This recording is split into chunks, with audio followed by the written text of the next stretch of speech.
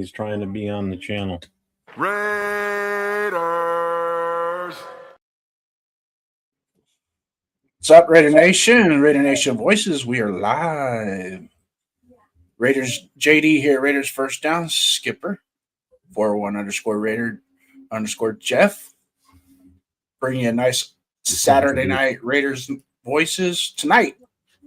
Schedules don't win, but they absolutely shape seasons. Did the Raiders get a fair shake, or did the NFL hand them just a gauntlet to punish them? What do you say, Jeff?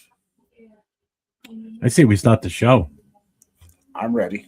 Raider Nation, we are live. Right now! Call in. Speak your mind. No filters, no fear. This is where real takes collide. It's showtime!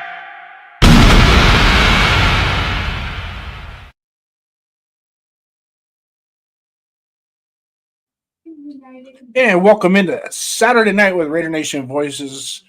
I'll be your temporary host in relief of the skipper tonight, sitting next to me. He decided, let's go ahead, you do it tonight. So I'm going to give another crack at it and see how well I do. Jeff, how you doing tonight, bro? Tonight. That's what bosses do, huh? I pulled executive rank. Yeah. So what's going on tonight, Jeff? How you doing? Nothing. I had a nice relaxing day. It was finally the nicest day in the month of May today here in the East Coast. It was in the 80s. So I spent most of the day. Actually, I sat out in the sun probably for about an hour. And then I backed up towards the garage a little bit. So I was a little bit more in the shade. And I just kind of sat there for, I don't know, I was outside for a good 4 hours, just sitting there by myself, listening to music, playing games on my phone, just chilling. I'm like, this is the most relaxing Saturday I've had in I don't know how long. And then I spent 45 minutes on the phone with you, and that ruined it. That's what I'm here for. Not kidding. That's what I'm here for. I was having a nice, relaxing day, too, until 7 o'clock in the morning. I had a text message.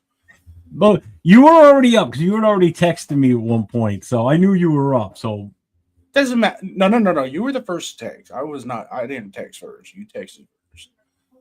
No, but you sent me something on Instagram or something. Oh no, you know what it was? I responded to your text last night. Yeah, but it was this morning. Yeah, you responded. It doesn't matter. You still text so me. You sent me that, so that told me that you were. I'm not asking for excuses. I'm just stating the fact. That's all. I'm not making excuses. I'm speaking facts. Well, hey, let's. You want to give a shout out to those that are in the chat with us, joining us tonight? Absolutely. Let's go. Who we got here tonight? Let's see. Roll the drums. Boom. PNW Mark is in the house. Raider Ryan's in the house. And thank you, Raider Ryan, for purchasing one of the Coast to Coast hats last night. Yeah. I appreciate you, my brother. Yep. Kenneth is in the house, my Texans fan friend that calls me on Friday nights. Thank you, brother, for being here tonight. Salute from Houston. Yep.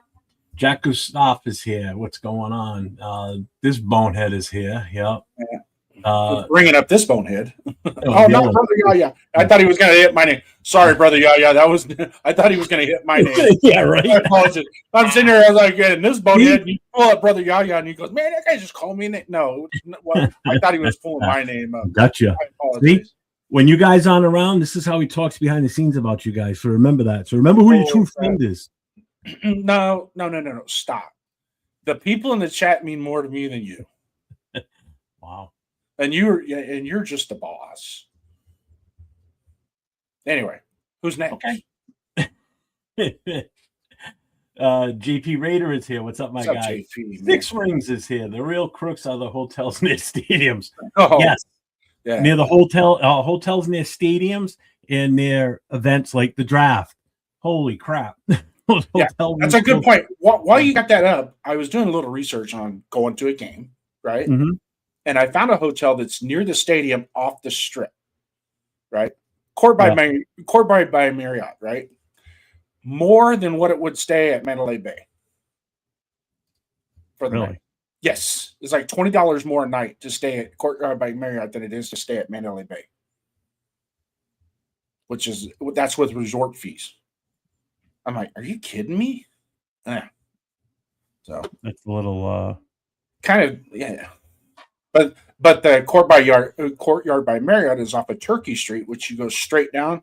It's about maybe a quarter of a mile, and you You're walk telling right me into. street names like I've been there before. I've been to Vegas, but it was the Okay. old Vegas. Some of those streets probably weren't even there back then. So Right. that's how long So ago. this street goes like this, straight into the backside of the Allegiant Stadium where J Lot is, and where the turf Sure. side. Okay, this will make sense because you know the stadium somewhat. All right, From where they Google roll Maps. the turf outside. Okay. It's on that side of the stadium. So you literally walk out the hotel on the street. You look, you see that side of the stadium. Go walk straight to the stadium. Okay. Make sense? Sure. Okay. I'm going to get a crayon out and draw you a map. Fuck you, Jason. I got one. That'll be the only one tonight for now. So, what's on the agenda tonight, Jason? So you set the show up tonight. well, we're going to close the week out with the news of the schedule, right? Okay. A lot of Raider Nation has been dissecting, diluting, pumping, whatever you want to do with the schedule. The schedule is a schedule. It is what it is, right?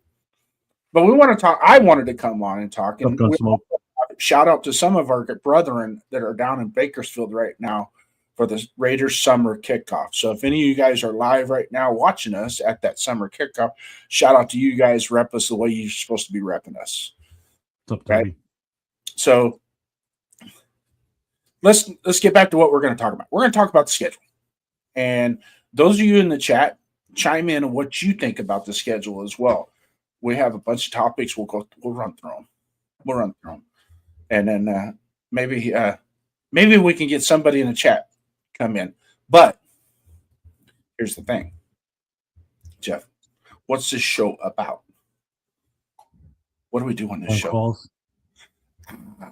So if you don't want to push buttons with your thumbs on a virtual keyboard on a little screen of a phone, dial that number. It's right there at the bottom, 401-830-9189. Give us a call. Talk to Jeff. You'll talk to Jeff. I'll be able to hear you. If I have a question, I can relay it to Jeff to you. Not a problem. We are going to be kind of winding this part of the season down. And then hopefully within a month or so, we could do where both of us can talk to the caller at the same time. So we're going to work on that dynamic. Instead of trying to screw it up, we're going to really pick it apart and see how we can do that. But anyways, overall schedule, Jeff, in the media assets, I put an overlay in of the schedule. I don't know if you want to tap into that. And so if anybody wants to take a gander at the schedule before we get to talking, I myself think this is for what we're doing in 2026, this is a good schedule. And I'll tell you why. Number one, we don't deserve any primetime games. I thought we would at least get a Sunday and a Thursday night game because they usually hand those out to anybody. It doesn't really – they try and predict that you're going to be a better team for those nights. I thought that they would do a divisional game was what I thought, like a Chiefs, Broncos, or Chargers. That's what I thought. I'm surprised we didn't get at least one divisional game. But other than that, I guess I'm okay with the – yeah. So there's a schedule. Take a good look at it. If any of you guys want to hit us up in the chat, what you think about this schedule, give your overall opinion of this schedule. Then we're going to start diving into it. First thing I want to talk about, let's talk about the first 4 games, Jeff. What's up, Michael? What's your take on the first 4 games? First 4 games, as far as what do you want to know? Like wins, losses? Yeah. Well, no. Let's not do that tonight. In fact, I don't even want to do that. Because I'm ready to do it. I'm not. Oh, nope, don't want to do that. My bad. Keep it this way. I'm not. Apologize. We got to get that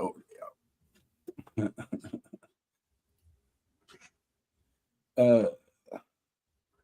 So what do I think about the first 4 games? I took it down real quick so we could see each other. Well, I don't have the date, everything committed to memory here. Hold on. There we go. I do have a different version that I can see easily too. So hold on. I know the first game is at home. A home opener is actually the first game of the season for us versus the Dolphins. My take on that game, Dolphins are in total disarray right now. Mm-hmm. All their wide receivers are pretty much gone. So No. there's that. Okay.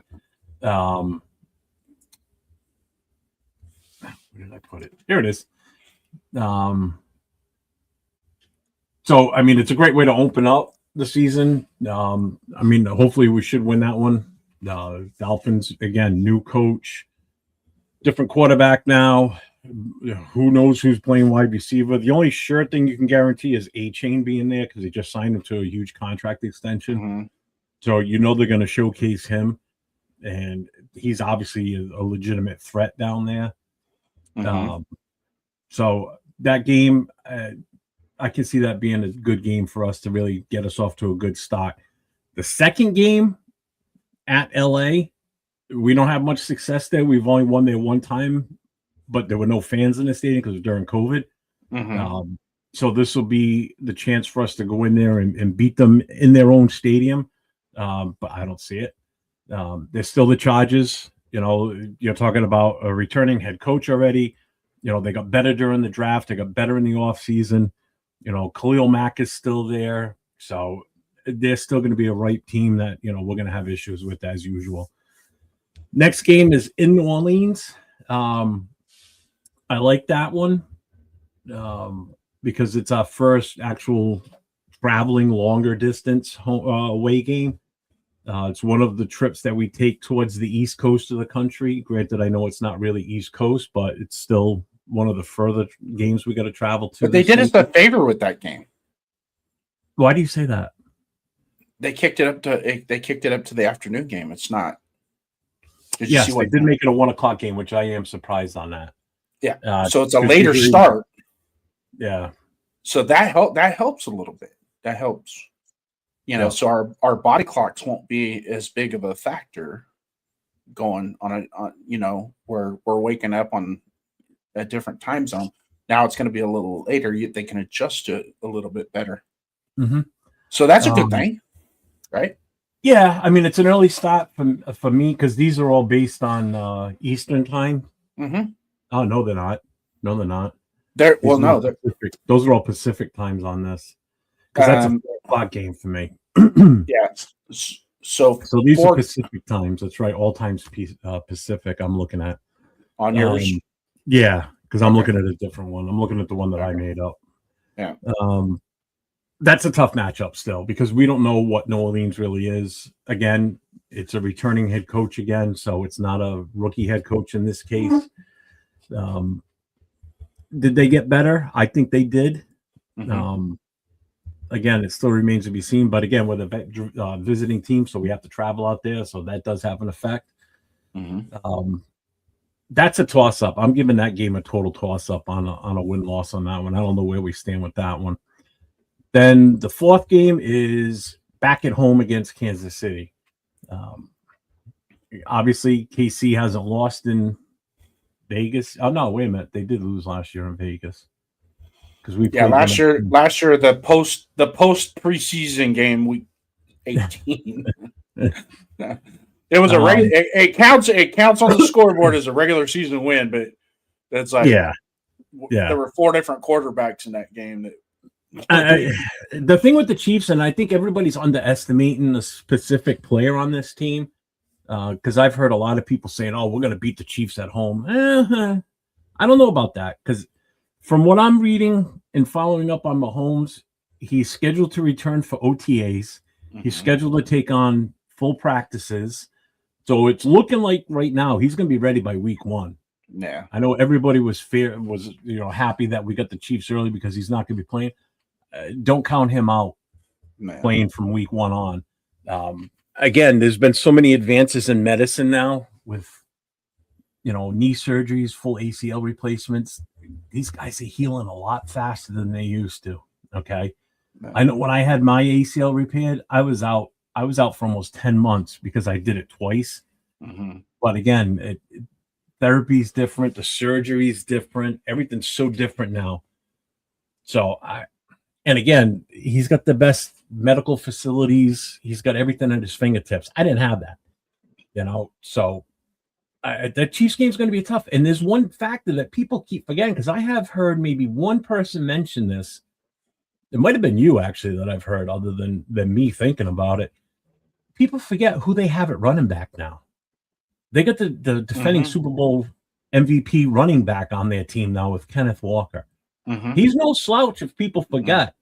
Okay, so that adds a whole new dimension to that team. He's the best running back they've and that's something they've been lacking. That's something they've been lacking the last couple 3 years is a solid running game. This is not going to be a cakewalk game. Don't forget that, folks. You know, the Chiefs defense is still going to be good.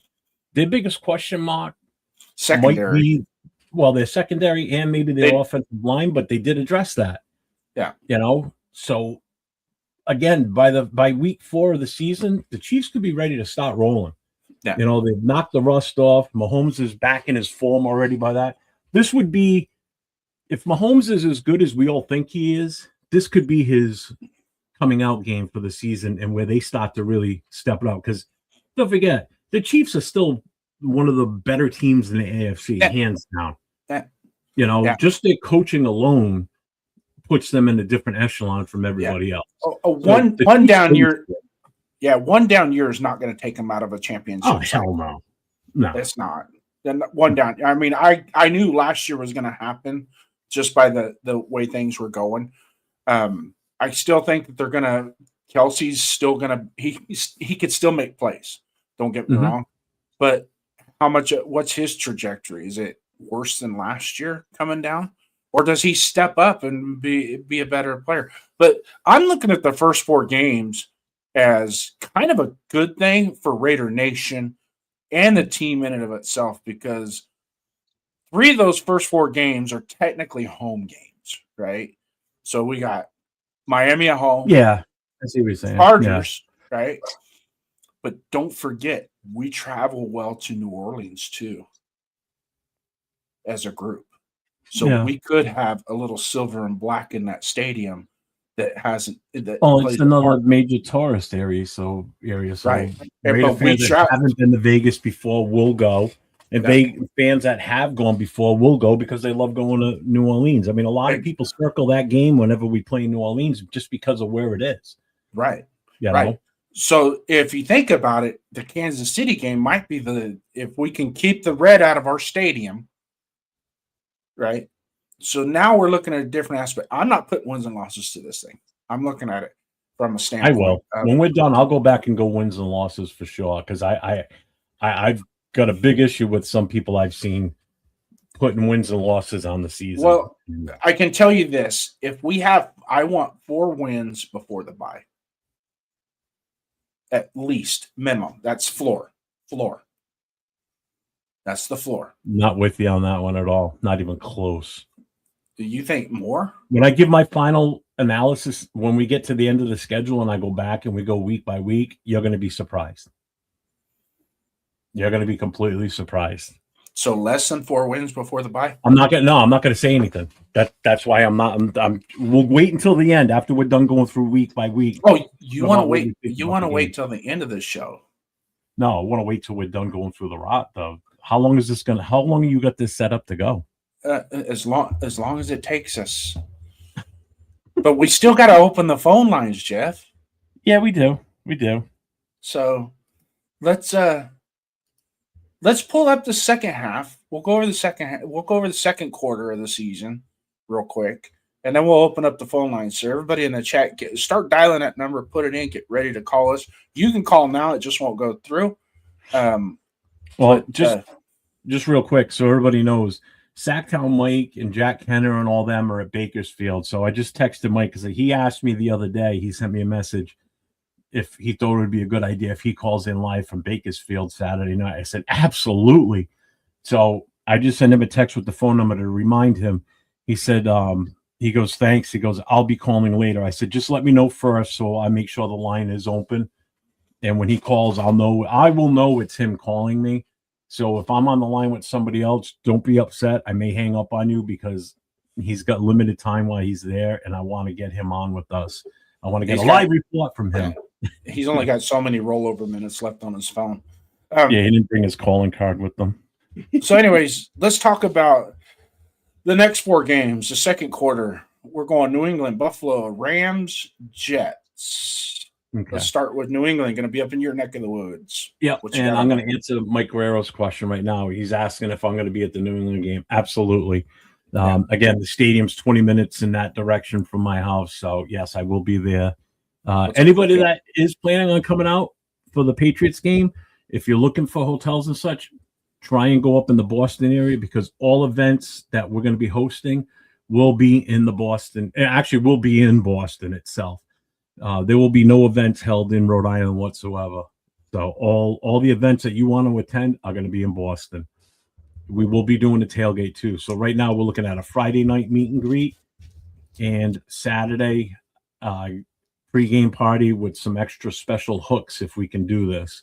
So it's going to be, trust me, if this works out, I think it's going to top last year's without a doubt. So, and ain't no party like a skipper party. So yes, I will be at New England. Ain't no party like a skipper party. All right, so that game at New England, do I think we're going to see the same type of game last year here when we beat the Patriots? No. And the reason I'm saying no is because it's not the first game of the season. It's not the first game as a Patriots head coach for Vrabel. You've now got a third-year starter in Drake May. You've got weapons on that team now. And if everything goes according to what I'm hearing here in New England, A.J. Brown will end up being traded to the Patriots by June 1st or on June 1st. And if that happens, that changes the whole complexity of their offense. Their defense is decent already to begin with. They added another tackle, offensive tackle. The team's going to be better. I'm telling you. People are overlooking the Patriots because they had a bad year last year. They are attempting to fix the problems. Okay, whether that relates to on the field performance, I don't know. But living in New England, and obviously I'm around all the New England news because that's all I see around here. Obviously, is Patriots bullshit. The Pats will probably be a better team. Do I think they're another Super Bowl team this year? No. I think they took a step back because of the schedule they had from last year to this year. They got a tougher schedule this year. Mm-hmm.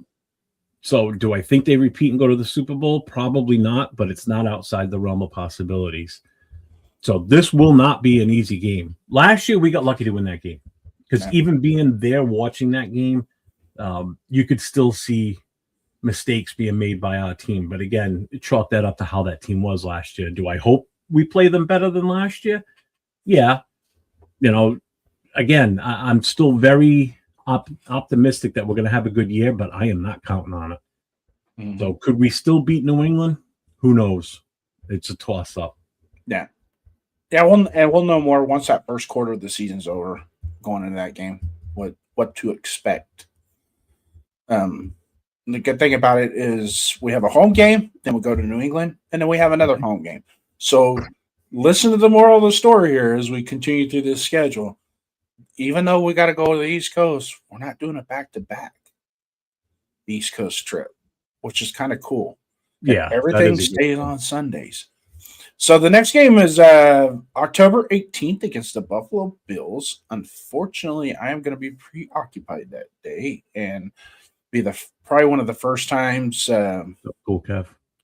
One of the first times that I won't be able to watch the game or listen to the game.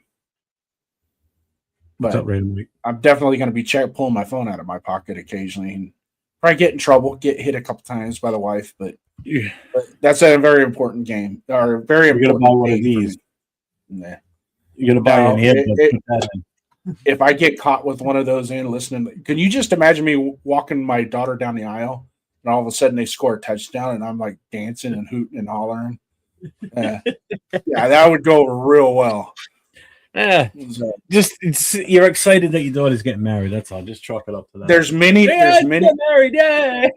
There's many things in this world that you can miss a Raider game for, and that is one of them. So. Yeah, I won't disagree with that. But anyways, looking at the Buffalo Bills at home, tough game. Buffalo's Buffalo, and I mean. Obviously, and just like somebody said earlier, and I can't remember who it was. cool, Kev. They still have to play the games, and nothing is guaranteed.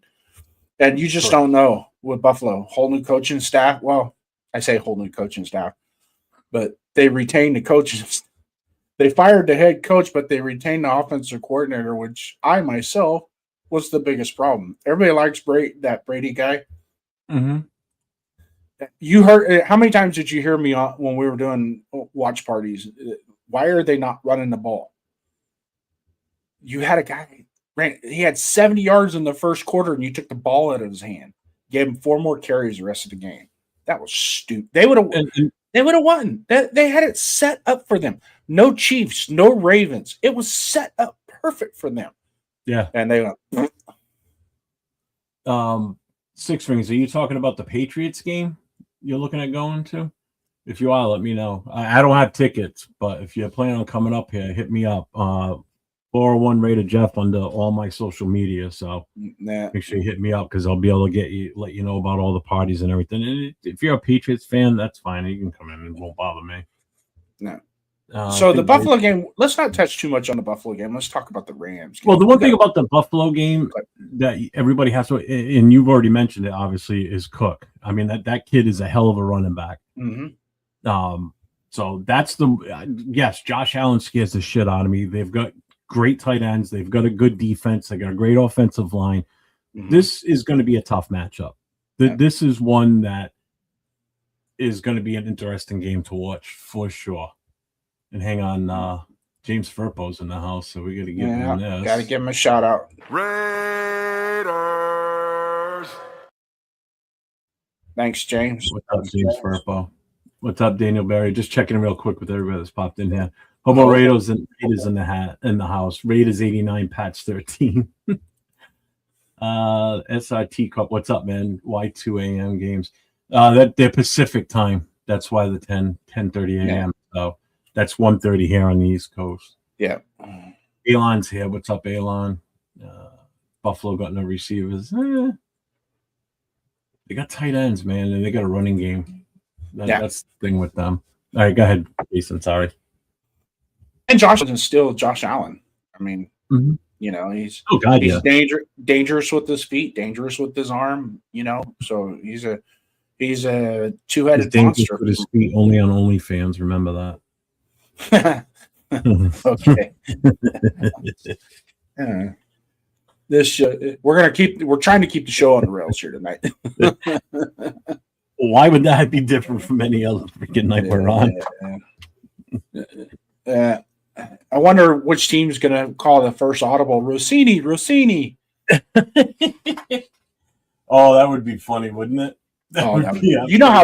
You know how some of those quarterbacks they come up with some goofy audible. I would love to watch the Patriots Bills game and Josh Allen's up there going Rossini, Diana.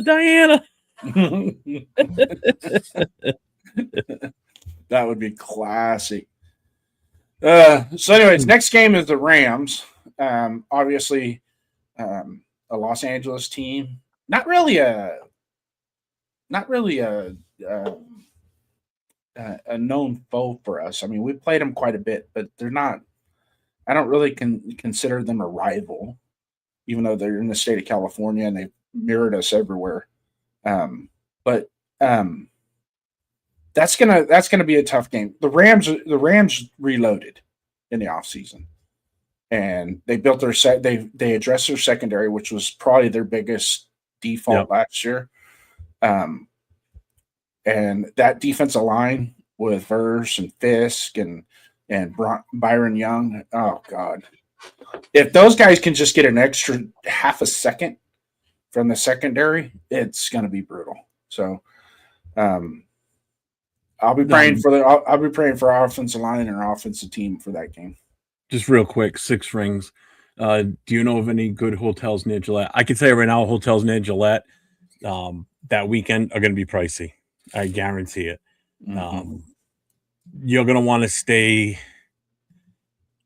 if you're in that area, give me 1 second here. Where are you coming from? Because you said it's almost 9 o'clock where you are, so I'm thinking you got to be like Central Time somewhere. If you're looking for hotels and you're going to want to Uber in,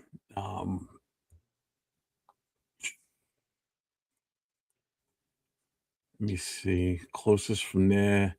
I mean, you've got Canton, you've got Norwood. What? Sharon, Mass. That's another one. I don't know if there's any in Rentham. Franklin, I think, has one, and they're pretty close to the stadium. I don't know of hotels around there, to be honest with you. That I don't know. I mean, I'm more familiar with Boston stuff. Oh, yeah. I mean, there are hotels there on the premises of the stadium, but it's when you're in. All right, so you're in Canada. Okay. So, I mean, it is. I really don't know. If you hit me up, I could probably help you find something that's in closer for sure. Sean Love, what's up, James? Cool, Kev. Rams got a good defense. If we can get to staff it off him, we could win by 3. That's gonna be a key. We're gonna have to do something on the defensive side to help us in that game. Again, I've heard other podcasters talking about this game, and I've heard some say, we can beat them easily. The quarterback's old, and people forget, man. It's still Matt Stafford. It's still the Rams. It's still McVay's team. I just don't think it's going to be as easy as some people are making it out. That's all. The Rams are the Rams, and they're one of the top contenders in the NFC again. To make it to the Super Bowl. They're on my list. They're on my short list to make it from the NFC. Yeah. Go ahead. So, anyways, my take on the Rams is we're just gonna have to ball out on defense and then hope the offense can score some points, keep it level. That's one of those. That's one of those games where we got to keep it at or below 20 points, and not turn the ball down. Not turn the ball over. But anyways, we're gonna move on to Gravy's in the house. What's up, Coach Gravy? So the last game of the second quarter, New York Jets at home. Or no, on the road. No, on the road in New York. And yes, I will be at that game. Okay. That's one of my games on my list this year. Yeah. It's only a 3-hour drive for me, so that's not that bad. Yeah. I think, how everybody always looks for a trap game every year? I think this could be it. Yeah. Believe it or not. People forget they've got talent on that team. They really do. They just haven't been coached very well lately. They haven't had the right mix of talent. They've got good wide receivers. Gino, who knows with him? I mean, how bad really was he last year based on how shitty our team was all around? It wasn't just him, folks. So it was not just Gino that bombed for us last year. It was the team as a whole. The coaching staff, the players, everything just didn't go right. Offensive line was horrible. He's going to have a better offensive line in New York. He's got a proven running game over there with Breece Hall, and they just re-signed him. You've got Garrett Wilson over there as a wide receiver. You've got weapons on that team. They just drafted Sadiq. If he turns into what everybody's hoping he's going to be, that's another weapon they just grabbed. They've got 3 first-rounders that they pulled off in this current draft.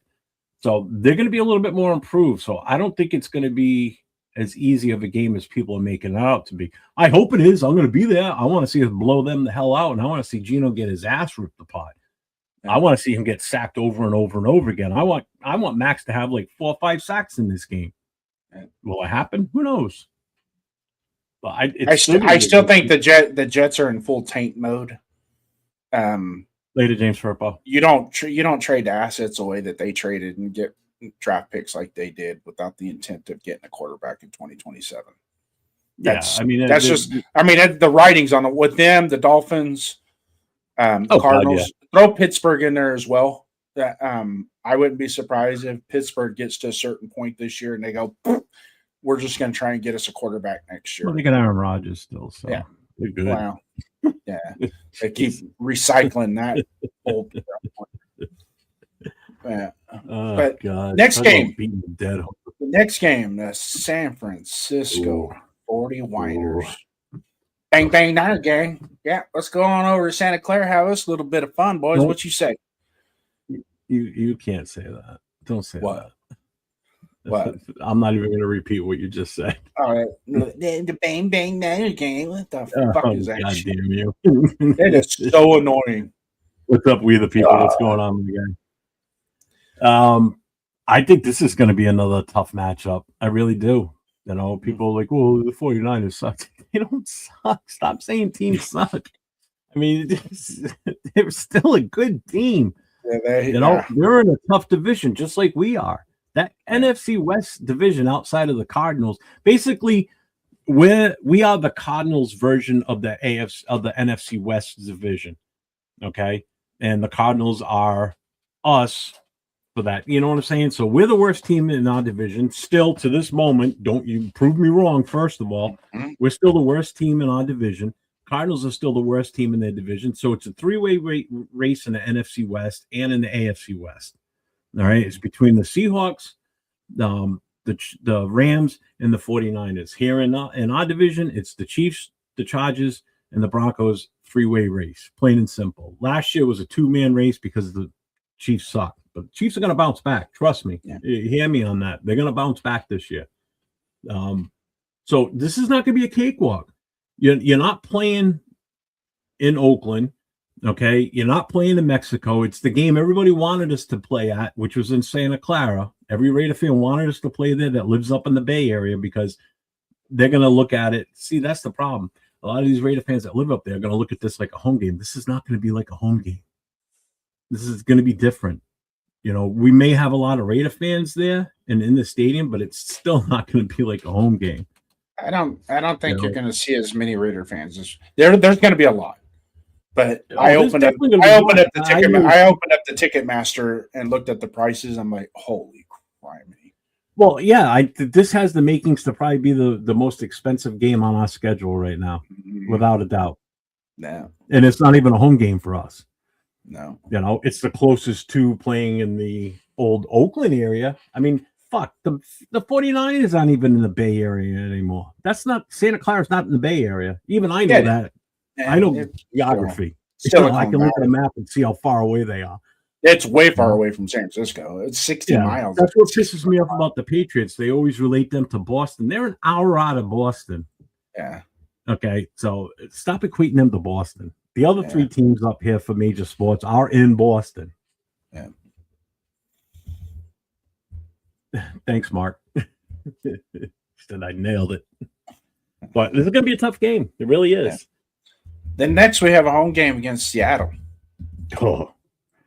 Right, my true take on this one, this is the one game that I'm looking forward to, I think, the most out of this schedule.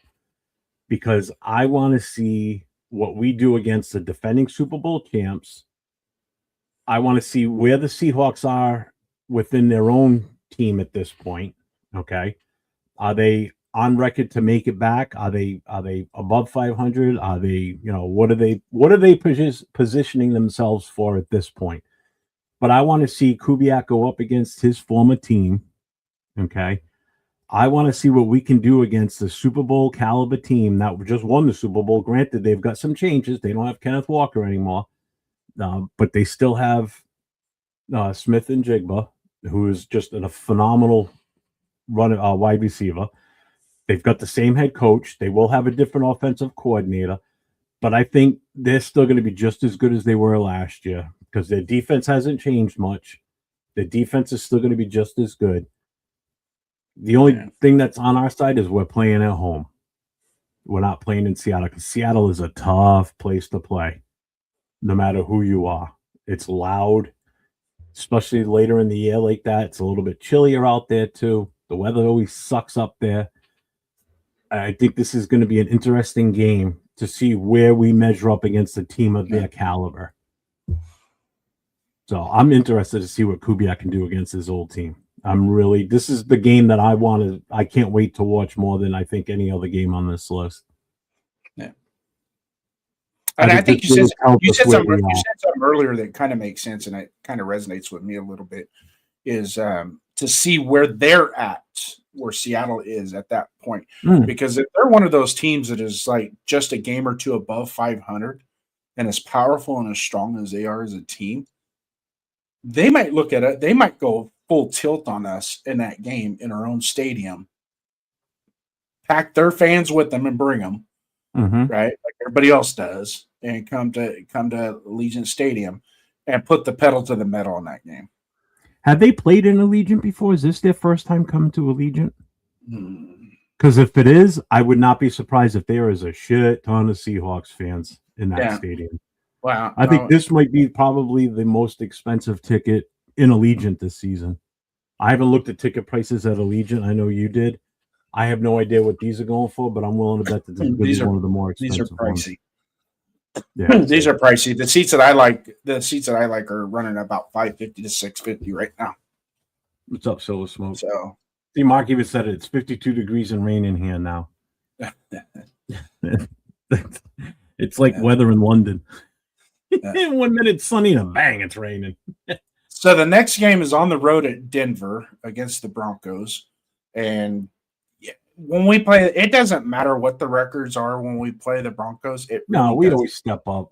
That's going to be a competitive game, especially if for some reason we get the slobber knocked out of us the week before. I'm sure Kubiak's going to fine tune some crap and make sure that it doesn't happen in Denver.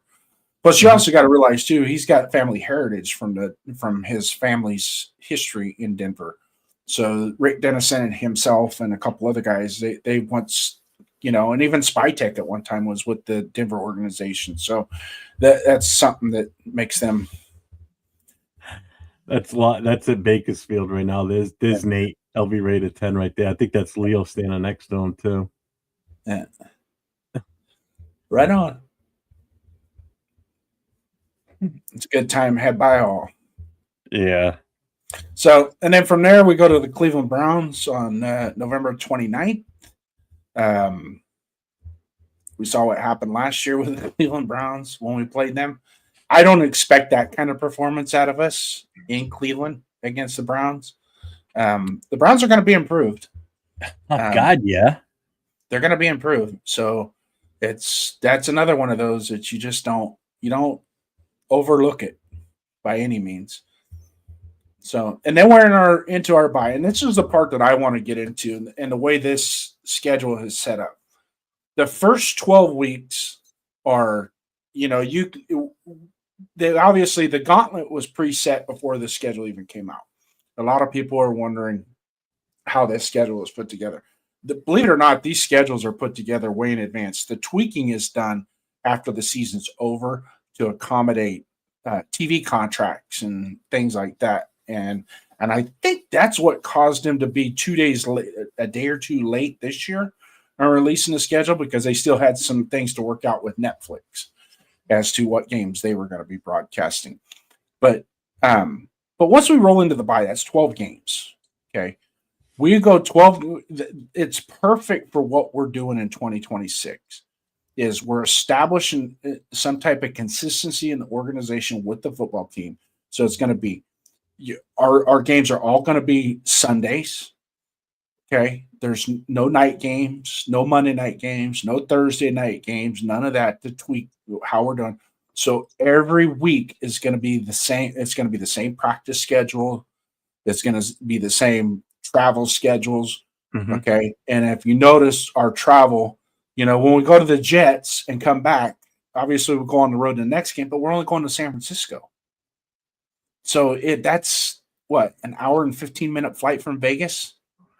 So that's not that big a deal when you start thinking about that's something we can do that on a Saturday. We're in the same time zone.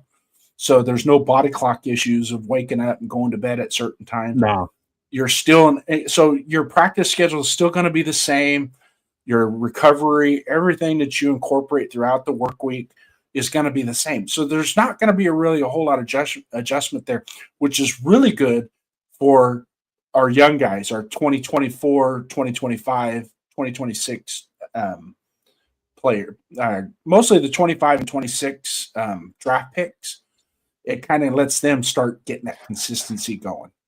Okay, so and if they perform at a higher John, level. did you send the fifth? So if they perform at a higher level, which is what I'm expecting at a higher level, then what's the floor and what's the ceiling? I myself I'm looking at the 12-week mark, the benchmark, to tell us exactly where we're going to be. Right. But usually we've seen it the last, 3 years? By week 3, we already know what the season's going to be like. You know what I mean? So it's like that's what this I'm year right now. By week 3, we're gonna know what our season's looking like. Trust me. But by week 12, we'll get into that at the end of the schedule talk. But by week 12, it'll give us a bigger and better barometer of what the expectations are going to be going forward. What's up, right? Duncan? What's up, Duncan? Because now you're going to start seeing this is where the college kids are hitting their peak of their season is at week 12, right? So they're getting their adaptation and acclimating to the NFL grind is perfect. That's perfect for them to put that by at week 13 like that. So now they have, when they come back, they got 5 games, 3 at home, 2 on the road, right? Arizona is a short shoot, so that's not a big deal. And Kansas City is Kansas City. You got to go. You're going to have to learn how to play there anyway. So if you want to be on the Raiders, you got to learn how to play in Kansas City. So it's time to suck it up, Buttercup, and get to it. But those last 5 games, the Chargers, Broncos at home, the Titans are going to be better. Can I just go back to the Cleveland game real quick? Because I didn't really say anything about the Cleveland game. If Cleveland can figure out their quarterback issue, okay, if it's going to be Watson or it's going to be Shador, if they can figure out what they're doing there, along with the fact that they grabbed 2 wide receivers in the first round, 2 top wide receivers in the first round, Myles Garrett is still there. Their defense will be better. Cleveland they beat us last year, folks. Remember that. They beat us last year in Vegas. Okay, so don't forget that. So, again, this is not going to be another easy cakewalk. We're going to be playing them on November 29th in Cleveland. You're going to have lake effect weather possibly. So the weather could be a factor in that game. Okay. Myles Garrett is going to be a factor unless he's not playing for whatever ungodly reason. He's going to be a factor no matter what. Okay. It doesn't matter who you've got playing left tackle, right tackle, any one of the 5 positions on that front line. The guy is a beast. The guy is a true elite defensive edge rusher. He's number 1 in the league for a reason. He just broke the record last year for number of sacks. He's everything that we hoped Max would eventually become. If Max is half of what he is, then good God, look out. So he just had 20-something sacks last year. If Max has half of that, that's what, 13 sacks this season? We consider that a great year for Max. That's double high for him. Yeah, I mean, that would be one of his highest outputs. It'll be his second highest. He's had 14 and basically for his entire career, he's had an average of 10 sacks a season. Yeah. Sorry, an average of 10 sacks a season for what's supposed to be an elite defensive end is not an elite defensive end. I'm sorry. But again, getting back to Myles Garrett, the guy is a different beast. Yeah. Look what he did to us last year. How many sacks did he have in that game? 5 by himself? Yeah. Right? He toyed with us. No, it was brutal. Our offensive line looked like a bunch of peewee football players out there. We put Shador in the Pro Bowl. Okay. Well, first of all, he did not get in because he was voted there. He got in because other players didn't play, and he got in by default. So to sit there, his performance against us was the only performance he had that was worth his shit. Granted, with what we've done in the secondary, is it going to be different this year? I hope so. I'm not going to sit here and say, "Oh, we're going to be better in the secondary." I hope we are. You like how I got you guys in the chat like how I got the skipper tuned up on that one. We put him in the Pro Bowl. If you really think about it, we did. See, and I agree with Duncan. Again, if they figure out don't forget they got Judkins, who didn't even play the full season because he was out at the beginning because of the suspension early on. Okay, contract dispute and everything. And when he came back, guess what? He didn't finish that far behind Genty. All right, he had a hell of a year last year. I wish I had picked him up in time in fantasy, but I didn't. I fucked that one up. I wanted him, but I got outbidded for him. They are going to be better, and he's one of the guys I wanted for us to draft instead of Genty last year. They do or Henderson, or the 2 that I really wanted. Either one of them. And they do have Pittsburgh, Cleveland is Cincinnati, and Baltimore in their division. So yeah, and don't forget Cincinnati's team is on the ropes. The Steelers, God knows, that division is completely up for grabs. So they could easily sneak into the playoffs. Cleveland could really walk into something this season. So don't overestimate a team like Cleveland. Seriously, even though I know they got a new head coach and everything, but don't underestimate them. Everybody's so quick to say Cleveland sucks. We're so used to Cleveland sucking. That's the thing. But they are getting better. They are bringing in talent. How it relates on the field, we'll have to wait.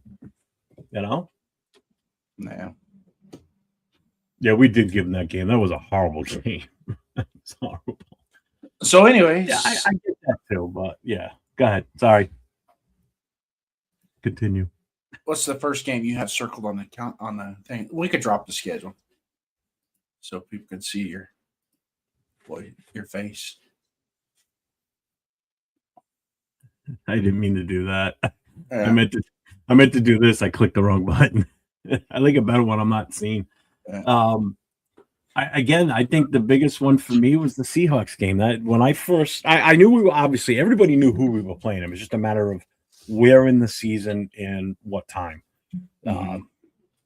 So out of all the games, the Seahawks was the one I was most intrigued with because some people are saying it's a revenge. How's it a revenge game? There's no ill will there between him and the Seahawks. He got offered the head coaching job and he left. There's no revenge game. This ain't no fucking revenge game. Anyway, I think that's going to be the biggest test for us, depending on how the Seahawks look at Week 10. You know, are they still on track? Like I said earlier, are they on track to have as good of a season as last year and be contending again for the Super Bowl? Or are they hitting, that year after the Super Bowl slump like some teams go into? Yeah. If they're still rocking and rolling like last year, then that's definitely going to be a good telltale as far as how good we really are at that point. Is our record true to form?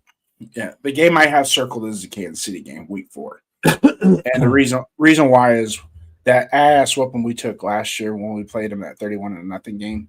Yeah. I'm not the last game doesn't count. Forget that was I'm not considering that even a count. But the Week 4 against Kansas City, as to both teams with the complementary part of their rosters, hopefully, quote unquote, that they have their rosters are pretty much at 95% full strength. And that will tell us exactly where we're at as far as are we on the rise. Whether it's a win or a loss that's not what's important to me at this point. Why I have that game circled. It's can we go out there and can we play with them down for down, quarter by quarter? That's it. That's what I'm looking for. And if we win the game, great. But I don't want to see Patrick Mahomes in victory formation with 8 minutes left on the clock. No, I agree. Or any ring around the rosy bullshit either. Okay. I don't know how that was allowed to happen, and nothing was done. Nothing has been done about it since then. So there comes a point in time where, we expect you guys to go out on the field and do something. And that's the game I'm expecting something to be done.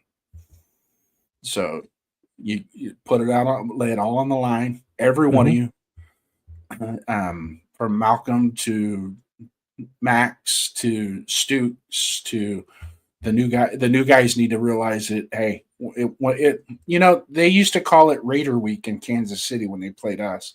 Why can't we do the same? It's Chiefs Week, boys. So let's lock it down. Yeah.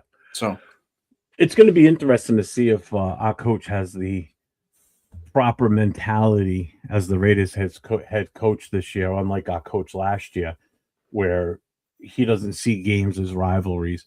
Motherfucker, we're playing against a team in our own division. That's a rivalry weekend, plain and simple, or rivalry week. If the game ends on Sunday against the Jets and next week is the Chiefs, guess what? Chiefs rivalry week starts the second that whistle ends the game against the Jets. Now we got to get in mentality mode of getting ready for the Chiefs. whether we win or lose against the Jets, whoever it is we're playing before the Chiefs. Get your ass ready for next week, because next week's going to be a slobberknocker, because it's going to be against the Chiefs. The Chiefs fans are going to come in strong to Vegas like they always do. Mm-hmm. All right. So, and then the same thing when whatever team we're playing the week before the Broncos, same shit. Same thing with the Chargers. They're rivalry games for a reason. You play these teams twice in a season. If you don't get up for those games, don't bother getting up for any other game during the season. Because I've said this, I don't know how many times, games in our own division mean more than any other team that we're playing this season. Yeah. Okay, as far as wins and losses. I don't care what we do in the rest of the NFL. If we can pull off being 500 in our own division, I'll take it. If those are the only 3 games we win this season, I'll take it. All right. I just don't want to be shut out. I don't want to be embarrassed by one of those 3 teams. I want to keep the game tight and close, and I want to see us be competitive throughout the entire season. That's all I ask. Yep. I'm not looking for us to go out there and blow out teams 56-3 and all this other stupid shit. I want to see us be competitive. I want to see an improved product on the field versus what we saw last year. Then I'll be on board. I'm on board with us winning and losing. Trust me, I'm on board with everything. I'm on board with Mendoza, because if he fails, the team fails, and the last thing I want is for us to fail. We haven't opened the lines yet, Chris. What's up, Chris? Welcome in, brother. Yeah, we're almost an hour in. So I want to do. I want to give my predictions. I'm going to do it. I know I said I wasn't going to. I'm going to. You want to do it before we open the phone lines? Yeah, I want to do it because trust me, it's going to lead to phone calls. Okay. I guarantee it. Well, and then we'll open the phone line. Step up to the mic and give us your prediction. Okay. So you control the chat, because the chat's going to get heat. I hope so. All right, see it. So week 1, we got at home against Miami. That's a win. Okay. Week 2 at the Chargers. That's a loss. Week 3 at the Saints. I'm going to go 50-50, but I'm giving New Orleans the win on that one. Week 4, Kansas City. They beat us. Week 11, New England. What have I got here? Week 11. You skipped week 4 to week 11. I'm sorry, October 11th. Sorry. I'm sorry. No, the Saints is a win. I took the Saints as a win. Right, hang on. So 2-2 through wait a the first 4 games. Because I did this earlier, and I just got to make sure I get the numbers right. 1, 2.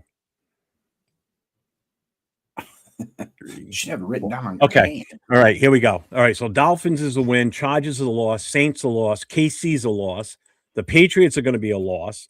Buffalo is a loss. Rams are a loss. The Jets are a win. San Francisco, we lose. Seattle, we lose. Denver, we lose. Cleveland, we lose. Chargers, we lose. Broncos, we lose. Titans, we win. Titans we win, Cardinals we win, Chiefs we lose. I'm telling you right now, if we're at best 4-13 this season, I'm telling you, 4-win season, 1 game better than last year. I'll take it. You improved already from last year. You beat the teams we should beat. Nah. We beat the teams we should be. Tell me anything different, because right now, as far as I'm concerned, we're still a 3-14 team. We're the same team we were from last year until proven otherwise. Yes, we look great on paper. We got an awesome team on paper. Until we get on that field and stop playing games and start seeing what we really have with this team in game situation. I'm not talking practice. I'm not talking mini camp. Like, oh, look how good he's throwing a spiral. He's playing catch with a guy. No QB. There's no pressure on the guy. No one's rushing him.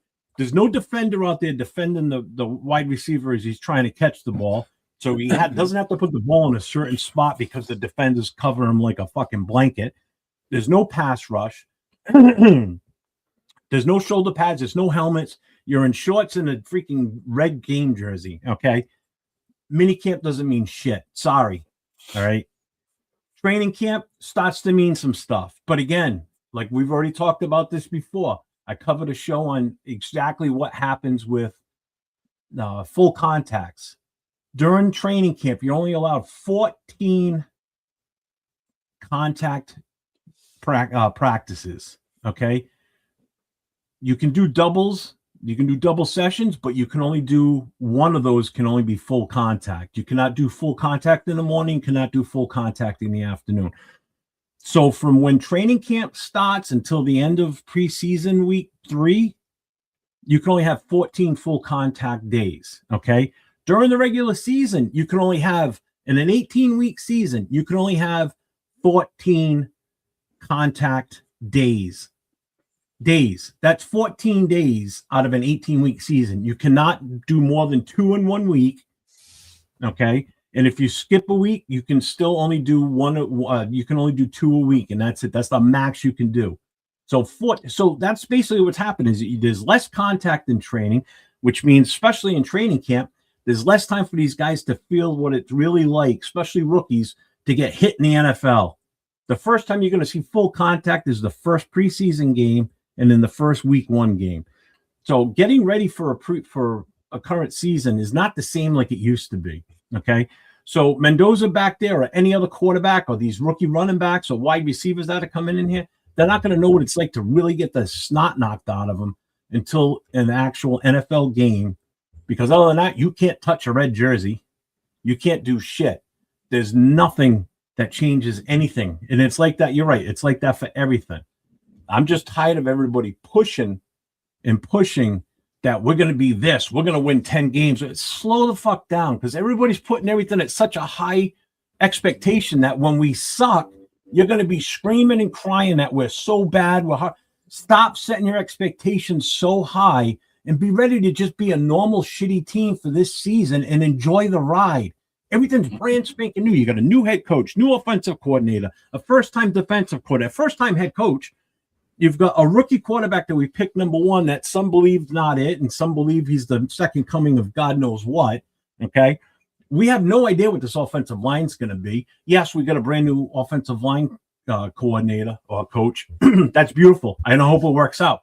We have no idea how good JPJ is going to be this year. We don't know how healthy Mill is going to be. You have no idea if Glaze is going to come out of his funk. You don't know how Zune's going to help out. You don't know how Linderbaum's going to perform this year with a new team. I'm sick and tired of all these comments and shit going out there with these people putting these whacked out, stupid ass predictions. And we're going to the playoffs. We're going to win 10 games this season. And they're serious about it. That's what drives me nuts. So when we don't do it, you're going to be so pissed off, and it drives me nuts. I'm tired of this. Just enjoy the season for what it's worth. Okay. Everything's brand spanking new. You got a slew of new rookies coming in. You got a ton of new free agents that have never played with this organization before. You got a whole new offensive scheme for guys that have been here already before that are going to have to learn this. So you've got a quarterback that already knows the system in Kubiak. And Kirk Cousins. So let's pray to God that he can grasp this right away and get this shit rolling in the right direction. That's where you're going to get your wins from. It's not going to be wins from Mendoza. I'm sorry, folks. So get over it. He's going to play at some point this season, maybe. But if we're on a roll with Kirk, why would you sit him? Just go with what you got right now. Hope to God that Genty's as good as everybody says he is, and he's only as good as our offensive line. So just relax. And if everybody forgets, we don't have true wide receivers on this roster right now. Who is on number 1? Nobody has a clue. Our best receiver is a tight end. Okay? Even our number 2 tight end ain't that great. Sorry, folks. Our running back is good, maybe. We didn't get to see what we really should have gotten out of him at the number 6 overall last year. Okay? Yes, everybody's like, oh, our defense is going to be so much. How the fuck do you know that? You don't know jack shit about how good our defense is going to be. Yeah, we got some playmakers on the team, but how are they going to play together? These guys have never played together before. The only 2 that ever played together before are the 2 linebackers we brought in because they played in Georgia, okay, together. So, yeah, they're reunited, and it feels so good. But does it feel so good? We don't know. We hope it does. Okay. Then we drafted 2 rookies out of Arizona. Yes, they're best friends. They love each other. They play together all the time. How's that translate over to the pros? Folks, don't forget this. These are college kids. They've never played at a pro level before. Things are different. Okay. So stop setting the expectations so high. And then when it doesn't happen, everybody starts yelling and screaming. This guy needs to be fired. This coach sucks. This player sucks. Stop saying players suck. They're playing in the NFL. Are you playing in the NFL? No, I'm not going to sit there and say this guy sucks. I'll say, yeah, that guy's not as good as we thought he was. I'm not going to sit there and say somebody sucks. If I can't go out there and do it, I'm not going to say someone sucks at their job. If I can't do that same type of job, I played offensive line in high school and semi-pro and everything. but I'm never good enough to go play in the offensive in the NFL. I never got to that level. So I'm not going to sit there and say, well, this guy sucks. I'm going to say this guy's injury prone. Colt Miller's injury prone. JPJ's injury prone. We have no idea what we're getting this year. All right. I got heated today because I was in a chat earlier today and it was driving me nuts. So I've been waiting to get this chance to finally spill it all. And I'm going to cut a bunch of shorts out of this. So clip this shit because this is going to be a rant that you guys probably not going to hear again. Because if I have to repeat this shit again, I'm going to go even more fucking ballistic. I'm sick and tired of the over and over bullshit of people just so demented that we're going to be this awesome playoff team this year. Stop it. Stop it. Jesus Christ. I don't know what else to say at this point. We're not as good as you think we are until proven otherwise. Prove it on the field. So don't sit here and tell me, oh, we're going to be great this year. How the fuck do you know? You got a time machine? Did you go forward at the end of the season and say, hey, look we won 10 games? No. The only ones that can do that are the Simpsons when they write their cartoons and they predict the future. So keep watching the Simpsons for the rest of this season when it comes out, because if they tell you what's going on and that the Raiders win the Super Bowl, then all right, then it's probably going to end up fucking happening. All right. Other than that, just go with the flow. Enjoy the season. Stop stressing yourself over how good we think we are, and then when we're not, be depressed. Don't be depressed. Just enjoy it. My way to go, way to go, Jeff. That was 25 minutes, and we just 30,000 people just sold their season tickets because of you. I'll tell you right now, it's pissed as I get, and if people get pissed at me, I don't give a fuck. No, years old on Wednesday. I can give this shit for the people like me or not. Your point is 100%. I'm not done with my rant yet. Hold on. I don't mean to cut you off, but it's not going to stop me from going to games. It's not going to stop me from being a Raiders fan. Okay. So if anybody says, oh, I'm not a true Raiders fan, which someone did today to me, and it was pissing me off. You're not a true Raiders fan because you're so negative. I'm not negative.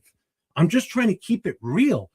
If you pay attention to what I've said since I've been doing this YouTube thing the last 2 years, okay, I keep it real. I keep it level. Like, I'm not going to come out with these outrageous, just ridiculous things that, like, you want to talk about smoke and mirrors? Holy shit. You guys are going to make me throw my hat. Fuck. Well, Chris from Protect the Shield, thanks for the $10 holla going to Jeff's account. Chris, thank you. Now he needs about 15 chest compressions and a couple mouth to mouth to get out of his heart attack. Cigarette after that. You know what? I haven't had the platform to say this yet because I didn't want to do it. Obviously, when I was on with Brian Fowler 2 weeks ago, I couldn't do it last night because it's not a Raiders show, you know. And Thursday night wasn't the night because we just were doing the schedule reveal. So I figured, you know what? Tonight's the perfect night. There's no one else on right now. Everybody's going to be watching us. So I'm going to set the record straight. And basically, if somebody comes at me with a ridiculous prediction, I'm going to tell you, you're goddamn nuts. You're nuts. You're nuts. Don't sit there and say, we're going to be great. How the fuck do you know we're going to be great? We're still that same shitty-ass team from last year until the record and the performance on the field proves me wrong.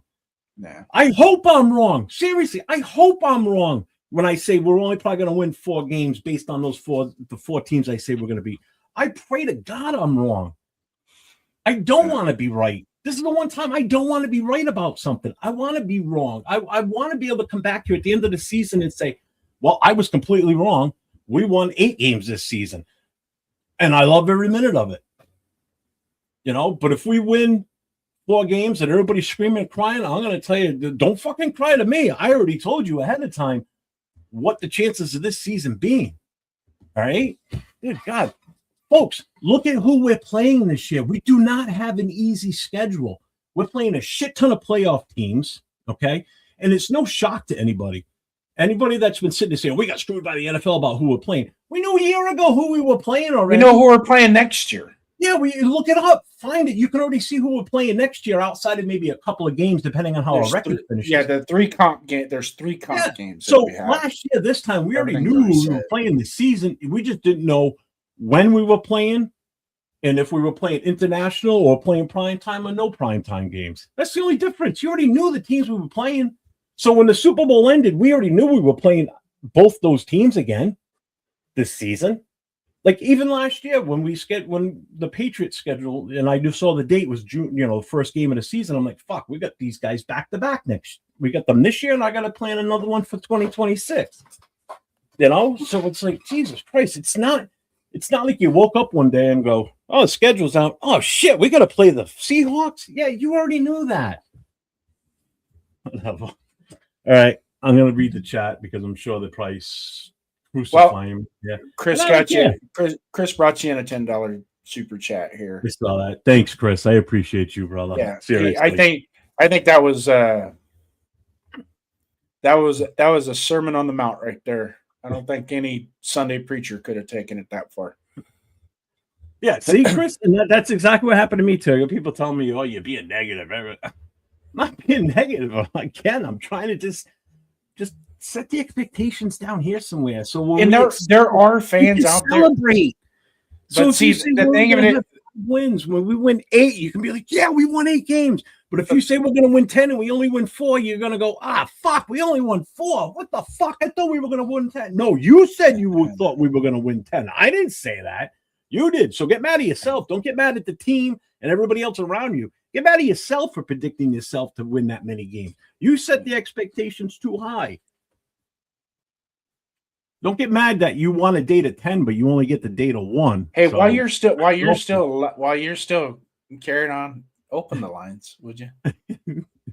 All right, phone lines are now open. Call the number. I've already missed 3 phone calls. You get to talk to Jeff. I'm just gonna sit back and watch this show. Bring it. If someone wants to dispute and argue with me, call up, man. I'm in rare form tonight. I'm sorry. Yeah. There's and I agree with you 100%, but I don't let that get to me as much because I've seen it way more than just this year. Jesus Christ, I got like 3 calls coming in. Well, answer them. You're on Raider Nation Voices with Jeff and Jason. State your name.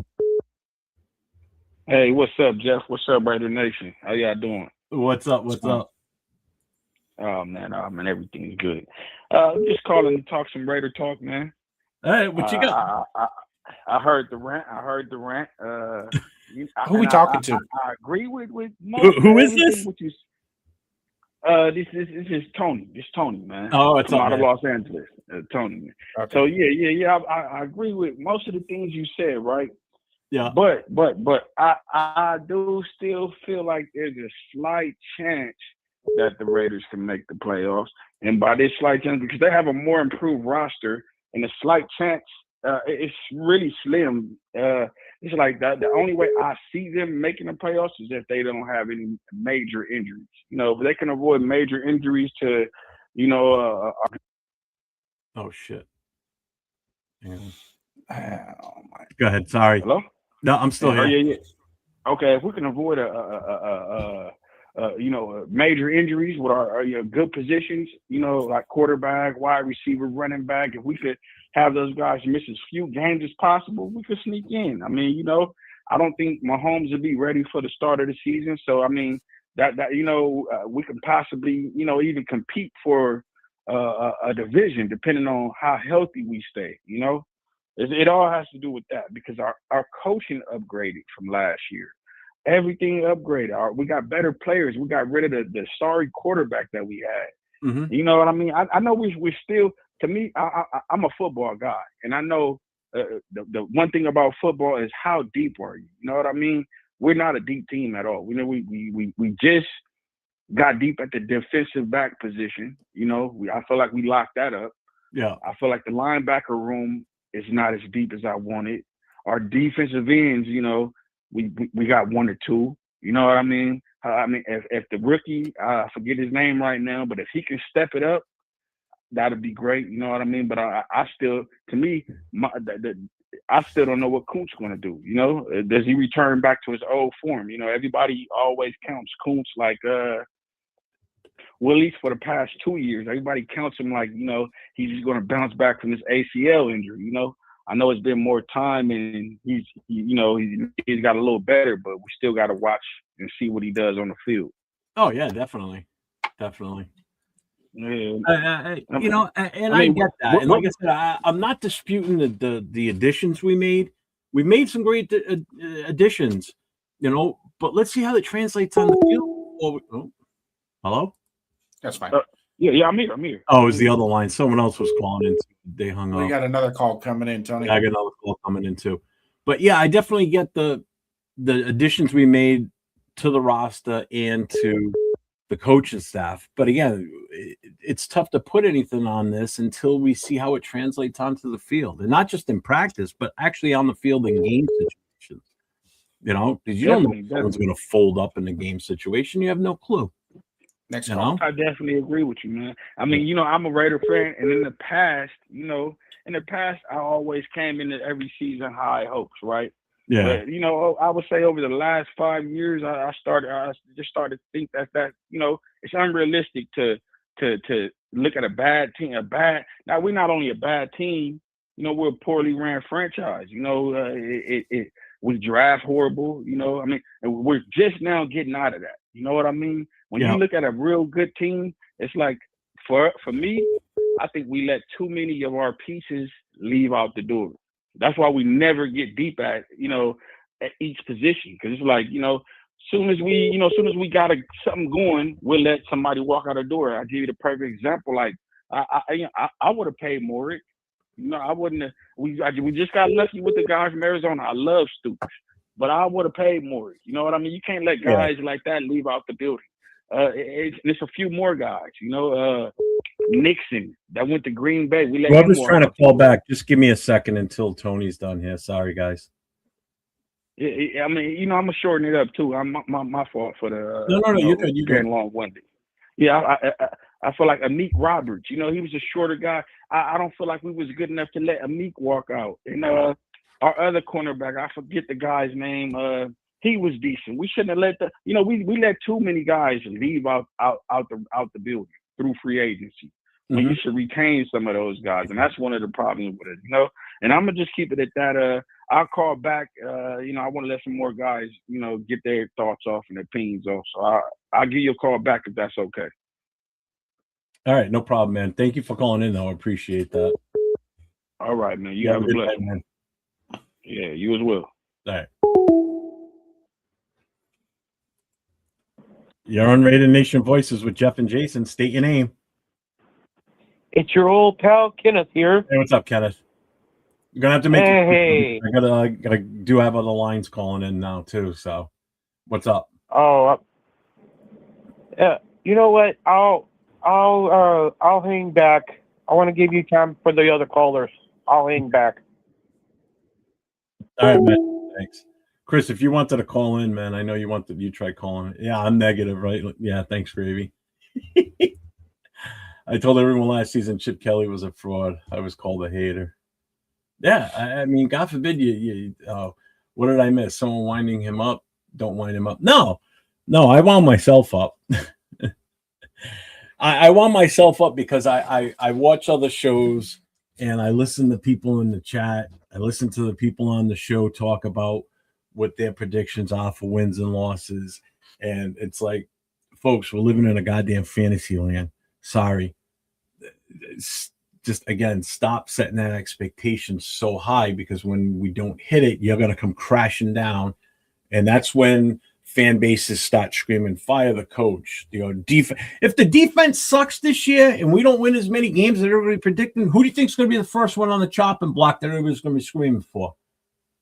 Who is it, Jason? Who's going to be the first one called out to be fired? The coach. Yeah. The GM. Yeah, well, no, it's going to be Bobby Leonard's going to be the first casualty. He's going to be the scapegoat. Yeah, he's going to be that's axed. Eventually, we got to stop that shit. Let's quit. Let's quit just firing coaches just because. I mean, I know there was more to the Pete Carroll than just the wins and losses with him. The whole nepotism and refusal to interact with the front office the way he was supposed to. I think that played a lot, and like Chris and everybody else said it with Pete Carroll, and I was one of the guys. I'm glad they got him when they did, because we were at a point we needed somebody, because our target coach was not coming here. You know, I love how so as soon as they started screaming, it's like did somebody put a message out there to come into the show? Because we went from like 30 people in here and it shot up to like I think 50 at one point. It's like boom, as soon as I started well, there's something- other guys other podcasts that are going on right now. You were yelling so loud they heard you on they their could hear it. podcast. They're like, what the fuck is that? So they And like call they walk down the hallway to see where the screaming's coming from, right? oh my god. One of the things is, and I've been a good student and sit here and listen to the instructor talk.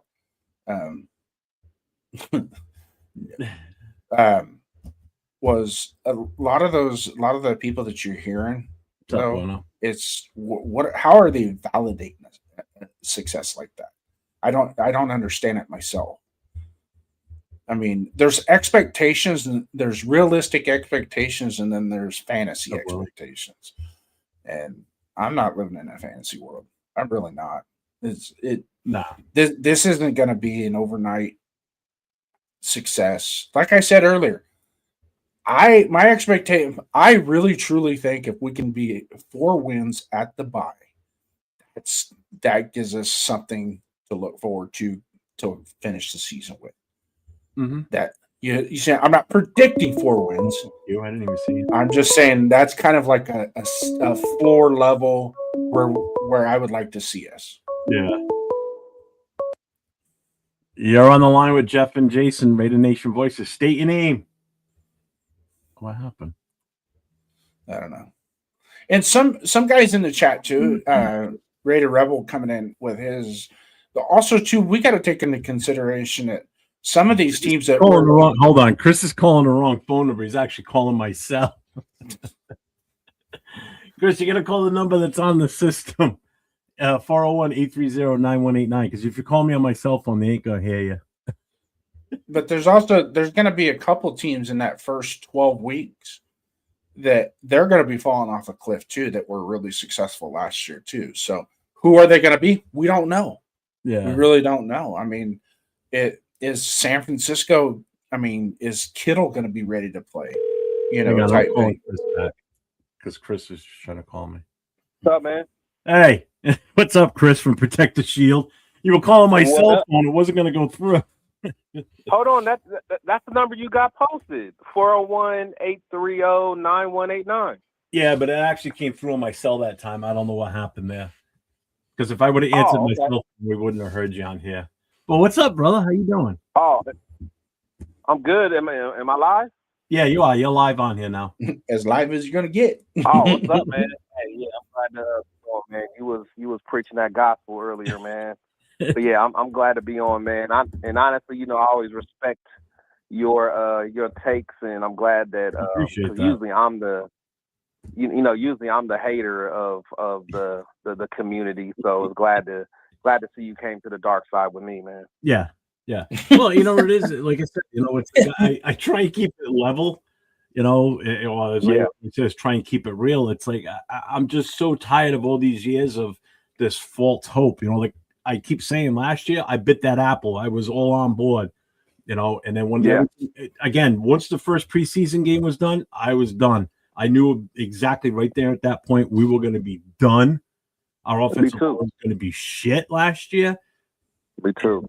You know, it was it. I at that point I was totally disappointed in how the season. I already said it. The Genty's not going to have as good of a year as we thought we were gonna. He was gonna because our offensive line is going to be crap all season, and then Pete comes out on Monday after that preseason game. Oh, it's going to be a process for our offensive line. Could take days, could take weeks, could take months. Fuck you. Exactly. This shit should be settled by the end of the last preseason game. So it comes week 1. You got your starting 5, and that's what you go with. Stop fucking with these guys and moving guys around on the offensive line. You ruined that offensive line play last year. Exactly. And the thing is, it was clear as day that they were going to do that because they were playing with JPJ and they were playing with Jacorian Bennett. So it's like I knew early on, like when you start playing with JPJ, like if you watch when JPJ was on the Rush podcast with Max, like you could hear the joy in his voice. Like he was excited to be the center. He was excited. Like he was the first one to introduce himself to Gino. Hey, I'm your center. All that stuff. Like you could tell he was fired up, and they just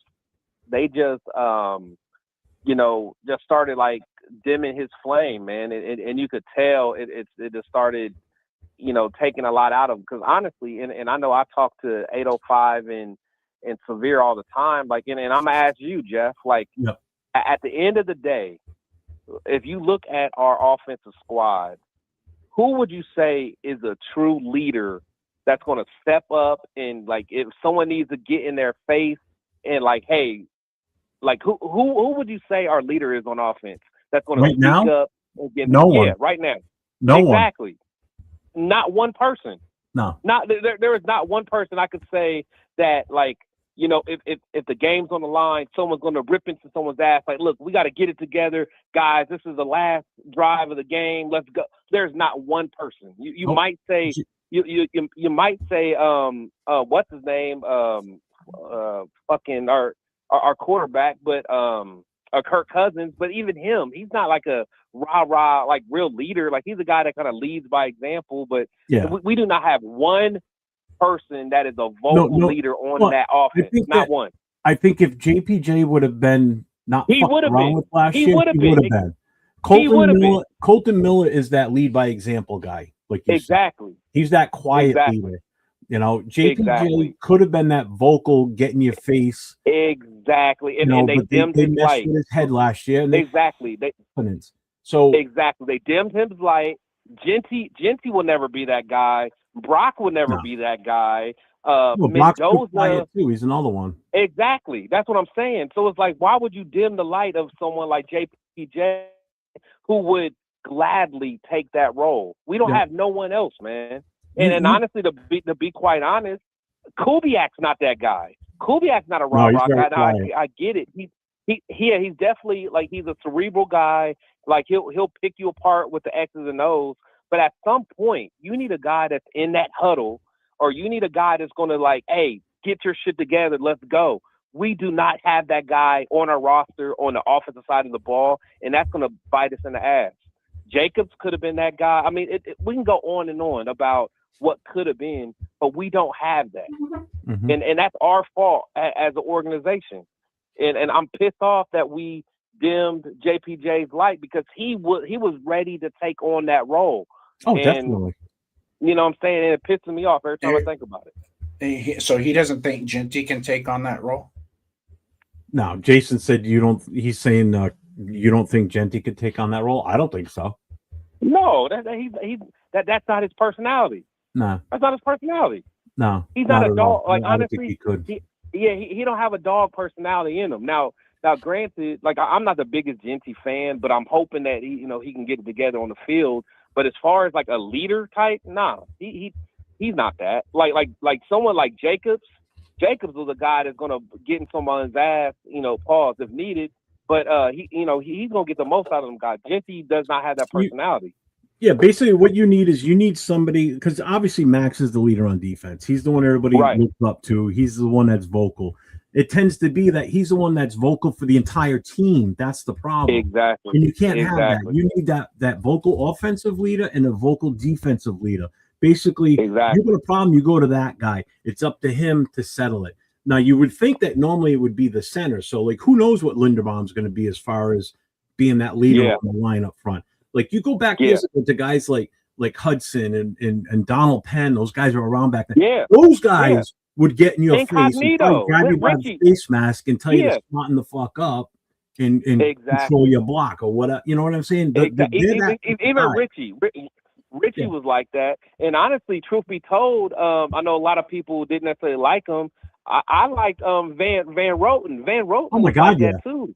Yeah, it's like that. Like, you need that type of stuff. You can't let those guys just walk out. Like, they may not necessarily be the blue chip athletes anymore, but when you lose leadership like that, like, it boggles my mind when I think that there is not one guy on our offensive team that I can say is a true leader when things start getting rough, that they're going to be like, get your shit together. Like, we literally are going to have to depend on Max Crosby to get the light of fire under our offense. So like I said, I don't think Clint Kubiak, I don't think he has that personality. I really don't. Like Rebel just put up, those games might not have went our way, but we can't say some of those games won't go our way this year with better coaching and better players. How do you know they're going to be better players for us? So that's the whole point. Yeah, they were better on another team. You don't know how they're going to be in our system. We have no clue. Nobody does. Even the coaches don't know until the metal meets the road. Nobody has a clue how good these guys are going to be for us. You don't know this. That's the whole point. A player that may be a superstar on another team goes somewhere else and he sucks, or he's a shitty player. It happens. That very well could happen with us. Linderbaum could come here and he could be one of the worst centers in the league this year. You don't know how they're going to be with our system, with a new quarterback, different running game, different guys on the side of you between guards and tackles. You have no clue how good we're going to be or how bad we're going to be. So stop just putting stupid expectations. You're going to get me wound up again. Stop putting these stupid expectations on, not you, on this roster and how we're going to be this year. You can't sit here and tell me, oh, we're going to be better this year. How do you know this? You don't. Nobody does. No, you're right. You're going to stay positive for the team as a coach. If you're a coach on the team, you're pushing that. Yeah, you want to be good. I want us to be good myself. Trust me. I don't want to see us fail. But I'm ready for it if it happens. It don't matter to me if we're good or bad this year. I just want to see improvement overall. I want to see everybody stay healthy. I don't want to see stupid injuries. No celebration, dumbass injuries like frickin' Wilkins did. Don't screw the team over because you want to jump for joy and chest bump somebody and then you land wrong and you tweak your foot or your knee. No, for sure. It's for sure. And shit that drives me nuts. Don't do backflips in the end zone after you score a touchdown. Act like a professional. Right. Hand the ball to the ref and walk the hell off the field. No, for sure. And I think at the end of the day, it's like, and I love. God, I'm gonna have some good clips off of this show. Oh, for sure. And I love our fan base, but it drives me wild because it's like you cannot be objective with our fan base because you're considered a hater. But the thing is, like Jeff, in the last 24 years, how many playoff games have we won? In the last how many years? Exactly. It lasts 24 years. 0. Let's see. So 24 0 years, none. Yeah, yeah, exactly. So the fact that you're going to call me a hater because I'm not jumping for joy about the optimism, like, no. The thing is, optimism needs to be earned, and we have not done anything to earn it. Mm-hmm. Nothing. And the thing is, and that's why, like I said, I love our fan base, but they just want to, be paper champions. Like, yeah, we had a good draft. Yeah, we had a good, free agency. And then they just want to crown these guys. And I'm like, honestly, we won 3 games last year. If we can win 6 games this year, it's not me being a hater. It's like, hey, I think that 100% win total from last year is a good progression. If we can win 6 games this year, that is an absolute. Oh God, yeah. Oh my God. And the thing is, not like salute to Tony that was on earlier, but for him to say that he really thinks we have an opportunity to go to the playoffs just makes me think, like, what are you guys looking at? Yeah, what would make you possibly think we're a playoff team? Obviously, people. I think those are the people that have time machines. Is what I think it is, Chris. Those are the guys that have time machines and went to the end of the season and saw that, hey, we made the playoffs. All right, let's get back to May 16th now. Right. I don't know what is it they're looking at different than I'm looking at or you're looking at. That makes you believe that we're gonna win that many games. Especially when you look at our schedule, we got some tough ass games this year against some really good teams. There's no cakewalks this year. Seriously. And the thing is, and just like you said, it's like the schedule just came out. The schedule only let us know when we played certain teams. Yep. The schedule is out. The opponents that we're playing is out for the next two years. Next year we play the NFC North, and then the year after that we play the NFC South. So we already know the future opponents, and then depending on where we land in our division, will dictate who we play in the other divisions. Mm-hmm. But we already know 80% of who we're going to play over the next 2 years. So it doesn't matter when we play. It's the thing. Next year is going to be a tall task as well because we're playing, Denver. We're playing Miami or Minnesota. We're playing, so we know who we're going to play. The thing is, we got to get more talent on our shelf. Until we get more talent on the shelf, it's not going to matter. And it's not going to happen overnight. No. It's not going to happen under one draft class. It's going to be and us as a fan base, we have to be patient. Unless we're patient, we're all going to be upset. And that's what it is. Yeah. I mean, after 24 years, patience is run thin. Yeah, exactly. Hey, folks, here's one thing you keep forgetting. We play the same 3 teams 6 times a season every year. And guess what? They're really good. The Broncos, Chargers, and Chiefs. That never changes. So right there is either a six wins for us or 6 losses for us because they're all good teams. They're all better than us. You can't tell me right now that we're better than any one of those teams in our division. Tell me right now that we're better than any one of those 3 teams. Someone in the chat, please say that we're better than one of those 3 teams because I don't see it. Do you? We got lucky against the Chiefs last year because they hobbled into that last game. They were playing second and third stringers. So don't get so excited about us winning that game. That's for damn sure. Okay? So if you think we're better than one of those 3 teams, then you're absolutely out of your ever-living mind because they are 3 extremely well-coached teams. Okay? You've got Super Bowl wins with multiple wins with the Walrus. You've got Sean Payton, who's won one. Harbaugh, yes, hasn't won a Super Bowl, but he's still a damn good coach. He's a winner. He's a winner. And they got great players on those 3 teams. We don't have that right now. Just their overall rosters from last year, whatever they added this past draft from free agency, they're still better than us. Even with what we added this year, they're still better than us, even before they had their additions. So I'm sorry. Our shot of winning the division is very far right now. So winning the division, Jeff. That's insane. I don't think we're going to win a game in the division, Jeff. I don't think so either. I'd like to see us win at least one. I'd like to see us go 500. Me too. Me too. I would absolutely love it. Like if we can catch somebody sleeping, then absolutely. But like if I am a betting man, I would not put no money on us winning in the division. Hey, Raider Paul, you know what? Hold on a second. Raider Paul, you can go fuck yourself. I'm sorry.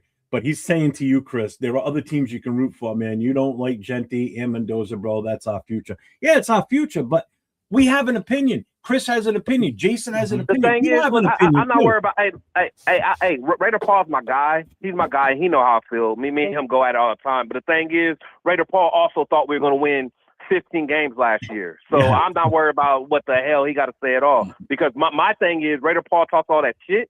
He ain't going to put no money on what the daggone record will be this year, because I'll put in, and everybody can hear it, I'll put $500 that the Raiders don't win more than 6 games. And I guarantee he won't put the money up. If he wants to, then we can have a mutual person. We both send the money to them, and then at the end of the season, whoever wins, the money can go to. So if Raider Paul want to talk all that talk, put the money behind it. And if anyone else wants that bet, let's do it.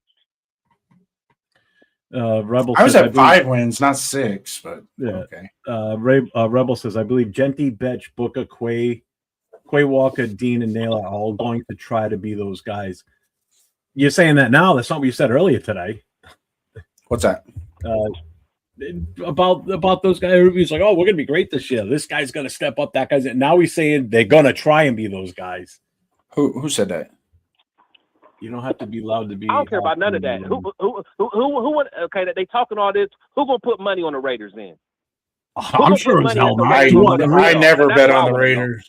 No, I've never bet on the Raiders my whole entire life. Last time I bet on the Raiders was back in the late 90s into the early 2000s when Gruden was here. Everybody talking crazy until money gets thrown around. We are. Everybody talking crazy until money gets thrown around. Yeah, exactly. You know what I'm saying? Raider Paul put 500 that they win more than 6 games. Let's do that. I'm waiting. You know how to reach me. Paul, we're not saying that we want us to fail. Do you even take the shit out of your ears when I talk or anyone else talks about what we're talking about? It's our opinion that we don't think we're going to be as good as everybody is with the delusional thoughts of winning, going to the playoffs, first of all, no matter how many wins we get.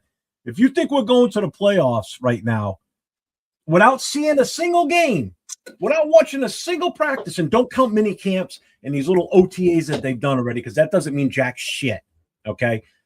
When you look at without us playing a physical game yet, you think that we're going to be a playoff team? You're out of your ever-living goddamn mind if you think that's a legit take right now. You're fucking crazy. Absolutely crazy. Now, I'm a Seahawks fan. If I'm a Seahawks fan, hell yeah, I think we're going to the playoffs. You know why? Because we just won the Super Bowl last year. If we don't make the playoffs, it's a failure. I'm a Patriots fan. If I'm a Pats fan, yeah, do I think we're going to make the Super Bowl? Because we made it last year. So if we don't make the playoffs, it's a failure. Raiders, you going to make the playoffs? Oh, hell no. Not with this roster right now. We don't even know what we got yet. So don't sit there and tell me you're going to go to the playoffs when you have no clue what we're going to be like on the field. This is what drives me nuts. You guys set these expectations so goddamn high. Good Lord. I don't get it sometimes. Why? There's one thing to have hope and wish that we're going to be good. But then there's one point to just sit there and say, we're going to be so good, we're going to make the playoffs. Are you really saying that right now? Am I hearing what you're saying? Come on, man. Come on. Honestly, I can't even read the comments because I'm just talking on my phone. But did Raider Paul accept my bet? That's all I want to know. Not yet. He just said I'm out, but then he responded again. He goes, "Okay, when's exactly. the last time we drafted a Heisman QB?" That's what I'm saying. That the energy changes when money gets thrown around, bro. And anybody can say whatever, but say it with your chest and your wallet if you really believe what you're saying. Like don't bring up my name and saying this and that unless you really mean it. Because like I said, we have mutual friends. We can cash app anything if you believe what you're saying with your chest. Yeah. Like, let's keep it real. We all love the Raiders. I live in Ohio, and I go to 3-4 games a year. I travel all over the country to go support this team. So don't act like just because I'm keeping it real about this team that I don't love this team more than, people that live in California and I go to more games than them. I don't want to hear that. Yep. So my thing is don't come at me like that. I'm not the one. He said, when was the last time we drafted a Heisman QB? Never. What's that got to do with anything? So what? He won the Heisman. Great. Awesome. Who said that? Good for him. I'm happy for the kid. Who said that? Raider Paul. He goes, when was the last time we drafted a Heisman? Who cares QB? about that? Paul, you want to take That's a what I bet mean. or not? Like, what's that mean? What are you trying to tell me? Don't pivot. You want to take a bet or not? Rebel. So to that point, you have no clue how good or bad we're going to be either. So how can you say we're only going to win 4 games? Hey, why don't you do me a favor? What? Jeff, just send Chris the link. Have him come on live. You want to come on, Chris? You say what? You want to come on? Oh, come on the show? Yeah. Let me pour a drink, man. Are you sure you want me on? Because tonight. Hell yeah! Hey, are you kidding me? All right, man. I'll send it to you in IG. All right, give me a second, man. Give me a second. Let me pour up, man. All right.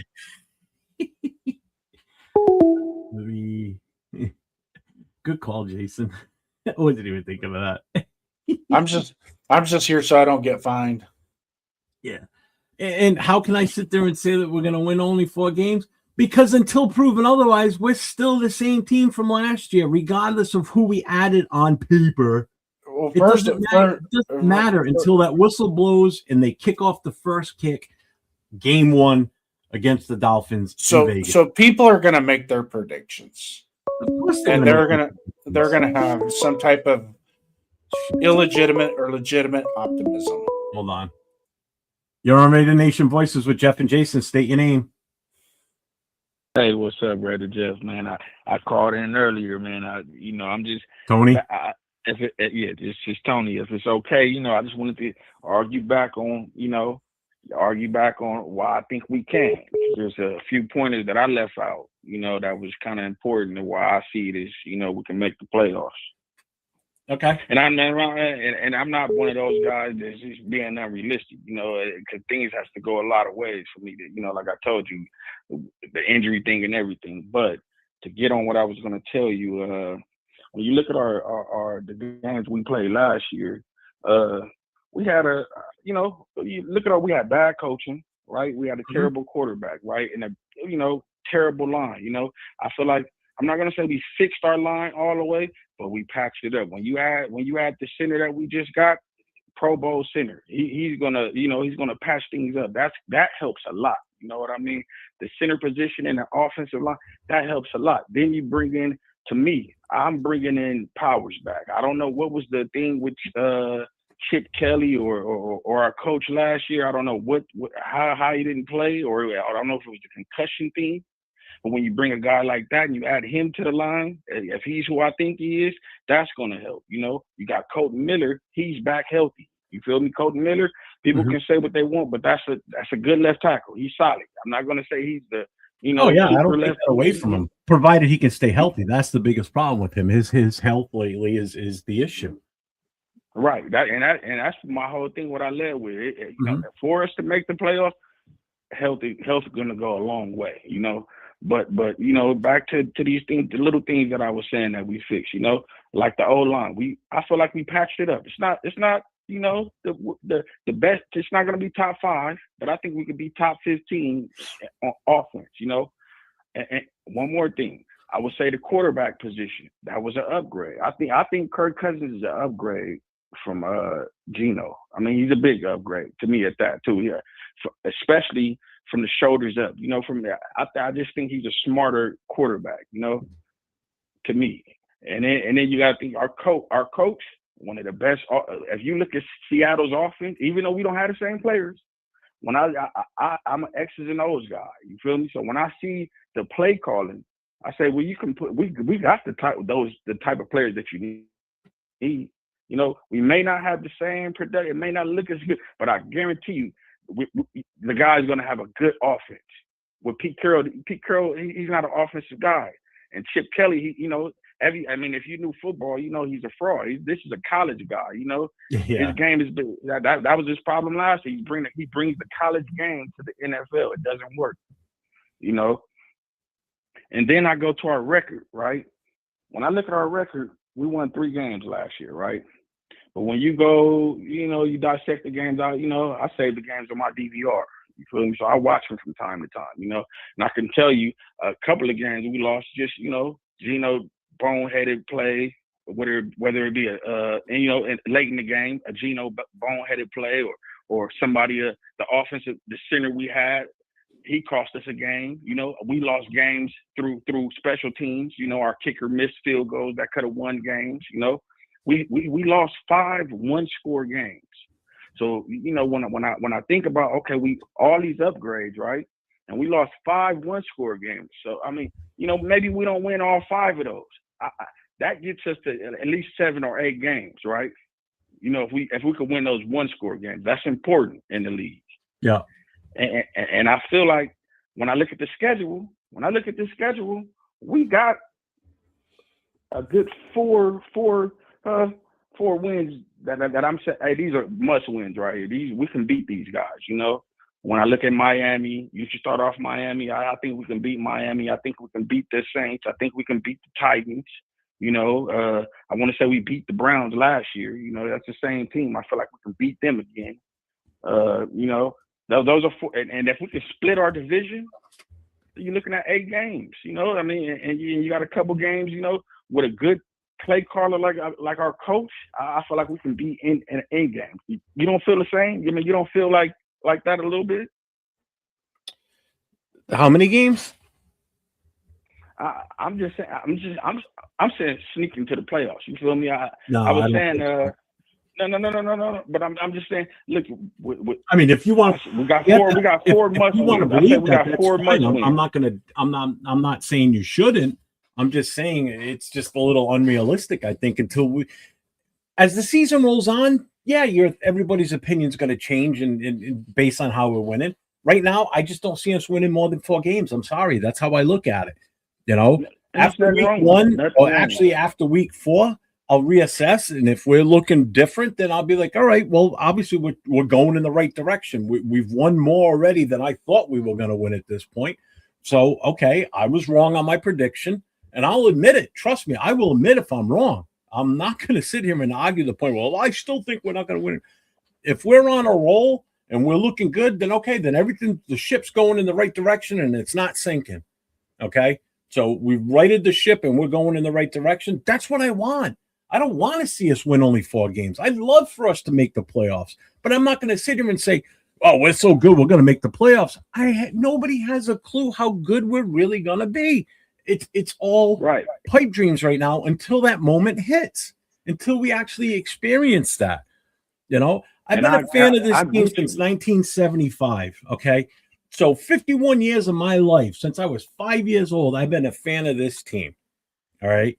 And I've seen us win all 3 Super Bowls, all right? I've been there for past playoff runs. I've been there for the Super Bowl against Tampa Bay. I've seen us go through great years, and I've seen us go through god-awful years. Even back then, like the Art Shell year, the second go-around was horrible, okay? I've seen all that. And I've seen where we got good again, and then I saw where we went in the tank for the last how many years, okay? The last time we were really, really good and had a shot at something, our starting quarterback got hurt, and we got knocked out of the playoffs because we had to play our third-string quarterback, all right? So prior to that, we were kind of on a roll, and we were trending upwards, and then it all came crashing back down again. And then when we finally had a playoff team again, the new head coach that took over dismantled that playoff team. So this rocky-ass roller coaster that's going up and down and throwing us around without any type of restraints, I'm bruised and I'm battered, and I'm tired of having this false hope and saying that, yeah, we're going to win X amount of games when I look at the schedule. I want us to win those games, but I'm not going to come out and stand here and say, or sit here and say that we're going to make the playoffs this year. That's ludicrous. I'm sorry. I just don't see it. We are still no better until proven otherwise than last year's team. Plain and simple. That's how I look at it. You want to argue the point? Fine, I'll argue it with anybody. I don't care. Right. And hey, I'm a Raider fan too. Been a Raider fan my whole life, so we know it's hard, right? You know what I mean? Hell I'm yeah. a little younger than you, so I I don't go back as much, but I've been watching this team for the last 20 years, man. I haven't switched up none. So, but when I look at being a Raider fan, I know when we Raidering. I know that that's what I like to call it when we having good seasons. I know this feels like we Raidering right now. You feel me? You got a little bit of consistency going on with Spytek Bennett, the GM for the last 2 years. You know what I mean? We do have a new coach, but he has a great resume. Like I think, and you're a football. You sound like you know the game. Clint, not only is he a good quarterback, he a good offensive coordinator, he comes from a football family. Like, I don't know if it's his dad or his grandfather, took Denver to the Super Bowl. It was his dad. Here's the thing. Yeah. Remember this. One of the greatest offenses. No, and I'm not disputing that. Absolutely. You're 100% right. But guess what? He's a first-time head coach. We have no idea how that's going to go for him. And if past history, and again, if you don't remember your past, you're going to repeat it in the future if you don't remember your past. I said this earlier too. Here's the thing. Right. He's a first-time head coach, okay? He's responsible for everything that goes on in that field. We have no idea how this is going to go for him. You don't, all right? Look at Josh McDaniels, great offensive coordinator when he was with the Patriots on his first stint. Left to go to the Broncos. Everybody thought the Broncos were going to be the shit. They were horrible. He got fired halfway through his second season. Okay, goes back to New England, brings them back again. Then he gets hired by us, which I hated the move from the get-go. And what happened to him? Fired halfway through his second season. So offensive coordinators don't automatically, boom, shoot off. Yes, it happens. Could it happen with him? Absolutely. He's got the pedigree. I don't doubt it. But again, you can't sit here and say he's going to win us 5 Super Bowls as our head coach. We don't fucking know. Nobody has a clue until the season starts and we actually assess what we're seeing. And that's why I keep pushing just wait and see and then reassess once the season starts and see where we are. There's so many games this season that are going to tell us how good we really are or how bad we really are. There's no cakewalk games. There really isn't. This is the NFL. These are professional teams. Anybody can beat anybody at any given point. Remember that. The worst team in the league with no wins could come out and beat the Seahawks into oblivion just because they got lucky. Look what we did last year. Okay, we're in Philadelphia. I was at that game. We lost 31-0. We never crossed the 50-yard line on the offense. I never saw the offense in front of me unless they were receiving the kickoff or the punt. Actually, there weren't many punts in that game either. And then a couple of weeks later, they go to Houston, and we almost beat the Houston Texans, the number 1 ranked defense in the league. So anything can happen. I get it. But Jesus. And Paul, you're a regular Nostradamus. So Nostradamus. All right, I will. I was right with getting Gentry and Mendoza. Yeah, no shit. We knew we needed a running back. We were obviously taking him. And we knew we needed a quarterback. We had the number 1 pick. Of course, we were taking Mendoza. You went really out of your way on that one, buddy. I was right. Come on, man. I mean, of course we're gonna take Gentry. I mean, you know what? But to speak on Gentry, you know, I think that because I think you guys were saying earlier that he won't be a leader, or we need more leaders on the team, or something like that. I think Gentry could step up and play that role. You know, I feel like when you look at a guy in his rookie season, you don't expect him to come in an organization and, you know, right off the rip, you know, kind of, you know, be a captain on the team and, you know, kind of get. But when you got in your second year, you can call those shots. You can get in the guy's face in your second year. You know what I mean? You really don't see any rookies doing that. That's the thing of, you know, becoming a vet. That's the good thing about becoming a vet. You know, I think we got leaders on this team. You know what I mean? And I don't think you need the super aggressive guy in the locker room. You know what I mean? And I'm a guy who coaches youth football. You know, I love having aggressive kids on my team. You know what I mean?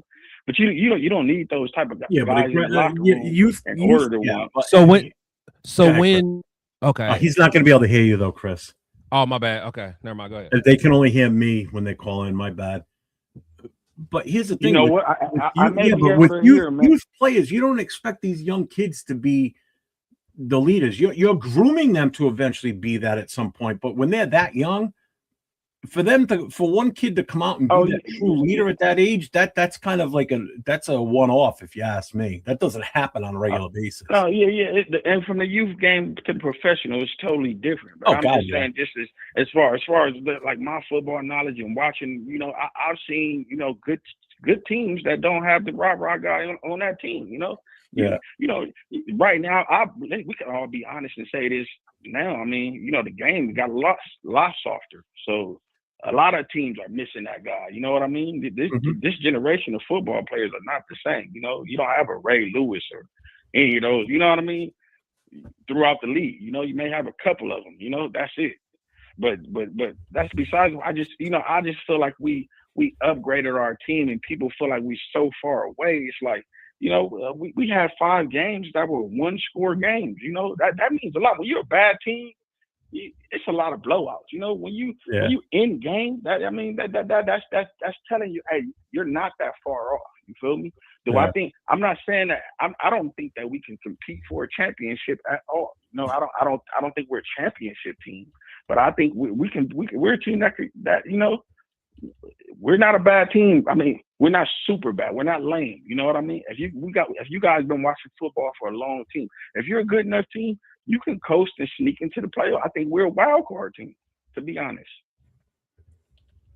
All right. I mean that's your take. I mean, I don't feel that, but like I said, I don't want to sound crazy. It all depends on injuries. You feel me? And what I mean by that, I don't think. Well, that's like with any team now. Yeah, the way this schedule is set up, Jeff. Every spot yet. You know what I mean? So if you have a bad injury, let's just say if Max get hurt, you know what I mean? Our defense is going to suffer. You feel me? We don't have another. You know what I mean? Yeah. No, I get it. I get it. That. Yeah, you know what I mean? But I definitely appreciate you calling in, man. Thanks for the call. It's been awesome having you on here. I appreciate it. Because I do have Chris on here with us now, so I want to get him involved with his takes. Man, I would love to hear Chris's take, man. He's going to give it. Salute. What's his name? What's his name, by the way? This is Tony. Oh, salute to Tony. Yeah. All right, man. Tony, y'all have a good one. All right, later, man. Good call. Oh shit, another phone. I was going to shut the line down too. You all Raider Nation Voices with Jeff, Jason, and now Chris from Protect the Shield on with us too.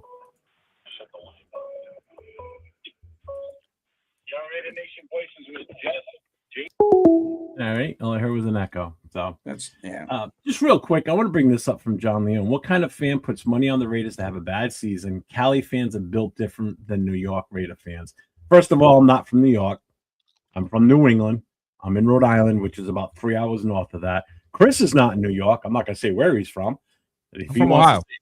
All right, fine. He's from Ohio. Now look. Now salute to John Leon or whatever his name is. Yeah, I'm from Ohio, and I guarantee I go to more Raider games than you. So if you live in Cali, I go to more Raider games from Ohio than you. I go to the draft. I've been to probably to more drafts than you. I spend more money on this team than you. I spend more time watching game film of the team than you. So don't ever come for me about my fandom because it's well documented. So that's one of the things if you want to go tit for tat, we can. Yeah. You know what I'm saying? Like I don't want to because I don't want to be that type of dude, but don't go tit for tat for me. Like I'm not the one. I live in Ohio and I got statements for everything that I go to. I got it's on my YouTube. Like I was there when Josh Jacobs and Cleve Fair. I was there. Where were you at? In Cali? I was in Nashville. A couple weeks ago, Jeff, where was I at with you? Let's see. I think we were in Pittsburgh. Yeah, for the draft. You know, the very last game in Oakland. We drove 12 hours from the very last game in Oakland against the Jaguars. I was at the game, front row. So like, don't you know what I'm saying? That they kill me with this about the Cali fans, and I don't want to hear none about. And honestly, I love all of our fans, but you know these Cali fans get on my nerves with all this talking about they the best fan. Okay, if y'all was so good, then why did they have to tarp off a lot of seats in Oakland?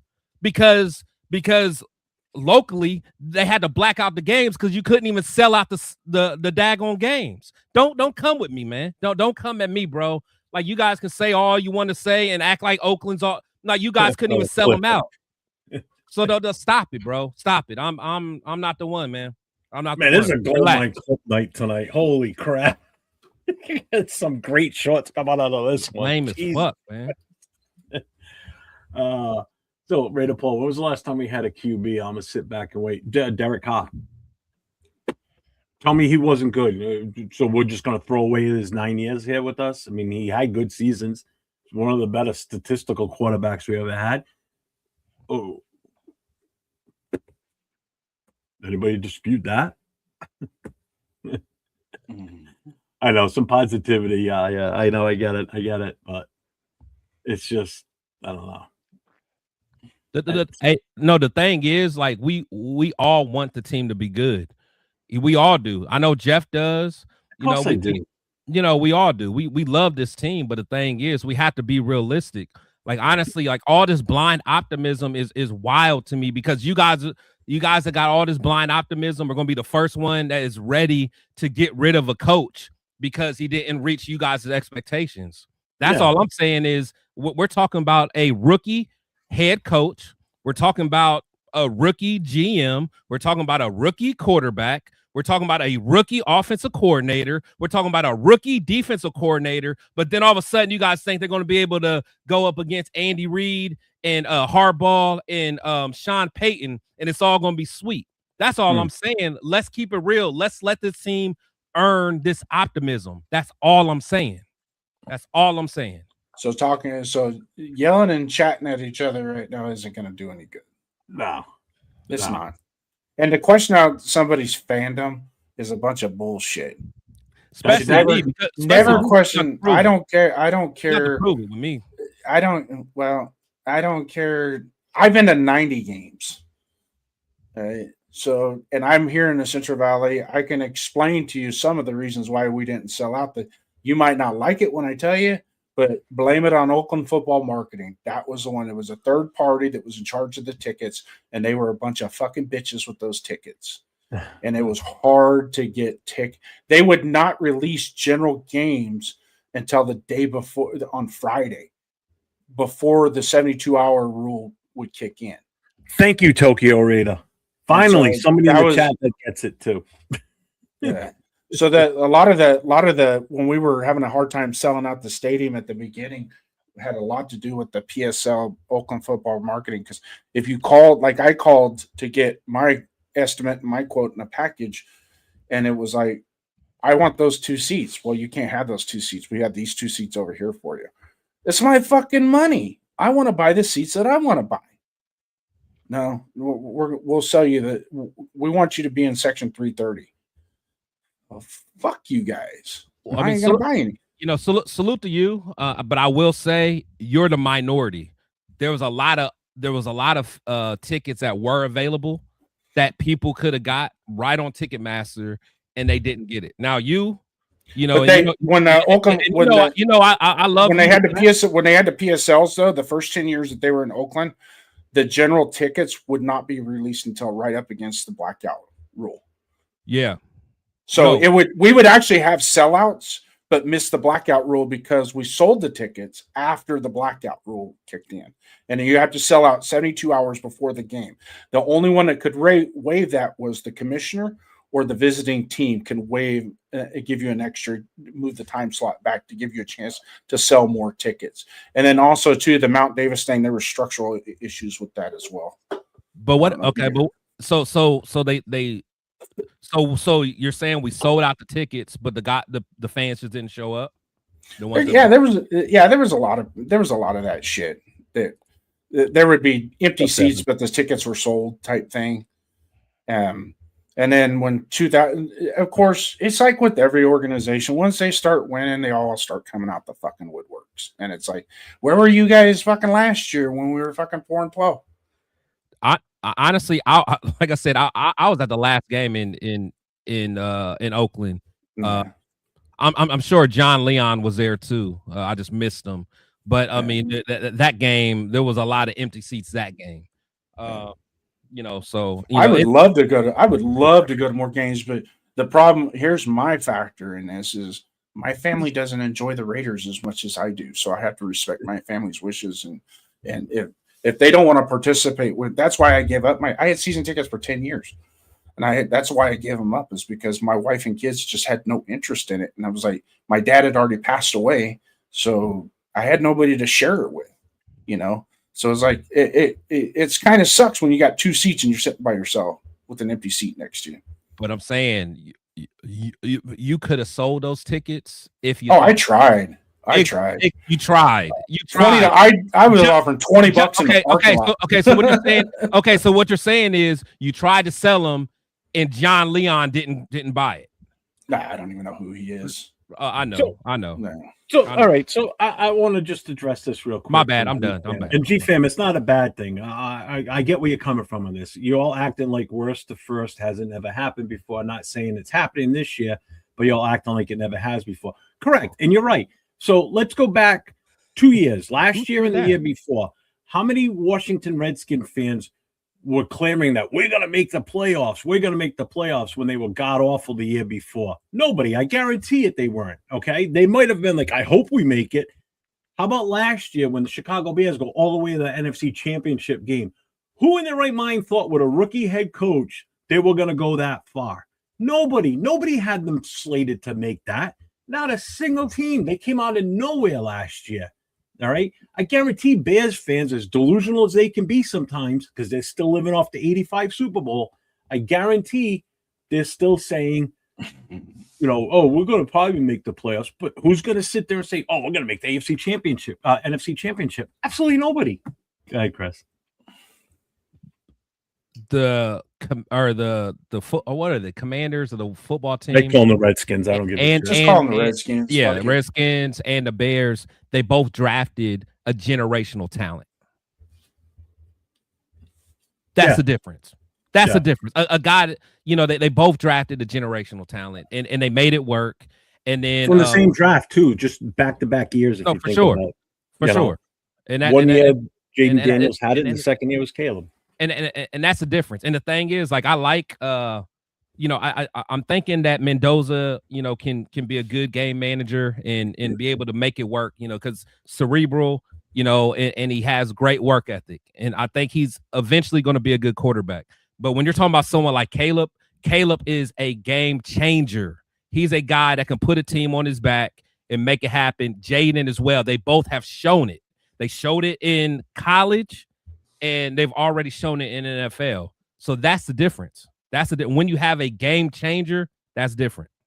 When he plays within the confines of his ability, he's a game changer. But when he starts to play out, who is Caleb? Caleb. I mean, but there are times Caleb Williams will try too much and cost his team the game. But he has the ability to take it to the next level and put the team on his back, and he's done it multiple times in college, and he's already shown it in the playoffs in the NFL. Yeah, I'm happy for that kid. I'm happy for that kid. Happy for Bryce Young too. I was looking at Bryce Young and was like, oh man, this is his third year, and he turned it around. He did it pretty. Him and Dan Canales, they got it together. I'm happy for that kid. Playing a lot better. Hey, John Leon, take care, man. Good to see you. Glad you came through. Later, John. Sorry you're out. Kevin, that's awesome, man. You was out at 2 years in the hospital. Raider games too. You wasn't there. 5 total heart surgeries for little Raider. He's finally going to get to go to his first game this year. He's going to take little Raider to Chiefs at the Raiders. That's Salute, awesome, man. Good for him. Salute. That little man's been through a lot, so good for him. Fucking Rose down. If no one has a Raiders tramp stamp, I don't want to hear it. Let's see. Coach says, Chris, you're a way better fan than me because there ain't no way I'd pay to see this dog shit team play with the past exactly. No, I play like back when Jamarcus was a quarterback. Like that was back before I really had money. I saw him play in New York against the Giants. What I'm saying. That 7, we got our ass whooped. That's what I'm saying. That was back before I had money, man. Like, luckily now I'm okay, but I spent a lot of money on the Jamarcus days, especially when Terrell Pryor was there because I always liked Pryor. That, man. So that's what I'm saying. Like, these fans can miss me with all that. You can say whatever you want about the Raiders, but once you start testing my fandom, like just because I don't live in Cali, I'm less of a fan. We can, we can have a measurement contest all you want, man. I'm with it. So you don't root for the 49ers then, right? I did shut the phone. You don't root for the 49ers though, right? No, I don't root for the 49ers, but I don't hate the Niners like y'all do. I don't. See, I'm a football purist, and I can sit down with any fan of any team and talk football with them. So I'm not. That's not me. I don't. Because I do get. But when you throw it in my face, I will fucking smack the living shit out of you and tell you fucking sucks. That's how it should be. That's how it should be. And I get it all the time because like for some reason these people that live within an hour from the stadium question me, and I go to more games and spend more time and spend more resources on this team than them, and they got the nerve to talk about me. So whatever. Yeah. I get that all the time. People ask me, "Oh, you mustn't like the 49ers." No, it doesn't faze me. That was a joke, Jeff. I wasn't serious. No. But seriously, though, no. No, it's real. It really happens. It's real. Well, yeah, I know. I'll tell them I don't have the hatred for the 49ers like people that live in Cali. Me too. Like my hatred, the team, and I don't even hate some of the teams that are. That's because of where we live. I hate the Steelers. When I go to the grocery store, I hate the Steelers. When I go to the grocery store and I'm surrounded by 300 fucking people wearing a goddamn 49er jersey, and I'm like, well, again, you all fucking will make sense. I get that. For and me, their radio broadcast and for me, I hate the Patriots more than any other team in the NFL. Plain and simple. I hate them more than our 3 rivals. That's how bad I despise the Patriots. Yeah, it's the same. Yeah, you had the same. I wasn't happy as a pig and shit when they got blown out in the Super Bowl and got beat up like a little sweat pile. That was beautiful. That was a great game for me. I loved every minute of it. I wish I was still working because those are the days I used to love going into work the next day because I'd be like, how'd that game go last night? That's funny about 49er fans though. They don't buy their sweat. Yeah, what's up, Severe? Severe's in the chat. Boy, Severe in the building. What's up, Severe? I don't think I can articulate in a way anyone would understand, but this rebuild just feels different. I have faith. I do too. I got faith in them, but I'm not going to sit here and say that we're going to the playoffs like some people. I just can't see that because I'm not. I'm trying to keep it real. I don't want to be realistic and say, "Whoa, we're going to make the playoffs this year, or we're going to be a wild card." Okay. If we do, great. If we don't, I'm okay. But everybody that keeps saying when it doesn't happen, what's you're going to take then? Your take's going to be, well, Mendoza should have been playing. Here comes number one. Kirk Cousins shouldn't have been playing at all. Genti wasn't as good as we thought. After at the beginning, at this time, everybody's like, Genti's the best. Mendoza's going to start week one. And if all that doesn't come to fruition, guess what? You're all going to be miserable. And guess who's going to be okay with how the season went? Someone like myself and Chris. Exactly. And we set the low expectation. Anything above that, now I'm going to be happy. You're right. And the thing is, it's not even like it's just a low expectation. It's a realistic expectation. It's being able to look at the full picture, look at what's in front of us. Let's use historical data of what the teams that we're going to play against, what they did last year, what they added to the team, what they lost from their team. We're taking all that into account. That's what it is, man. We're taking it all into account. And again, we won 3 games last year. If we can win 6 games, I'm not being a hater. I'm just being realistic of what we can do. And if we win 6 games, I am happy. That means we won 100% more than a year before. That is a good start for a progression year to year. Then hopefully the year after, we can go 100% increase again and win 12 games. That would be beautiful. That's called sustained progress and success. That's what I want. And those of you guys that are out there saying they're going to win 7 or 10 or 12, let's say they do win 8 games. Let's say they fucking do win 8 games.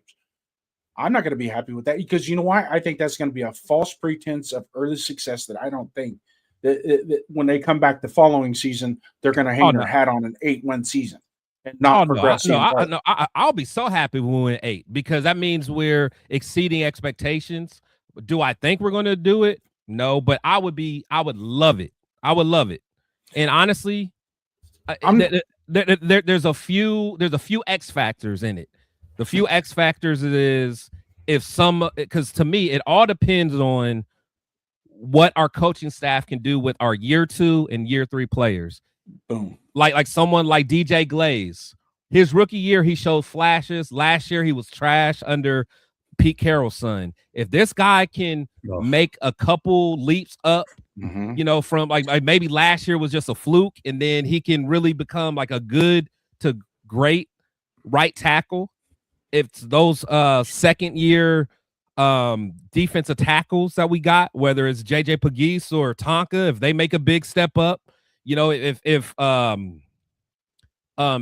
Thornton, Jack Besh, if they do a big step, like those are the X factors that we just don't know. Like maybe these coaches can get the most out of them. So if that happens, I'd be so happy. But if we win 6 games, I'm jumping for joy. I'm like, oh, okay, Kubiak, you're doing your thing. Spy Tech, you're doing your thing. Let's keep building. But our fan base, if we win 6 games, they might be trying to get rid of Kubiak. Nah, I can't. I'm just saying we got to stop that shit, though. That shit's got to stop. We ain't never gonna have on this planet with a more diverse collection of Raider hats in different fabrics. Hey, Severe know what it is. My dog. Gravy, check your Gravy. Come on up, Gravy. I ain't arguing with you for a minute, man. I feel like yelling at Gravy. We can stay on until midnight. I have no problem with it. Come on, Gravy. I feel like arguing with you, man. Shit, Severe. If he wants to pop in, I'll send him the link too. Fuck it. Love. Severe might be in Bakersfield. I don't know. Salute to my boy. Oh, it's right. I think he is. That'll be over here. Hey, Jeff, are you going to like New Orleans or anything this year? No, we're going. Obviously, we got the Patriots game. Okay, and I'm going to the Jets. I'm going to New York. Oh, nice. Yeah. Okay. So, nice. I know Leo's coming out for that. Nate's coming out. There's a whole bunch of black hole guys coming out here too. So we're gonna have one hell of a party out there. So I'm working something where I might go to a 3rd game this year. So hey, there's always Cleveland. You in my backyard. I thought about it's that. Too cold though. It's too cold. I may not. But he's from New England. He can handle it. Oh, that's true. All right, you'll be out there in shorts. Oh hell yeah, I will. Hey, Jesus salute, Christ, the salute game the in Philly, Raider. I was walking around in a sleeveless shirt before I put my my vest on to go into the game. Yeah. So salute the Raider E508. He said, Chris, I served in the Army. You have more medals than me. Salute to your sarcasm, man. You're a good one, bro. Eric, what's up, Eric? Here we go. Now we're gonna get heated in here. Here goes Gravy. They'll let anybody. There go my dog. No, There go my dog. You looking good too. You looking good, bro. What's up, coach? Thank you, brother. I'm doing Severe, good. check your IG. I just sent it to you. Hey, Gravy. Good to see you. Hey, Gravy. You know me, man. I'm always ruffling little feathers. You know, am I out of line? Am I out of line? Talk to me, man. You think I'm gonna doubt everything you said, Chris? You're right on point, brother. You're right on point. That's what I'm saying. Especially the leadership issues that you brought up. I've been saying that, but who's it gonna be? Who's it gonna be? And you're definitely right with the fans over there doing that, you know. But Jeff had a good conversation on the live that we was watching today. We were in the chat, and we have a group chat. I'm gonna get you in it too. You got some good things about it too, Chris. It gets kind of heavy in there. JD knows that. Hey, I'm with it. There's nothing more heavy than my TRS with me, Rundown, Turf, and Severe and Leo. There's nothing more heavy than that. It's iron. No, we argue the whole time. I wouldn't doubt it any other. I wouldn't not watch when you guys are wrong, bro. That's a great show. You guys got a good thing going. As Jeff and JD on this show, I love it, man. Yeah, I try to call in. A fire show. We have fun on this one. Tonight's just been a different style show. Oh, now it's a lot of fun with Gravy. Shit. Oh, great Gravy in the building. Game over. Hey, man, it's over now. You know, I was where Paul at? Where's Paul at? No, Paul talks so wild, but then when money starts getting thrown around, he Homer Simpson in the bushes, bro. It ain't money to show up, bro. He's working on his new predictions. He's working on his new predictions. You better be at Bakersfield. You better be at this game. Where you at, bro? Where you at? Yeah, right. He had tickets to go to the Dallas Monday night game last year, but because we weren't winning, he didn't go. That's what I'm saying. That's what that's what I'm saying. Like I'm not arguing with people. Like we were ass last year, and I spent money to go to Philly. And woke up that Sunday morning with a goddamn blizzard in Philly. We set up the tailgate in the goddamn snow. Couldn't even see the stadium, and we were the next parking lot over. It was snowing so goddamn hard that morning. So, you want to talk about dedication for your team? Goddamn. That's what I'm saying. That's why I'm not arguing with them. No question. Setting up a tailgate in California or Vegas. That's easy shit, baby, because it's nice and warm. Here, New England last year, freaking rain. The parking lot turned to mud. People's sneakers got ruined. It was brutal. You know, you're not wrong. You're not wrong, Chris. I'll tell you that for damn sure. You're not wrong. We always disagree and think differently. We think differently, but look, they want to take it as negativity. We're just concerned on the things that we see different. And the thing is that all four of us we know ball probably more than the audience, and that's why we have shows. If you're so worried about what we say and what we integrate on shows, get your show, get your own show, and be Mr. Your own Good show and give your own take, man. Because hey, Gravy, see that's the thing I love about it because wait, we still want people to come to our show though. Yeah. Come to their show, but the thing is, it's like I'm gonna be right back. I'm dying for a cigarette. It's been 2 hours. Do your thing. But the thing is that is like when we give our takes. It's on the internet and it's there forever. So therefore we can't back out from what I say. So like when I'm wrong, I step up to it and I admit it. Because like and the one that I always say is I was one of the few people that was excited that we hired Josh McDaniels because I was like, we got an X and O's guy. He's gonna learn from his mistakes. I was wrong. It didn't work out, but I'm okay with saying that. I don't hide from my take. You know what I'm saying? I still get burnt with it. I'm surprised people don't do it now. Well, I'm not on a lot now, Chris, but you said that in the long run, we're going to be calling McDaniels a genius because he is a genius. You know, as far as offensively and as a quarterback, I thought he would bring that type shit to the Raiders. It was so exciting when we got him in that offense. It was the offense, the reason why I was so excited about getting the EP offense. The only team that did it, and he brought that to what we had. Right. I mean, and it showed. Carr and Devontae had the best seasons. When he was there. And how could you contradict that? If he was an asshole and not a players coach, that's them. That wasn't me. That wasn't us saying it. Bro, watch this, Gravy. Watch this. Watch this. And again, this is my takes be so outer space of people. So you're right. Carr had Devontae had one of his best seasons. Jacobs led the league in rushing under him, but then also. You think about remember the players surveys when I think it was year 2 the player surveys. Do you remember what the players said about McDaniels? You may not remember, but like he got graded low. But you know why he got graded low? Because he was too hard on the players. Oh yeah, that's what you had. You had the tight end. You had Mike saying, Big Mike saying that he didn't want to come to practice. Right. I think it was involved with that. I think that had something to do with it. Right. You got to ball out, bro. That's coaching. Exactly. You got to ball out. Exactly. So you got salute the Raiders E5. Your mom sucks too. But anyway, so you got players. You got guys that you got someone that came from a winning organization. And all he's trying to do is set a bar for guys to work hard. Yeah, if you're going to rip into your ass, so be it. We have won 0 playoff games in the last 24 years. And if this coach is being, mean to you, like how soft can you be? Like how soft can you be? That's the way football is now, Chris.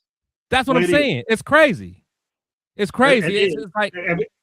And people like me and you say things like that, like fuck that, forget that. That's not the way you roll. Who's our leader? Who's tough? Hey, real quick. Hey, hold on a second, Chris. Can you do us a favor, man? I know this is me and Jeff's show. Let's some of the guys that are in the chat. I'll cut it back.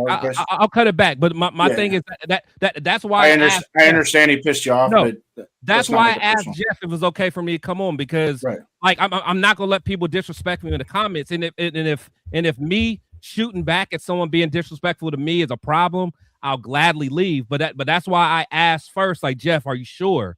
And he said okay. Mm-hmm. So now as long as the respect is in the comments, then I will not say nothing else. You know and a lot of people say disrespectful shit to me all the time. I mean, well, that's you. So therefore, if you want me to leave, I will. But no, you're good. I wanted to make sure. Okay. Because as Gravy tell you, I ain't Jeff. Gravy can tell you, I ain't short on getting in somebody's fucking ass. Yeah, that's all. And Raider E508, salute to you. No disrespect, but. It got to go both ways. That's all I'm saying. And I asked the same thing with our chat as well. If you're going to come in and chat and you're going to put things in the football, chat, man. Let's talk football. Have an opinion. But when you start when you guys start making it personal, then we might as well bring fucking Piano Man back. Okay? Really, in all honesty. Then you know what? You're right. You're right. Jason, you're right. Hey, Raider E508, I apologize. I took it too far. I took what you said personally. I shouldn't have did that. This is not my show, and I shouldn't have said that. So I'm man enough, and I mean it. I'm not being funny. And then I apologize. And then notice to my moderators, Cool Kev, all you guys that are out there, any personal attacks of our guests that are on the stage that become personal, sexual, or violent in nature, dump them. Can you dump them for me? I love it. Let's go. Let's go. My bad. Chris, that's on me. That's on me. I apologize. You're good, man. I'm not gonna trust me. I've been in your guys' chat and taken a lot of fucking. That's what I'm saying, and that's all, man. Maybe I'm just if you don't like what I'm saying, that's fine. But like just relax. Drake, Chris, and get over it. I got a stogie. You'll be on with this stogie. Hey, Greg, that's a 30-minute stogie right there. That's a 30-minute stogie. Rosetown.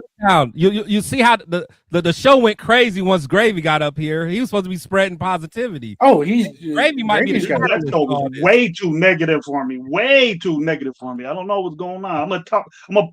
If we really get to talking, I'm chilling, man. My bad. It's gonna get it to the highest level. Grip of views because my bad. I'm chilling. Jason.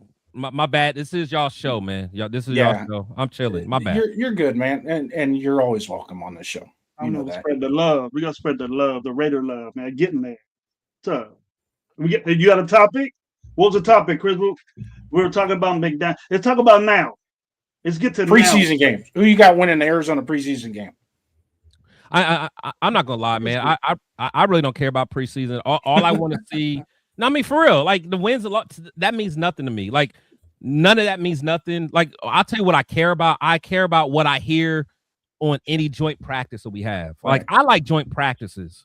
The one thing I like about preseason games is seeing those up and comer guys, the last chance you kind of guys, and watching them perform and then making a 53-man roster because of what they did in the games. Yeah. I mean, it goes all the way back. Like you guys remember Katie Williams? Yeah. That one, yeah. I was like, man, he's going to make the roster. Oh, yeah, he's going to make the roster. He played like 5 or 6 games and ended up in Green Bay. Yeah. Just shit like that. It just because there's a lot of guys in it. There's a lot of guys that get to that point that have poured their heart and soul into the game, but just don't have it that next level. But yet they get in a preseason game and they show that they can play the game at that level, somewhat at that level, and then they make the roster, and you're just like, kudos to it. That's what I like about preseason. The rest of it is. No, me too. Like I remember why you say that. You say that, but then when Palomar gets his chance, it goes in there. Now he sucks. What's up with that? Well, Palomar was the guy that earned. I'm tired of this bullshit that Palomar sucks now because we got this 27-year-old fucking safety, whatever he did. He's 27 years old right now, something like that. He grown ass man playing against college. Dude, you better be good. Who you talking about, Stoke? Who you talking about, Stoke? Yeah, Stoke. Yeah. Man. He better be good. He's a fucking 26 years old or something like that. Grown ass man. Like 6 years in college. How dare? What you're saying is his development is. Raider fan. He should be developed. He should be. He's 6 years in college. 6 years in college. Come on. What you think about that? What you think about that, Chris? Do the audacity and the dumbness of Raider fans saying, well, if he didn't get picked in the first round, they rated him real close to Caleb Downs. Bullshit. Get the fuck out of my face with that. Caleb Downs went to school 3 years. He was a junior in college. He's a first round pick. Don't compare this dude to Caleb Downs. JD, you know that. He played 2 years at Alabama, 2 years at Ohio State. Caleb Downs is different, bro. Caleb Downs played 3 years in college, bro. Look it up. Caleb Downs played 22, 21 years old. So I thought he played 24 and 25. Do not compare. Well, people were saying if he dropped down to the second round, but he was close. He don't have the this and that. All he is fast. That's all he is. And this homeboy that we got too, he ain't gonna do shit either because the Stokes is gonna whoop his ass. No, I honestly, and Jeff would tell you, I wasn't happy about the Stoops pick, specifically because of who was still on the board. Traded back. Yeah, I don't was on the board, man. And honestly, and that's why I'm going to be upset. Oh, not okay. I'm not gonna be upset, but I don't want to hear no Raider fans like complain about, oh, Mendoza don't got no one to throw to. Mendoza don't got enough weapons. Spytech had a chance to get some weapons for his guy, man. Chris, I don't know what you're saying. I hear you guys, and I know Severa's with me. Who? What? How obviously can you be confident in this wide receiver core? That means something in football. You need dudes like that. Oh, y'all was fast. Straight line guys, that's it. When are we going to finally realize that Trey Tucker is what he is? That's it. For 4 years, he's done the same shit. That's it. We realistically, we definitely don't have a wide receiver one. I don't even know if we really have a wide receiver 2. We don't even have a 2. We have a bunch of 3s and 4s. That's it. That's it, bro. That me and how you gonna develop your quarterback? To me, I don't know what you think, Chris or JD. I'm talking about a number 1 pick in the draft needs to play and start. He needs to play and start. If he doesn't, he'll be a joke of the NFL in my mind. Gravy. I always say, like, the first 3 picks. Look at Severe looking like the I see a Raider hat. Man. It looks like he's in Witness relocation program or something. Yeah, in Bakersfield. Severe's in Bakersfield. Are you in Bakersfield? Nah, man. I'm playing chaperone today. This is my daughter, her best friend's birthday. Can't hear you. Yeah, we can't hear you. Your mic's messed up. All right, I'm gonna take these headphones off. I'm Okay. again. But yeah, let me see the party, bro. Where the party at? Let me see all that coke over there. He's reconnecting. No, Gravy. No, I feel you. I always think that, like, the first and second round picks need to be starters. Now the third round picks usually, like, I'll say if they need like a little bit of development, but they need to at least make some type of impact. But the first and second round, like that's why, like, Jack Besh better ball out this year. That's all I'm saying. Better. You can see that he doesn't have separation, bro. He can't get those sometimes. He can't get separation. No, he man, Gravy and speed and getting separation is stop and go movement. Stop and go movement is the most important thing in the NFL as far as receivers now. Not straight in. You go drop a line, right? And we got a bunch of guys that can do that. It doesn't matter if you run a 4.27 40, 4.29, 4.31. It don't matter. Yes, it does. It matters. It matters in a way, but if you can't stop and go exactly and a route, then you ain't worth the shit. And we got a bunch of those on our team. Chris. That's what I exactly. think. Remember what was the name? John Ross. He went to the Bengals. I mean, it's so many guys like that. You know what I'm saying? It's like you got the speed, but they can't separate. And honestly, and then on the flip side, they're like, oh, well, we got a good physical receiver like Jack Besh. Like, okay, if I got a physical, strong receiver like that, he better either be like overly strong, like an Anquan Bolden type guy or a Hines Ward type guy that get, like, if you try to press me, I'm getting some separation like that. Or you need to be a route technician. You need to be a route technician where it makes up for your speed. You can still, your angles, how to use your leverage and get open. Like, if you don't have the speed, you better have one or two of those skill sets. You better be like a Hines Ward or Anquan, or you better be able to route the hell out of somebody. And he has neither. He's the only one I have confidence that can do that. But his separation, Besh.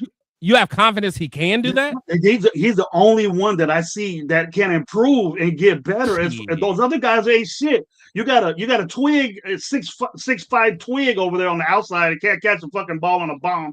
He's never got a 50-50 ball in the pros. The other guys I don't even give a shit about. Trey Tucker, I'm done with Trey Tucker. And Betts is the only one I have confidence in that he's the only one that caught first downs and balls besides Bowers. And our running back, balls. Who else did? Trey Tucker did. Can you hear me? Yeah, I'm not cool with this wide receiver core at all. We need somebody. We need somebody big time. We need to make. If we want our quarterback to get better, we got to give him something good to throw to. These dudes are a joke. They've been a joke for as long as we had them. They get the guys. Look, I expect. Tucker or Thornton to develop. Betts to develop.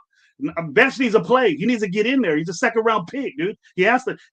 I expect him to be in there and do it. He might not have had a chance or an opportunity, but nah, man, nah. I'm done with this. If you're saying these guys are gonna develop, and you're saying we're in a rebuild and we're doing this a drastic rebuild. Why are you having us win 10 fucking games, 7 fucking games? Then quit saying that. You're not making sense. But the problem with Besh is that, first of all, Besh had 1,000-yard season his entire collegiate career. That's after he left the SEC, where he was playing tight end, to go to the Big 12, which is for the most part a cupcake conference. Then he comes to the NFL. He's slow, right? He can't separate. And so the resolution for a slow guy that can't separate is for him to go into the offseason and add muscle. Well, what fucking sense does that make? You're slow already. You can't separate already. So what are you gonna do? We're gonna do add muscle to a frame that's already slow and can't separate. It makes no sense. So now you're trying to are you gonna move to a wide now? Are we gonna put him at tight end and start using him in that way? Because he ain't gonna separate a wide receiver. He has to play in the slot. Because if we damn sure can't win outside. So I mean, watch out, Jalen Naylor's coming though. Watch out. Yeah, that's it. Watch out, man. But honestly, Naylor's probably going to be the best. He's the only one that might better be. Yeah, like he might be the guy that he truly hasn't had a chance to really shine. But I still think his ceiling is still a wide receiver too. That's a ceiling for him. Yeah, that's a ceiling. Leading receiver last year. How many yards? That's bad, bro. Raider E508, that's bad. Trey Tucker's our leading receiver. That's bad. Look how many yards he had. Look how many receptions he had. You got to be concerned about that, and that's what I'm talking about. That's what I mean. We got to get somebody to get busy, a playmaker, somebody that if Mendoza's in there, you need receivers to help him out, bro. He ain't gonna do it by himself. We focus on offensive line, but you got to have playmakers around you. We just can't say, "Hey, Bowers is gonna do it," or we just dump it off to the running back. You need receivers to get defenders out the way to cover, so all that shit can happen with Bowers and all this stuff. We just got to put it together. We just assume finally Tucker's gonna have a season. Fuck, we've been waiting for this dude for how many years already? That's why I'm not in Bakersfield. That's why I'm not in Bakersfield, because I don't want to see that motherfucker severe. Well, we're gonna have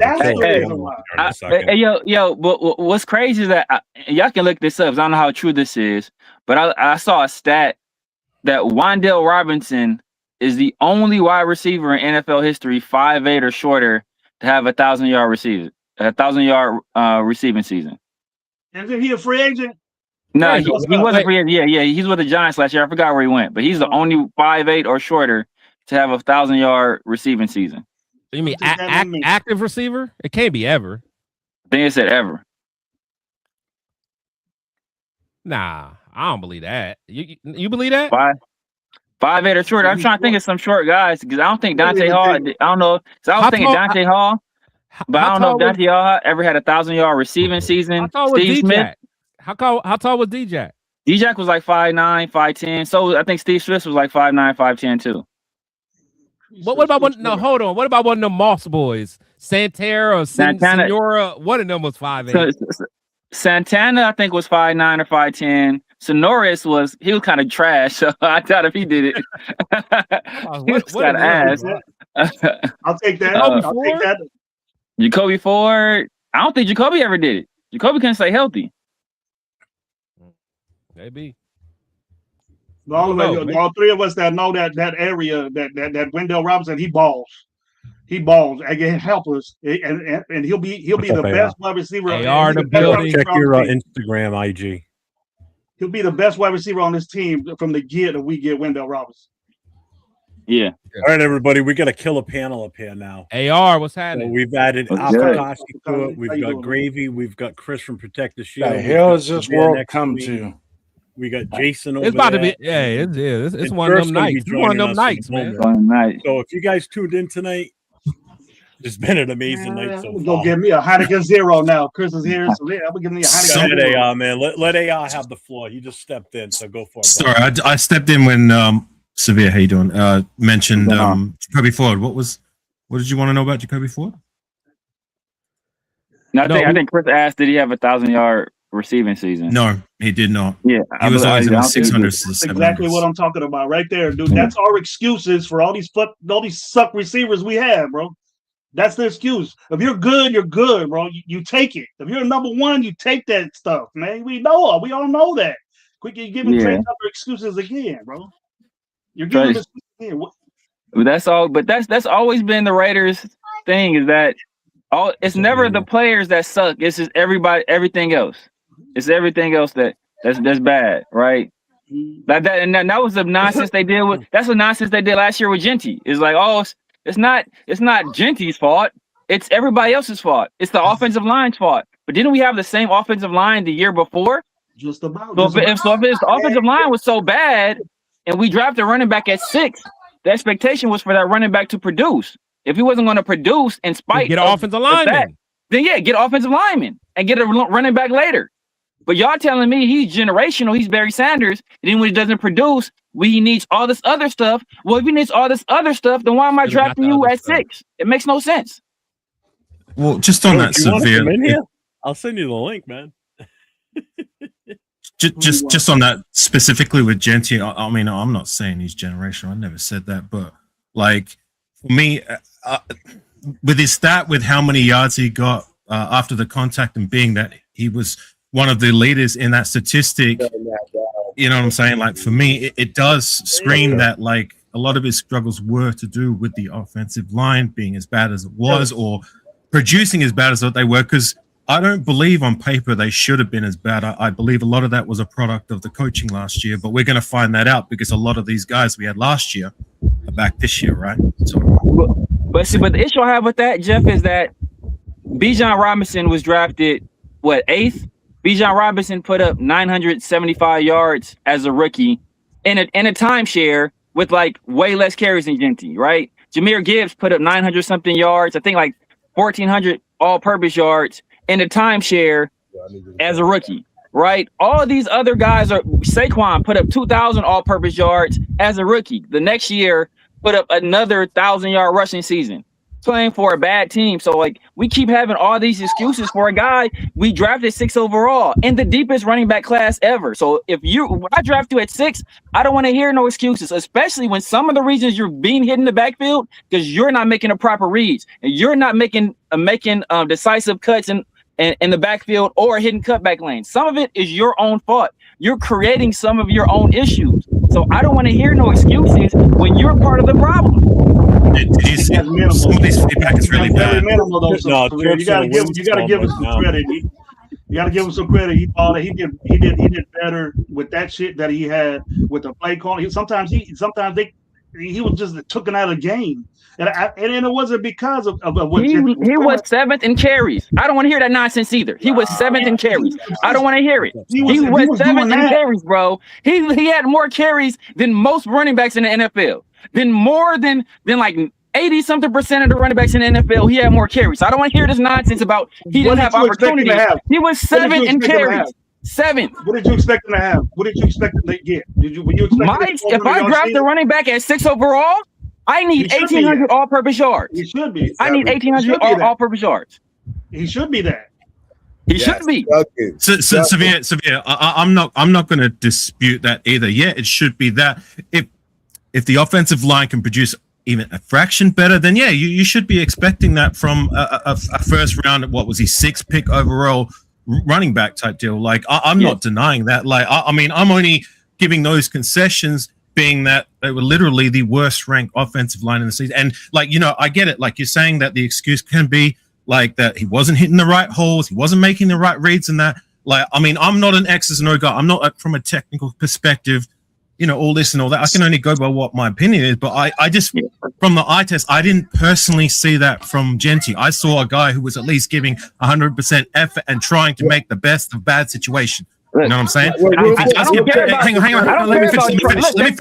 I don't care about somebody trying. You can try all day. Let me finish. I'm trying to be a millionaire. I ain't made $1 million yet. So I don't get extra credit for trying to make $1 million, but I don't get no concessions off of that, bro. If the issue is the offensive line and you needed this great offensive line in front of you to produce, then maybe we should have drafted Kelvin Banks. Maybe we should have drafted Mimbu. Maybe the year before we should have drafted Fuaga instead of Bowers, right? If that's what you needed to produce at running back, then let's not draft a running back at 10 in the top 10. Let's draft offensive line. But we drafted you in spite of that. And before the season, people didn't say, you know what? I don't think Genty's going to have that great of a year, because if you look at this offensive line, it's not that good, right? People were saying that. People were saying he's going to be generational. He's going to be offensive rookie of the year. And then even in the preseason, when I pointed out that I don't think Genty's going to have that great of a season. Oh, Severe, you don't know what you're talking about. It's vanilla, and you know this, that, and the other. And he's going to watch Severe. Watch what happens during the season. And when it didn't happen, then all these other excuses come in. I don't want these excuses. If I draft you at 6 at running back, which is supposed to be the most translatable position from college to the NFL, where I expect you to produce. So don't give me excuses when I expect production. We all know that Severe didn't like Genty getting picked. I didn't like the pick either. I was all with Genty. All y'all know that. We were last. We didn't have a choice. It was just okay, Gravy. What were we this? Okay, Gravy. What were we this year in rushing? What were we last year in rushing? We weren't 31 last. Yes, we were. We were worse. We were worse last year than we were the year before. He did better than all those four of them. Year than we were the year before. I just have one question for everybody. We were worse last year than the prior year, Gravy. After dropping a running back at 6, we got worse. Exactly. In terms of running the football wasn't our problem on offense. We got worse. Think of any. You said it's not our problem, but we were worse at doing it. Yeah, think of any great running back. Think of any special running back. Did they ever have an excuse as to if they didn't have an offensive line or not? Think of any of them. Like any of the ones that were drafted in the top 6. I can guarantee I'm pretty sure they didn't have an offensive line like we had. Bijan didn't have an offensive line like we had. And he still looked 10 times better. Gibbs don't have an offensive line. Hey, Gravy, hold on. He looked 10 times better. I agree. Saquon, but McCaffrey, none of those dudes. Somebody already Let's just stick to last year, Gravy. Let's just stick. Junkins. Yeah, Junkins is a great example. Junkins is a great example. The Cleveland Browns offensive line was Jason, trash. Can you hear me? Look what Junkins did compared to Jenkins. I can hear you. I can hear you, Jeff. Okay. Did he have more yards than? He got injured. He got injured. Well, yeah, he got injured, but who had the best yards as a rookie? Who had the most yards as a rookie running football? Can I also ask, like, are we already going to give up on this guy after once? Like, even if what you're saying is the basis of what you feel, like, are we really going to judge his his rookie season be the full stop with Genty? No, but that's not the case. But the problem is that when you draft a guy at 6 and then you have to make moves to make him better instead of him being the guy that makes the team better, then know what that is? That means you lost tremendous value on that pick. Tremendous value. I said Tedoroa was the better player.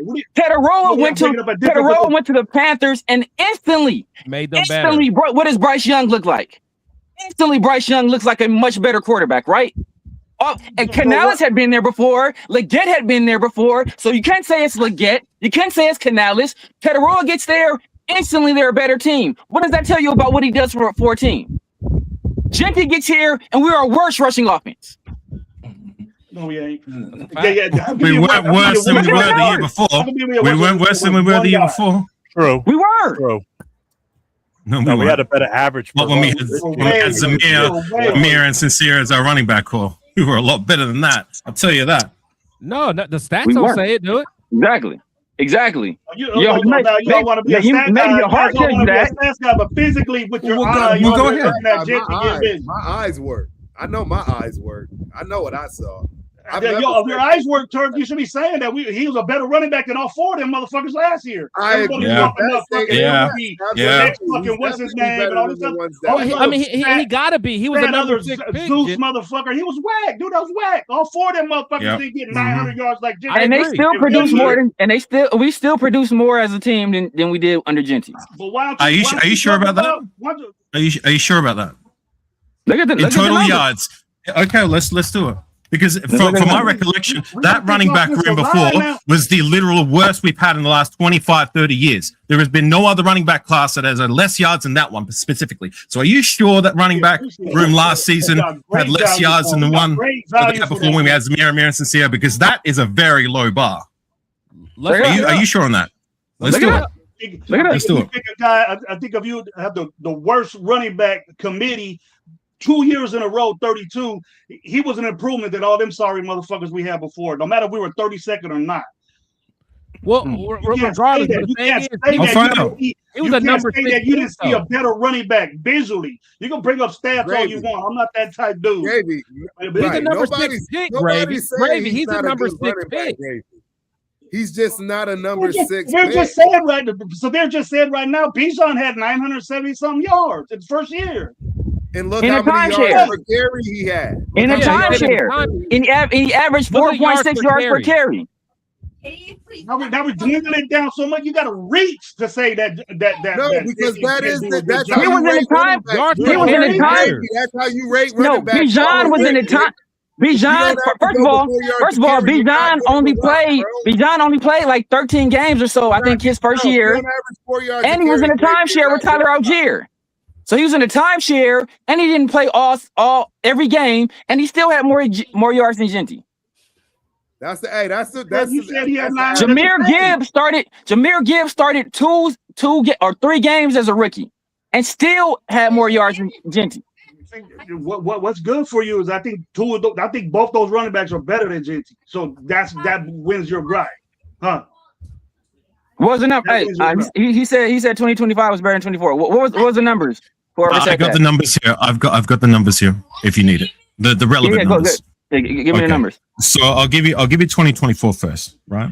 So in terms of attempts, they had 380, and they had 3.6 yards per carry attempt with 1,357 yards total. That was 2024. So 1,300. Okay. Yeah. So going to 2025, they had what was it? 369 attempts, 1,317 yards, and 3.6 yards per attempt. So in terms of total yards, they didn't rush as many, but they didn't rush as many times in 2025 as they did with 2024. So per capita, I mean, you could. So technically, you are right. They did have technically, you are right. They had less yards, okay, which is very unimpressive. But in terms of attempts, like it was less maybe attempts. 50s. But what was important? What were the yards per carry on both of those teams? So the yards per carry for 2025 was 3.6. And the year before was 3.6, correct? 3.6. So they had less yards and the same yards per carry. So which season was the worst season? Gravy? You want to come out again, Gravy? What were you saying? I never said those dudes. Wasn't better. What you saying, Gravy? What are you saying? Like I said, we drafted a dude at 6 to do this. At 6, bro. Oh my God, it's over. Holy shit. I don't know what to tell you. What happened? Who won? Wow. What happened? There was like 10 seconds in this match. Yeah. The fight could have gone. Holy Jesus. Ronda got beat. Armbar or not? Oh, yeah. Armbar. Ronda got it with the armbar? Yeah, dude, 10 seconds. Boom, over. Dang, bro. What an icebreaker. What an icebreaker. Down. All right, Ronda. I see you, Ronda. Let's go, Ronda. She's got like Hey, look. She's got Hold on. Hey, look, man, look. She took it down fast. She took it down fast. Hey, look. Here, I already know. Hey, look, y'all. Ronda can put me in the armbar any day. Ronda can put. Ronda, anytime she want to step in the octagon, Tap me out. Hey, I'll wrestle with Serrano any day too. Beat your ass up. Knocked out by her. Man, that was a hell of a match. But no. He gonna ball out this year, bro. No, only confidence I have in that dude is Genty. No, but I sincerely hope you're correct. Bright light on our team with that bullshit we seen last year, and you're talking shit on it. That's not right. The thing is, y'all starting shit about what happened the year before with Luke Getsy and fucking and the quarterbacks coach. Y'all was talking about those running backs. See how y'all move the goalposts. So the year before with Luke Getsy and the fucking quarterbacks coach taking over mid-season, we're supposed to produce in a running game with those guys. But last year with Chip Kelly, who everybody told me is the Super Bowl winning coach, and his son, who's super qualified because what he did at Arizona and what he did at Washington. Now all of a sudden we're making excuses. We didn't have those same excuses for those other running backs. But you guys, because you guys are working under the assumption that Genty is a good player. That's the assumption you're working under. So since you assume that he's supposed to do something that he's never done at the NFL level, you assume that he's good. That's the assumption you're making. Instead of saying, let's wait and see what he actually does in the pros. What's up, Rafa? So you're just gonna go by 1 year, that's it. No, that's what I asked.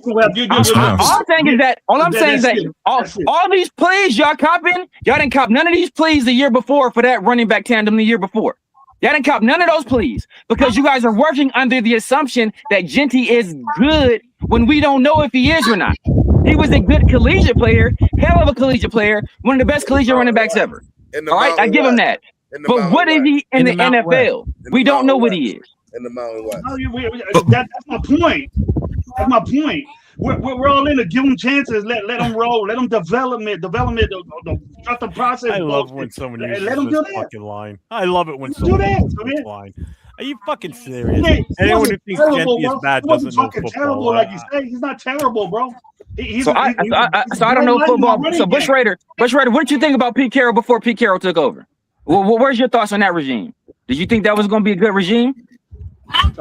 Hey, and thing is that and know why? And pick this. Know why Bijan doesn't have as many broken tackles as Ashton Genty does? Because Bijan makes people fucking miss. He doesn't need. He makes people fucking miss. He doesn't get hit unnecessarily. So that's why if you don't know how Bijan plays football, then you don't know football, Bush. You don't know football. Hey, Severe. Let me tell you, as my brother. Severe, let me tell you, brother. Don't. Let preachers, Chris. Don't even argue with Bush, bro, because he thought that C.O. Moore was a defensive tackle. AR knew where I was going. AR knew. Oh my God! Don't even argue with him, bro. I'm just saying to skip it. Don't argue with that dude, bro. Can I just get in there? Somebody that has more broken tackles and more yards after contact. But Severe. Bijan is a guy that's a shiftier back and a speed back and a guy who could literally play slot receiver in the NFL. That's how good he is as a receiver. Severe, can I just get in there just for a second? All right. Yeah, go ahead, bro. We obviously look. I can respect your takes. I don't agree with them. I've given you my takes. Although I will say this. All right. If by year 2 and year 3, it's still the same deal, then I'm going to agree with that. Like if you draft in the top 6 or in the first round specifically for a running back, and he's not producing numbers that are at least 4 point whatever, and somebody's wind is really bad in the background. It's severe. It's in a windstorm. Okay. But the expectation in time, hopefully sooner rather than later, is going to be at least 4.2 yards per carry as a first round draft running back. I'm right there with you. Okay. So there will come a time when he has to produce those numbers. So I will agree on that point. It's coming. It's coming. But what's Rebel? What are you talking about? Of course, that's 3 because those guys split carries. So the fact that Genty got the lion's share of the carries and still didn't produce, like that doesn't hurt. That doesn't help you, Rebel. Like it's arithmetic, dog. It's simple math. Y'all don't understand. Anybody know running backs get better the more carries they get. Exactly, and that was supposed to be the narrative with Genty. Special, bro. Absolutely, you're supposed to be special at 6, bro. I'm sorry. Exactly. You are supposed to be special. You are supposed to average. I don't care what kind of. You shouldn't even care about an offensive line. Nobody's going to care about that. I'm telling you. Look, I just sat down and watched. You want to do shit. You want to do sat down and watched the great Earl Campbell. Look, I just sat down and watched the great Earl Campbell from high school to college to pros. And I'm telling you right now, Earl Campbell did not have an offensive line. What are you talking about, though, sir? What are you talking about? I agree. And that's my point to you. That's my point to you. Everybody deemed this kid as an Earl Campbell. He was the best thing since sliced bread coming out of the Mountain West. And all I'm saying is wait for it. That's all I'm saying. Wait for it. Because I don't see it. I don't see what his game did translate into the NFL. It's coming. Because breaking tackles in the NFL is not. You can't tell me that you was as decorated as you were in college when you balled out, that you didn't give much props to your offensive line. Don't tell. You got to be a special person to not have an offensive line. But every running back in the rest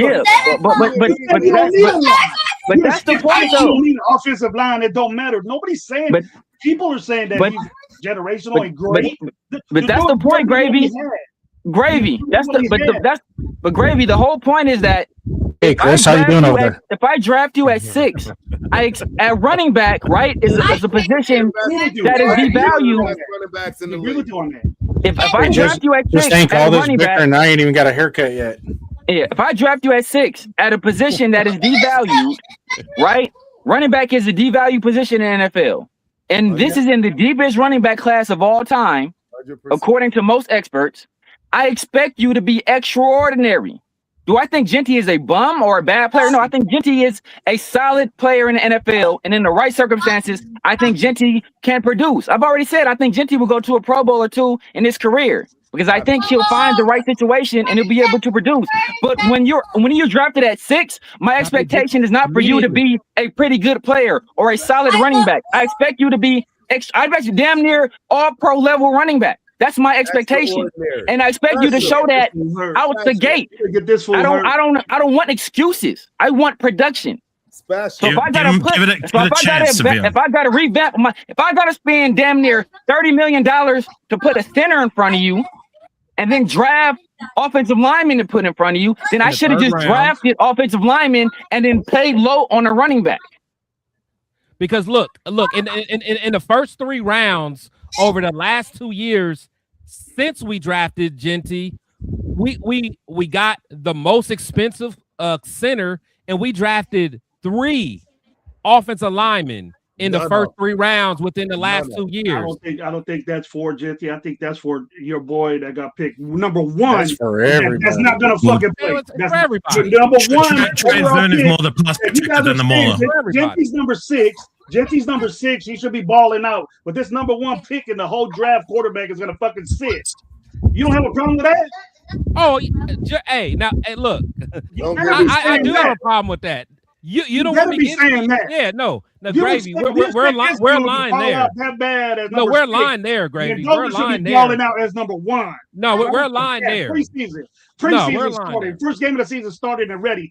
That's why we got Linderbaum. That's why we got all the. We're hoping and wishing that these offensive linemen pan out, and that's why we got a guy like Genty that could give them balance. All we don't have on that team is receivers. When helping Mendoza out, he's gonna get killed. I don't know if we have a running back yet. Exactly. I don't know. Let's at least give it a chance to shake out. I mean, you can have your opinion about his rookie season, but I'm right with you. There's going to be that expectation that he has to produce to what you said to be to live up to those first round numbers, right? You got to give it a chance. Like, yes, you can be disappointed with the rookie season, but that can't be the full stop with Genty. I agree. No, like I said, I don't think he's a bum. I don't think he's trash. No, but he's already shown me he's not special. He's already shown me he's not special. I got a question. I got a question for Gravy real quick. Did anybody see the pouting? Has anybody saw his reactions? How did he all of a sudden starting to get his Michael Myers stance? Where did all this stuff come from? It all came because they gave it to him. He didn't earn none of that shit in no way, shape, or form. Yep. Gravy. Like the 2-year-old. Gravy. Hey, Gravy, real quick. Whatever pout like that, bro. Especially a running back, bro. That's not running back tendencies. Gravy, running backs don't pout, bro. I'm sorry. Leave that to the Rebel. Part of the reason he got hit behind the offensive line was his own fault, bro. What part of that don't you understand? Thanks, Frank. You work on that. No, for sure. Turf, Who you're right. you want then? You think Junkins and all these dudes would have did a better job? Yes. You think Junkins and Hampton? Yes, I do. I do. 4.6 yards a carry. I think they would have did about it. I think they would have did about as well as he did. And I think Junkins had a worse line. I think the Cleveland Browns had a worse line than we did. The line was bad. Not in the running, because we was last in running offensive line wise. And that's because we don't have a running back. And know what, Gravy? We were last the year before. So maybe instead of drafting a running back, we should have drafted offensive lineman then, right? Yes, we should have. I was with that. Okay then. So we're in agreement. So we're in agreement. We shouldn't have drafted Genty at 6. Thank you. I rest my case. I rest my case. You're in agreement. We shouldn't have drafted Genty at 6. I rest my case. I never said that. Put words in my mouth. But Gravy. He put up the same production as the guys the year before. He put up the same production as the guys the year before. And now we're saying because of the offensive linemen. So the guys the year before didn't have a bad offensive line? Because they had the same offensive line, didn't they? Four guys, Severe. 4 guys ran the football last year. Yeah. All together, didn't even have what Genty had. They had more than just what we had more, They bro. We just went over the numbers. They averaged more yards. They just went over the numbers, dog. They had more. The average the same. It was the same. They had more and average the same. And guess what? And guess what? None of those guys were drafted in the top 10. None of them. Not a single one. Not a single one. All those guys we had 2024, they were coming into their third, fourth, or whatever season. Besides, I think Dylan Lobby was the only guy who came in as a rookie, and even he was just a rotational guy. How many starts did Zamir White have over the length of his career at that point? Who fucking cares? He's whack. Where's he at now? Where's he at now? I don't know, maybe 6-8 games. Yeah, where's he at now? He's not even on a roster. He's not even on a practice squad. He's not on practice squad based on what happened. He's not even on a practice squad. He's not even on a team. Based on what happened the year prior. Based on what happened the year prior. Because he never did nothing. He was that him bad. And the other guys did as much as Genty did. Wants to give him a chance. Him and those other guys did as much as Genty did. The disrespect for Ashley Genty is hey, weird.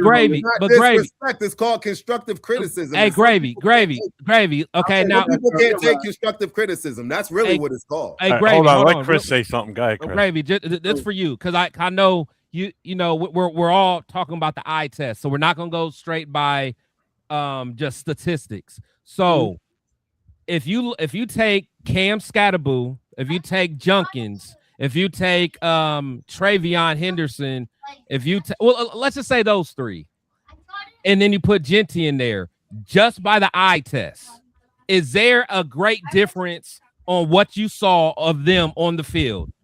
And if so, where would you rank them for what you saw? Genty 1, Jenkins, then Scatterboo. Genty 1? Yeah, I disagree with that one. I'm sorry. Oh my God. Genty 1? Travion Henderson was second. All three of them played better. You didn't say Henderson. I would have said he did say Henderson. Better than He did say Henderson. I didn't hear you then. I would say Henderson. I would, in all honesty, I would go Henderson. Judkins would be number 2. Junkins played better than all of them. And he didn't even put Junkins. And we didn't even put Hampton in there. Nope. And Hampton was hurt. Yeah. The thing is, I want to put Hampton in because he didn't. But Junkins had to be number 1. Junkins has to be number 1 anyway. Stevenson better than him now anyway. He ain't gonna play. Stevenson is better than who? Don't say Henderson. Oh, Henderson better than him anyway. Yeah. Oh yeah. Okay, but my thing is, out of all those three, especially Cam showed out the little time he played. Right. But my thing is, bro, that little motherfucker going same thing. If he ever plays again, his injury so bad he ain't gonna play no more. No, you know what? No, I agree. I agree. I didn't want him. Him and Dart got hot at a good time, bro. Him and Dart. No. He reminded me of Peyton Hillis. I knew he was not gonna have a long career just the way he plays. Peyton Hillis. But what I'm saying is, Peyton Hillis. No, he does. He reminded me of Peyton Hillis, though. No, but the thing is. Special. No, okay, but regardless, the thing is, I just named 3 rookies. I think it's safe to say that those 3 rookies, eye test, like you always talk about the eye test, those 3 had a better eye test than Genty. If you think they look better than Genty the way he was running, then that's fine, Chris. You have your opinion, but I think Genty was an improvement to our running game than what we had last year or the year before that. I see that too. What, though? I liked what I seen from there. I see something coming, bro. I'm enticed and looking forward to what this dude could do. You all just saying that he's whack the first year. You didn't see no improvement. You're good now. You think that he has his vision? He has some problems with vision and his. We don't think, but that's the thing. I don't think he's whack. I don't think Genty is a. Yeah, exactly. I don't think Genty's a bum. I don't think Genty's trash. I think Genty can produce in the NFL. But he's not good enough to be drafted 6th overall. So that's a wasted pick. Because we're going to have to because we've had to hire a brand new head coach, bring in a brand new offensive lineman, pay a center damn near $30 million, and then draft 3 interior offensive linemen or two interior offensive linemen, and potentially another guy that may play guard, may play tackle, just to help him. Because of him. And another running back. Because of him. And another running back. Right now. And bring another running back in that share the load. Yeah. Yeah, and he's gonna expose that offense. The coach is internationally known to do that. He's a two-back guy. He's a two-back. But that's even worse, bro. But that's even. But do you understand? That's even worse. Y'all said that the one of the excuses that was being said all last year was that Genty's not good because he's not getting carries, even though he was 7th in the league in carries. So now we're going to take the guy that was drafted 6th overall last year that people were saying didn't get enough touches, and now we're going to give him less touches. Yeah. Make it make sense. Make it make sense for me, Gravy. Make it make sense for me, bro. Can I help you with that, Severe? You think this guy? Go ahead, JD. Go ahead, JD. I'm saying that there were. Hold on. Gravy, hang on a second. Gravy, let Jason talk. Can anybody here dispute the fact that the Raiders did take the fucking ball out of Genty's hand in certain games when he was starting to get warm? Well, here's the thing. Okay, that's the problem. Okay, hold when on. you rushed 3 times for 40 yards, Jason, how productive was he in those situations? How productive was he in those games? Before he took the ball out of his hand. There's a couple games where he was like 3 for 25, 3 for 30. And then all of a sudden they took the ball right out of his hands. What game was that? What game was those? I'm going to tell you. I got them right here in front of me. So against Kansas City, we lost 31-0. He had the 6 carries for 21 yards. Okay, 1 catch. So 3.2 yards a carry.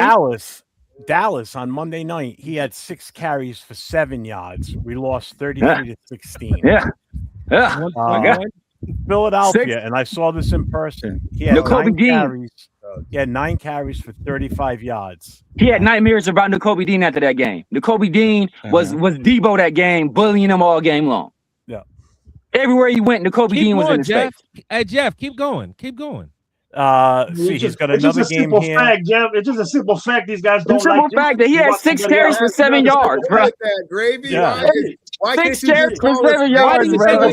It's a simple fact. Call a spade. We all should be motivated. Why do you think we don't like Genty? You all just love. I'm the negative one here. I'm the one that who said you the negative one? I can't believe you guys are saying this about your Raider running back. Whatever pick you want. I'm not negative, Jeff McGravy. I'm not being negative. I'm just saying he shouldn't have been the 6th overall pick. He shouldn't have been this. Hey, maybe he is. I don't know what he's doing right now. Maybe he's with whoever, and maybe he is coming. I don't know. That's his business. All I know is that it shouldn't be a full stop, Severe, and it sounds like you're giving it a full stop. Hold on. Let's give Jason the floor again because Jason made that comment.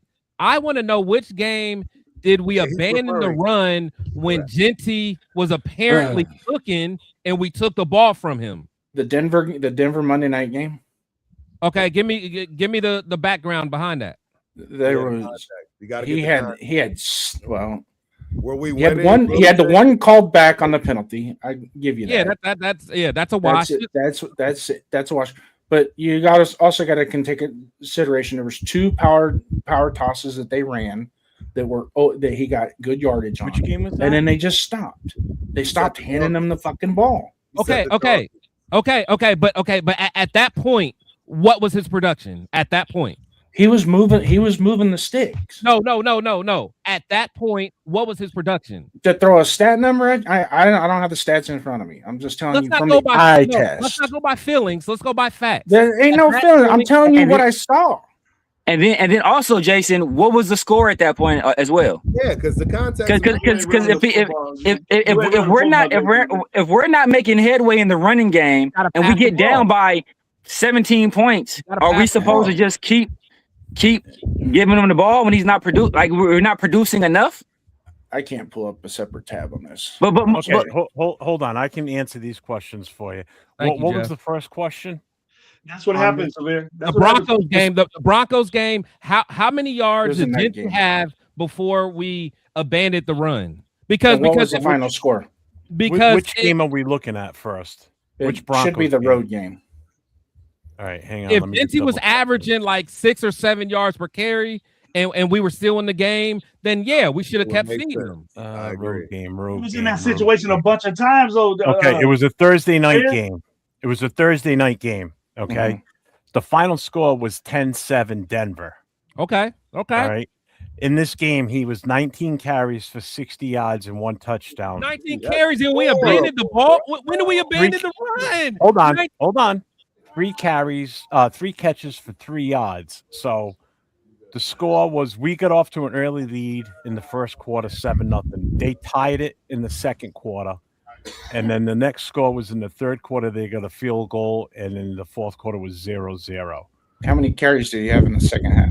That's what I'm going to look at right now. See if I can pull that up. 10-7 games. I don't know. 19 carries is not abandoning the run. Not to me. No matter how you. No matter how you. All right, hold on. That's like 300 something carries over the length of a season, like 360 or something like that. I want to say something like that. So in the third quarter, here's every play in the third quarter. All right.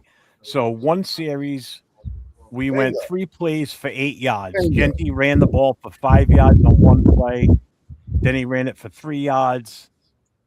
Gino threw an incomplete pass, and then we punted. Our next series, 1 play, 0 yards, because Gino threw an interception. The next series in the third quarter, 3 plays, -6 yards. Genty up the middle for 3 yards. Gino Smith passing Smith intentional ground. From Geno Smith intentional ground. Barely Jeff. The feedback's pretty bad. Yeah. Who? Someone's wind, man. It's loud. Turf, mute yourself real quick, bro. It's the wind, man. On the next play, 4-yard run for Mozart for 4 yards, and then we punted, and it was blocked. Okay. Look. We don't got no play for play. That's third quarter. Fourth quarter, we had 3 plays for -1 yard, 6 plays for 42 yards. We didn't score, and then 6 plays for 15 yards, missed field goal. Okay, so we had the ball a total of 4, 5, 6, 7 minutes in the fourth quarter. 7 minutes. He had 19 carries for 60 yards. And it was all in the first half. Yeah, so what's that? That's less than 3 yards a carry? Yeah. So it's like over 3 yards a carry. Why would you continue giving him the ball? Yeah, about like 3.1 something like that. Yeah, like why would you? You know, like come on, guys. Like, come on. I know we want to be so, gung ho about this guy. Cause the thing is, everyone on this panel wants him to do well. But like, come on, like we have to be real. You guys don't act like it. For less than 3 yards. You guys don't act like it. Speaking facts, Gravy, what do you think of the Mendoza pick? This time out. Just for an example, what do you think about Mendoza? I didn't like it. Don't want it. But no, time out. But do you want him to do well? I want him to play. Yes, I want him to do well. But no, that's not what I asked you. I asked you, do you want him to do well? Obviously, yes. Okay, that's my same thing. I don't like the Genty pick. I think it was a wasted pick. I think we could have went running back later in the draft and got the same production out of a running back later on. Probably better if we addressed offensive line earlier on, but we didn't. And now I see the fruits of what that 6 overall pick resulted in without us addressing the offensive line first. So I didn't like the pick. I still don't like the pick. But production. Gravy. Can I just get in there? Go ahead, Aaron. Prove your point. The production that you. My bad, Gravy. The production that you seek, that you ask for, I agree with you on that. Like I don't dispute that either, Sabir. In my heart, I truly believe that's coming, and that's why I don't believe it's fair to give him a full stop after what you feel is an underwhelming and a disappointing rookie season. You want to see more to a point. I want to see more too. You know what I'm saying? But I do believe it's coming, and if it doesn't come by year 2 or year 3, I'm going to be right there with you with the criticism that you have that it's not living up to the expectation. That's fair, but the thing is, it's like so let me ask this. So let's say, because I hear we said Zamir is not on anybody's team right now, something like that. No, he's not. Right? You said Zamir's not on any team right now. So if in 3 years, if Genty's not on anybody's team, what will we say then? If he's not on anyone's team and it's because he doesn't deserve to be, then I'll be louder than I was in my criticism of Zamir. I'll be right there with you. I'll be louder than you. And for all these people in the chat, can y'all look up how many yards we had after contact the year before? Because all of a sudden everybody's an analytics expert and they got all these advanced statistics and all this. What were the advanced statistics the year before, or were you guys looking at the yards after contact that year? Or it didn't matter, Severe. Or the yards before contact? Was anybody looking at all that stuff with those running backs, or did you just start doing that because I can almost guarantee it wouldn't be the same. But no, that's not the point though. My point is no that one cared about did anybody look at those numbers?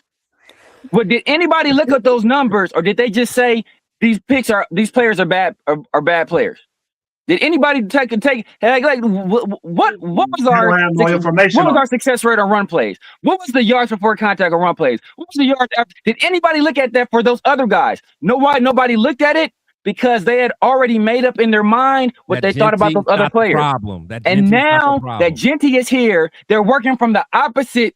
They're working from the opposite conclusion that Genty is a good player and he's not the problem. So everything else around him must be the problem. And that's the issue I have. Instead of looking at every player objectively, no matter what they did in college, no matter where they were drafted, look at them just for what they do. And then you can start looking at the statistics for what everybody does instead of just picking and choosing the one guy. Well, just on that, like, what are they are? Let me tell you one thing, real quick. I tell you one thing. I'm not happy that my running back is best at getting yards after the catch, because that's a bad thing. That's a bad thing in running games. Yards after getting hit at the line of scrimmage is not a good thing. Agreed. And if all you agree with that, we take that and think it's good. I agree with you on that, Severe. As far as reaching that far to make him good, but overall, visually, I thought he improved our team. But Gravy. No, time out. Hold on. We give everybody we pick a chance, and this dude, we're not doing it. But he's not getting a chance. People said he was generational. People said he was Barry Sanders. You said he improved the team. I believe in Genty. I never said that. Gravy never said that. A lot of people were saying that. He was a betting favorite to win Offensive Rookie of the Year. You said he improved us as a team, but we ran for the same amount of yards per carry, for less yards overall, and we won less games. So how the fuck did he improve us? What measure did he improve us? What measure did he improve us? Was better. You cannot say that it wasn't better. You can go stats all you want, Severe. If that's what you want to do. I don't give a fuck if they're running. If on paper, I don't give a on paper or team on paper. Don't give anybody else no chance. Gravy. On paper, last year our team was better on paper, right? Last year we had a way better coaching staff, a way better roster on paper. But what the fuck did it mean on the field, Gravy? It didn't mean a thing. It didn't mean a thing on the field. I don't know what we got this year yet, but I know Genty's going to improve. I said last year, our team on paper, our coaching staff on paper, our roster on paper was better than the roster the year before, better than the coaching staff the year before. And what did it mean? It didn't mean a motherfucking thing. I didn't agree with anything we did last year. Nothing. It didn't mean a motherfucking thing. Until we got Genty. Yeah, and that's the other thing too. And I could agree with Q on this. The hype on Genty versus the hype on Mendoza are two totally different things. Like, I didn't see everybody going gaga over Genty like they are with Mendoza either. I mean, I was excited for Genty. Yeah, well, I mean, you're talking about a guy that should have been the Heisman Trophy winner that year. No, but that's different. You know? We haven't drafted a quarterback since, first round since Jamarcus. So I mean, we understand. No. We shouldn't have this year either. We're not ready for him this year. We're not ready for that. No. I mean, we the thing is, we weren't ready for Genty either, though. No, that was a problem. And the thing is, and I think that's where the biggest misconception is like when you get a quarter or when you get a running back that high, like you almost want him to be the icing on the cake. You know what I'm saying? Like you want him to be like that last piece that you need. Like you don't get the running back before you have the proper offensive lineman. So I think that's the issue. Unless he's a Saquon type of player who can make the lineman better. Now I always say, how would you know? Wait, hold on. How would you know what he did? You had to go by college because it's been a rookie year. I promise I'll be quiet. Give me 1 second. I promise. Go ahead, so when Josh Jacobs went wild that year, the biggest statistic that people didn't talk about is he was ranked number 2 in forced missed tackles that year behind King Henry. You know what I'm saying? But like, and that was a terrible offensive line, but he still was able to lead the league in rushing that year when forced missed tackles. That's the kind of stuff that a great running back can do. He, regardless of the line, he can make guys better. Jacobs' first year? Was that Jacobs' rookie year? That was Jacob. That was his fourth or fifth year. But Graven. Hold on, Graven. Okay, now Graven. Now watch this though. But Jacobs' first year, he averaged like 4.6 yards a carry. Yeah, then he had a better offensive line. Now we're looking. We want to dissect that like that. When you say you're not a stat guy, when you say you're not a stat guy, and then you start throwing 4.3, 3.4. Well, no. Only reason I brought that up. Only reason I brought that up because you guys like to talk about the getting hit behind the line and all this stuff. I'm just saying. Huh? Can I just say one thing real quickly? Great, Gravy. Can I just get in there real quick? Just on that, Chris, if I can. I remember specifically the year after Josh Jacobs broke the records for how many yards per season. Whatever it was, the record he broke. But anyways, the very next season, right? It was his contract year. Again, I think we franchise tagged him. I remember this game specifically. I believe it was against the Bills. We had like negative 12 yards per carry. You know what I'm saying? And that was, by the eye test, one of, if not the worst offensive line performances I'd ever seen when it come to our rushing attack. So it's just another side of the coin with what we're trying to say, that the offensive line can play a part in that, because Jacobs, he just came off a record-breaking season, and the guy had a game where he was negative 8 yards on how many carries? No, I agree, but hold on, but because we got to keep it all in context. But that he also held out and didn't show up until damn near preseason that year as well. Exactly. You know what I'm saying? So it was like at that point you got new linemen. The whole thing was off because me and Turf used to argue about that. Like, I love Jacobs. And the thing is, he wasn't there through mini camp, training camp. I think he came like right before the preseason or something. Remember, he came mad. You know what I'm saying? So we just got to take the whole context. Jacobs wasn't the same Jacobs at that point. He looked a little. He was. I mean, the very next season, he was the Jacobs of old.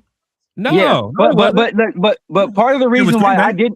But part of the reason why I didn't want to sign Jacobs is because I'm one of the few people, even after he led the league in rushing, because I said generally after running backs have a high number of carries or a very high usage, the very next year they're either hurt or they're much less productive. And I said that. You can look at it. They ran the shit out of him that year. Saquon, it happened with Saquon. It happened with David Johnson. It happened with Christian McCaffrey. It happened with DeMarco Murray. It happened time and time again. What the fuck are you supposed to do with them?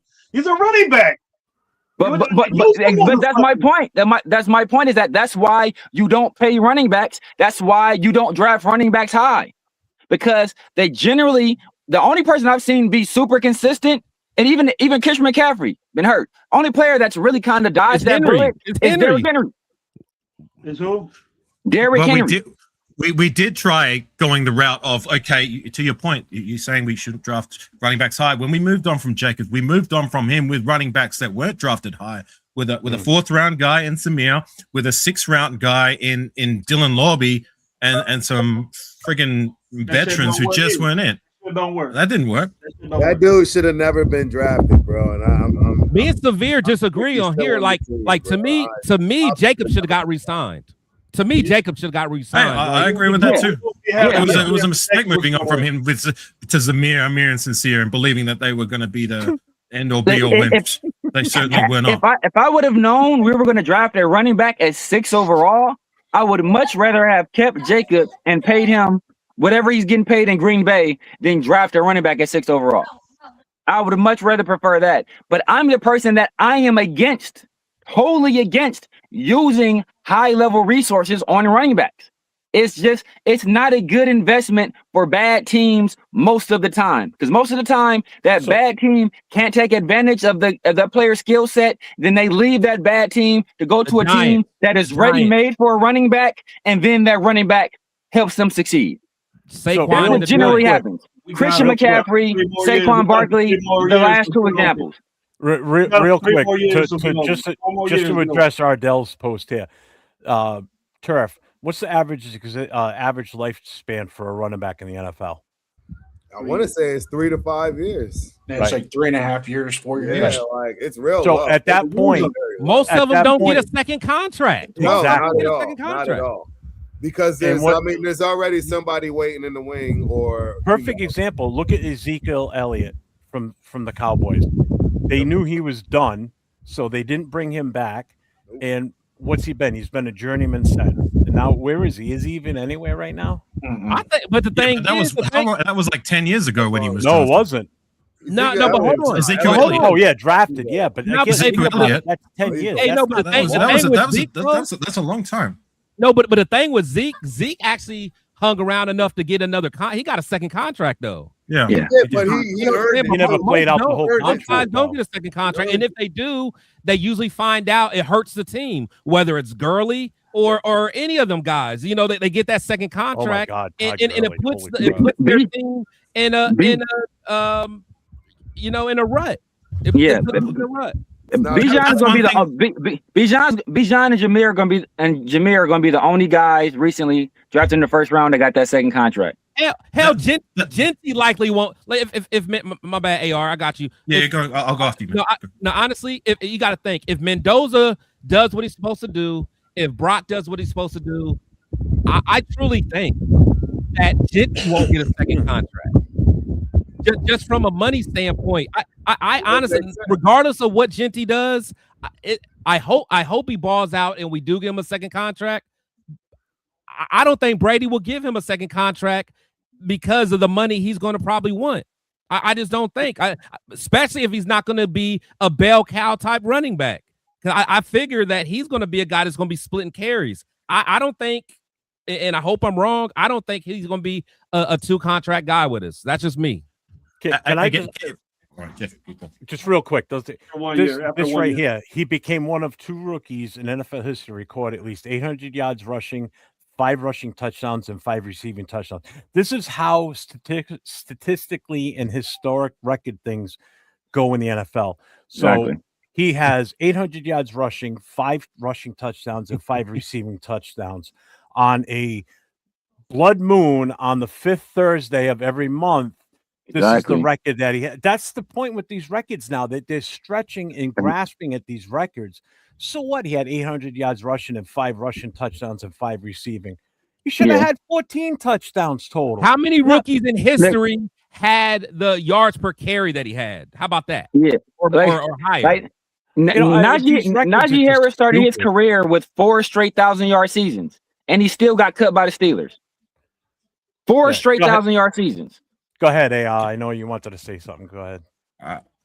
I've almost forgotten what I was going to say. Sorry. I was going to say, we were talking about like he has to play well enough to deserve that contract. Again, if he doesn't play well enough to deserve getting re-signed after his 4 years is up on his rookie contract, again, I'm going to be right there with you. Whether we re-sign him or not because he's been good enough or because we don't have the money or because he wasn't good enough, you know what I'm saying? Like, I'm right there with you. Like, he has to produce to the point where the conversation is to be had. And if he doesn't produce to the point where there's no conversation, we're moving on from this guy, then of course I'm right there with you.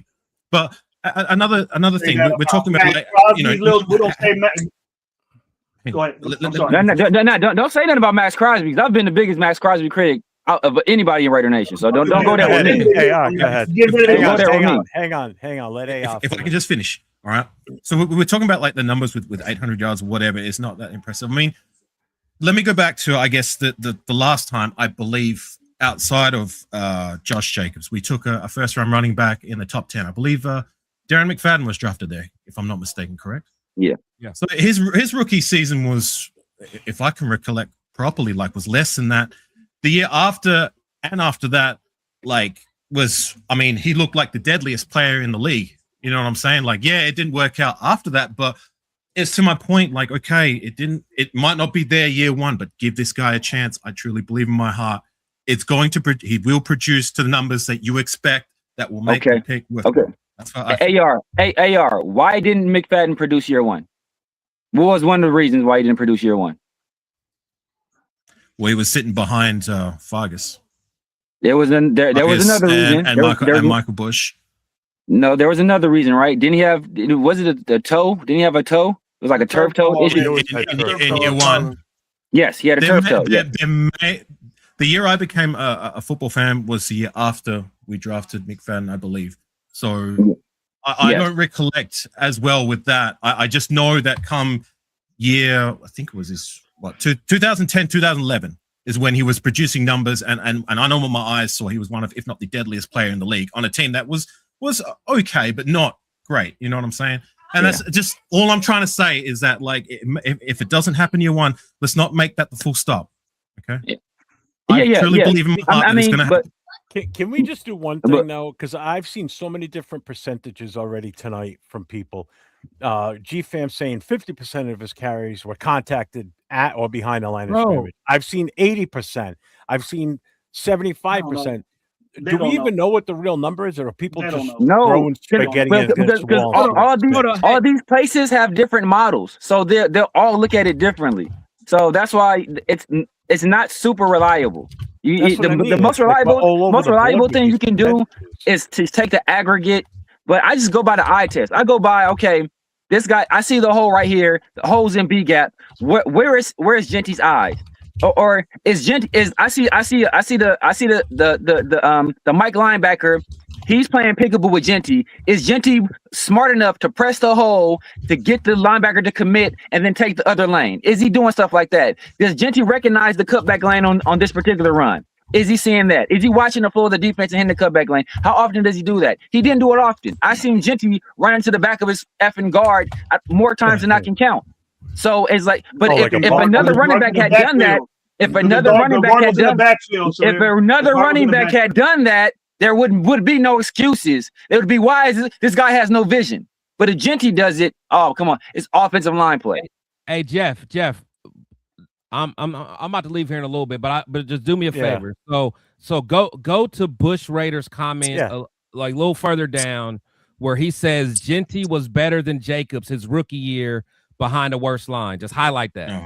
Now this I'm a Genty guy too, but I don't believe. But but that's what I'm saying. But this is a fellow Raider content creator saying stuff like this. And hold on, put it up on the screen for me, please. Trying put to it up find on the screen. There it is. Now the thing is now and this is where it gets sad. Like these are real fans saying this stuff and putting it out in the community. Josh Jacobs, his rookie year, I'm looking at it right now. 242 attempts and rushed for 1150, and he averaged 4.8 yards a carry. This is Jacobs compared to Genty, who had 266 attempts for 975. But he averaged 3.7. So it's like little stuff like this.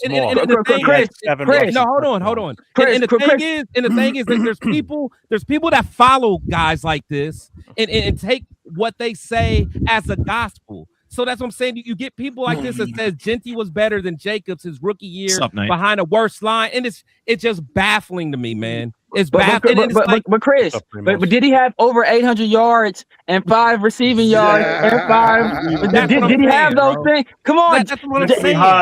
Genty has the record, Chris. He has the record. What was he hit 75% of the time, Chris? Come on, 75%, Chris. Man. 75%. My milk is only 2%. You know, like that. Bro, he's only Raider fans done anything, Genty. I mean, that Jacobs. Only Raider fans make that.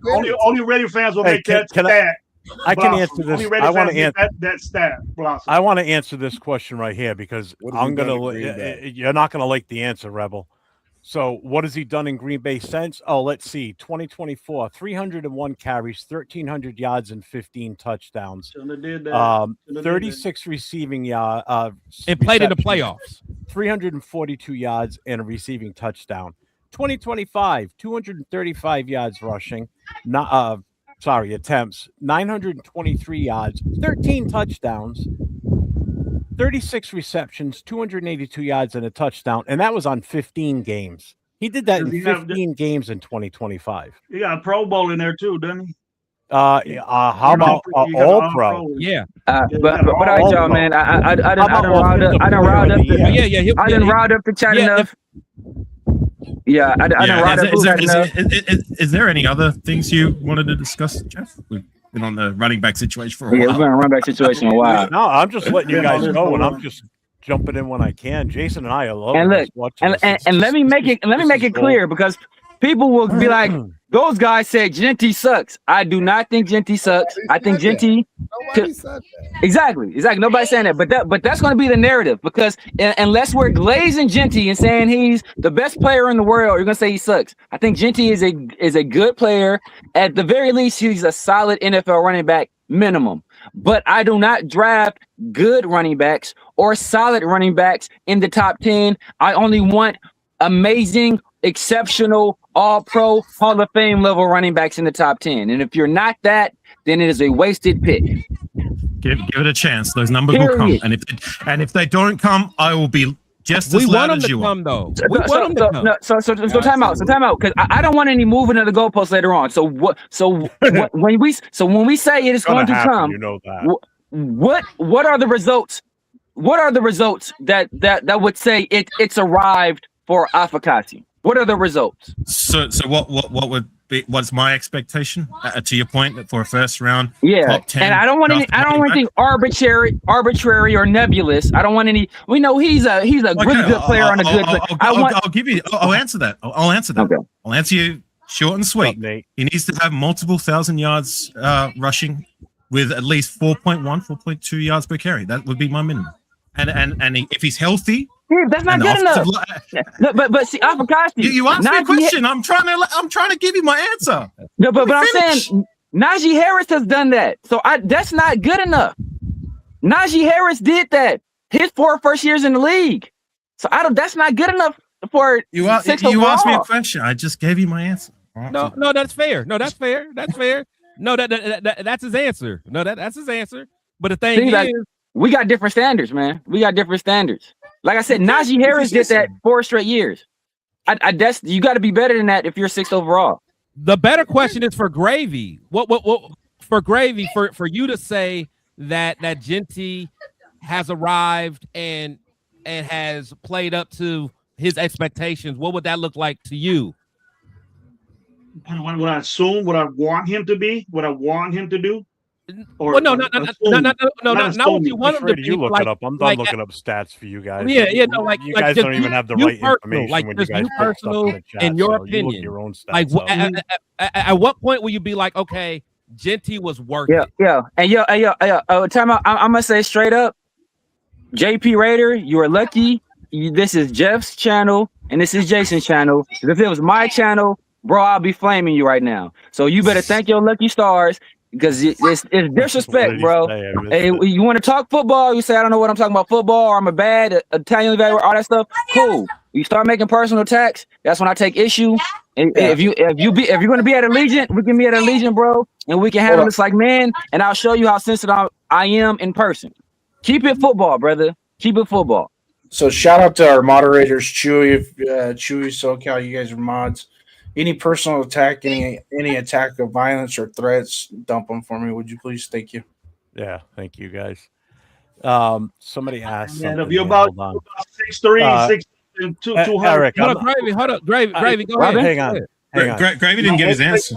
No, I know, but hang on real quick. I just need to explain one thing. My bad, Jeff. Anybody that's been trying to call, I shut the phone lines down a long time ago once we had this many on, because the problem is they can hear you when you call in, but you can't hear them. And with this many people on a panel, for me to try and take phone calls would be an absolute nightmare. You think this is been fun to handle, and it's been fun for me. I think we're doing a But good to job. try and handle phone calls coming in at the same time. Yeah. Forget We it. can't even handle severe. What makes you think we're going to handle a fucking phone call? Good. Gravy, go ahead, brother. The floor is yours. Now it's severe. Smile, Severe. I see you over there. I can barely even see him. I see the light. Hey, JP. Hey, JP, look, bro. Meet me at a game, brother. You call me boy. That has connotations. You know damn well that has connotations. So, hey, I'll see you one day, What brother. is that? So what are you saying? I must be behind This is it might be on somebody. I don't know whose chat is on. Maybe on Jason's. Maybe on Jeff's. You know, no, I'm on all. I don't see it. Yeah. Nah, JP. Hey, bro, look. Hey, just name the game you're gonna be at, brother. Just name the game you're gonna be at. That's all I gotta say, man. I'm not gonna say too much more than that. Just let me know what game you'll be at. I'm a 6'4" black guy, 6'4", 215. We can meet in person. Yeah. Train the Krav Maga. Train the Krav Maga. We can meet in person, bro. We can meet in person. Timed out. He got booted. I'll box with you, Severe. I ain't as good as you. I ain't good as you, Avocado. I didn't see you on the bag, brother. I need to gain like 25 pounds of muscle before I get in the ring with you. Muscle don't you need like 40, 50 pounds of muscle right there. I know, man. I know AR pushing at least 300 right there. You benching 300 or something. I'll tell you what I'm pushing for. I'm pushing for Gravy's answer. I know. Quit dancing, Gravy. Severe keep talking. Jeff keep talking. JD wants to get. No, it's just saying. Get going. Go on, Gravy. It's not my show, bro. No, go for it, man. Hey, world, baby. You're on the dance floor. Dance. Yeah, Jason and I give you guys the forum. Go for it. I mean, this is. I know how to shake it up too. I can say me and Jeff can sit here. I want to hear Gravy's answer all day. I want to hear Gravy's answer. Chris, man, I forgot what you asked me, bro. What would be? I got ADD. I don't remember either. What would make the Genty worth it? For next year? My expectation for Genty next year is to be better than he did this year by far. Come on, dog. Come on, man. More touches. 1,200 yards rushing would be great for me. Okay, Pro I like Bowl. that. That's better. Move this offense, score points. We need to start a running game. I think he shows the essentials to do that for us. Now we're talking about a guy. We give all these rookies, no matter what round they're picked in, all these extra. Oh, he's gonna develop. He's gonna groom.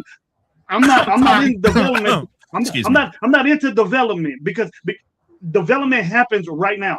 That happens right now. Game one, there is no more development with these dudes. That's it. Game plan, get ready to go during the game. All that shit is done.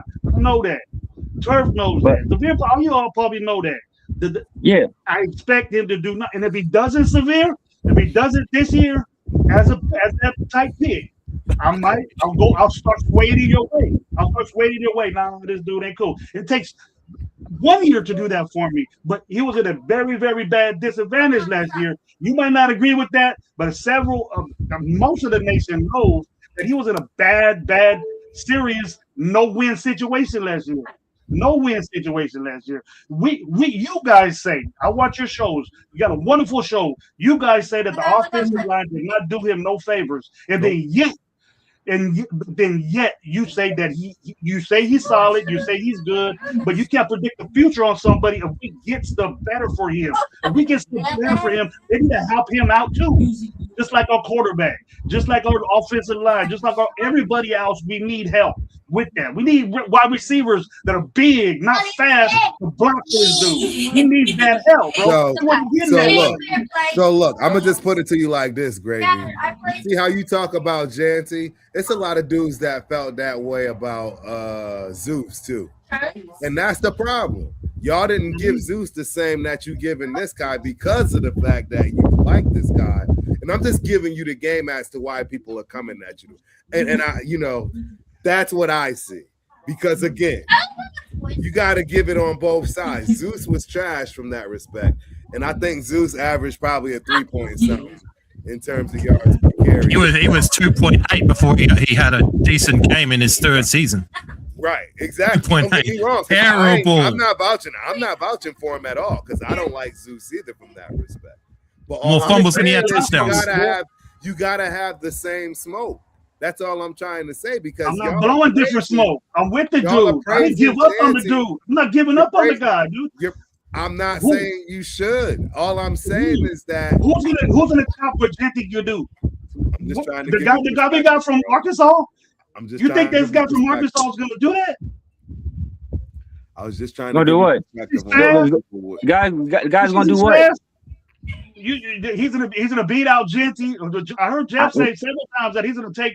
But he's gonna start over Genty. I heard Jeff say that. I don't know. I don't think he said he's gonna start over Genty. I think he said he's gonna outproduce Genty. I think he's gonna outproduce Genty. And those are two different things. All right. First of all, I did say the coach is a dual running back type guy. He's always done that. He's been in a position to do that. That's what Mike Shanahan did, bro. He had two running backs for the whole night. Ever since the wide zone concept with the offensive line coach Gibbs, him and Mike Shanahan developed the wide zone concept. He's always been a two-back guy. It's gonna happen, but this dude ain't even close to what Genty can do. Oh my God! You need to get homework on the guy, but you can't. I'm not looking at him like he's God given to the running back. You talking about Mike Shanahan? You talking about Mike Shanahan? You talking about Mike Shanahan, Denver?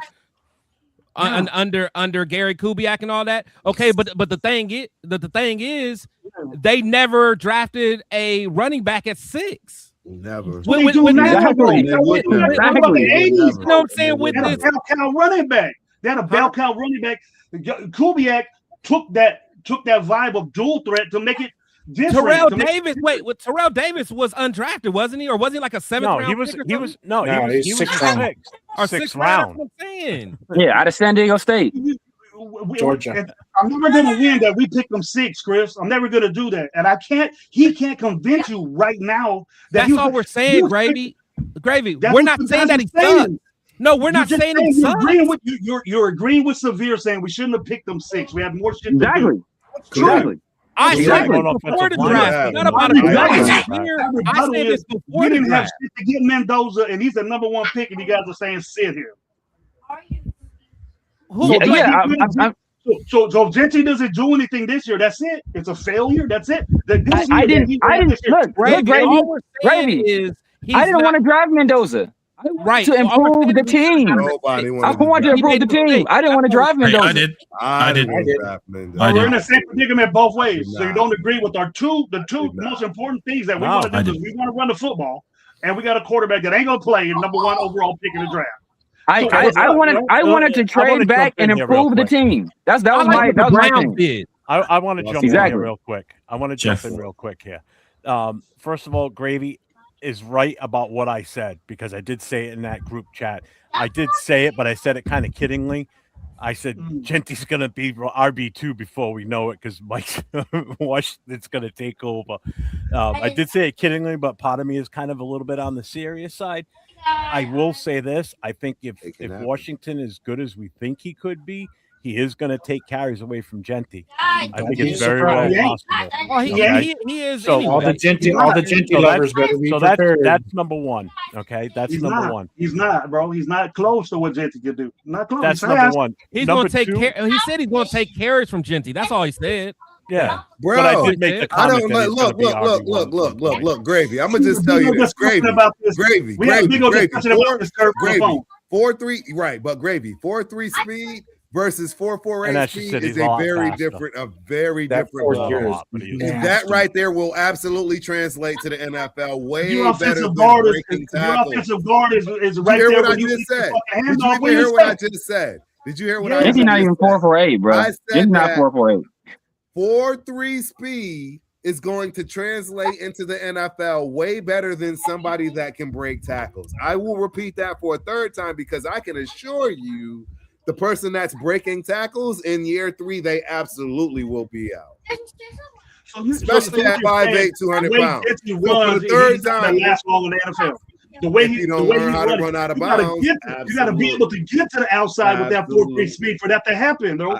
You have and the way that Kubiak designs plays, the way that Kubiak designs offensive plays, that's what he creates. He creates gaps for people to fly through. Like Walker and Charbonnet can get gone. Walker and Charbonnet can get gone. They all run low 4.4s, bro. Exactly. So we're saying that Williams is Charbonnet. Eric, they're not taking over. even I'm close. just letting They're you not talk. saying that. That's what I'm saying. Washington? You've got You talking about Washington? seven He ain't gonna be like that. He ain't Charbonnet, bro. You talking about He could be Washington? more explosive. He could be more explosive. Yeah, he's more explosive than Charbonnet. Yeah. But he's not. Yeah, he's not the same style of runner. He's not the same style of runner as Charbonnet, but he's more explosive than Charbonnet. Hey Jeff, I'm gonna I'm a get up out of UCLA here. fan, Thanks for having me on. and Chris is a Michigan fan. Yeah, man, I appreciate you, brother. Look, I'm a UCLA fan. Chris is a Michigan fan. So we're the two teams Charbonnet played for. So we know a thing or two about Charbonnet, and Washington is more explosive than Charbonnet is. And Genty not even 4.48. Genty's like 4.56, 4.54. He's in that range. That's why he didn't run at his pro day or run at the combine. So real quick, Grave, you said that it starts with the run and all that, the running game and everything.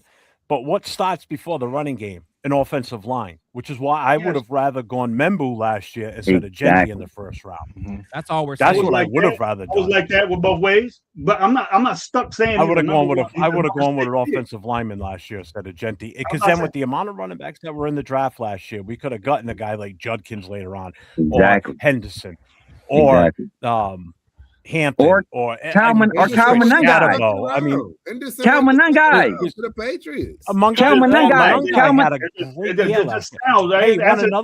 Sounds like another guy that came out of nowhere last year too. How about McCoskey Barrett? Bill. That kid was amazing last year. Bill was a dog. And then he had a hell of a season towards the tail end. So, I mean, there was so much meat on the bone for running backs last year that we didn't have to jump at number 6. A guy that played in the division he did, and everybody's like, oh, he ran for 2,000 yards. He played comparable to second-round guys and later. Why don't we give Genty the same leniency as we do motherfuckers that are in the league for 4 years, 3? Max Crosby. Bro, Gravy. Oh, I want a Max one a year ago. Gravy. Time out, Gravy. Time out, Gravy. Gravy, you keep saying you watch my show. Bro, you must not watch my show. I have smoke for everybody. I have smoke for everybody, bro. I don't care who it is. I have smoke for everybody. That's why I'm known as the quote unquote hater. Because I have smoke for everybody. I don't pull no punches on nobody. And I tell it like it is. I keep it good higher, Severe. Me and you don't, Severe, but we're just a smidgen of getting information now. But the thing is, why don't we do that with him? But the thing is though, the thing is like, just like you say, I can't control what these people say.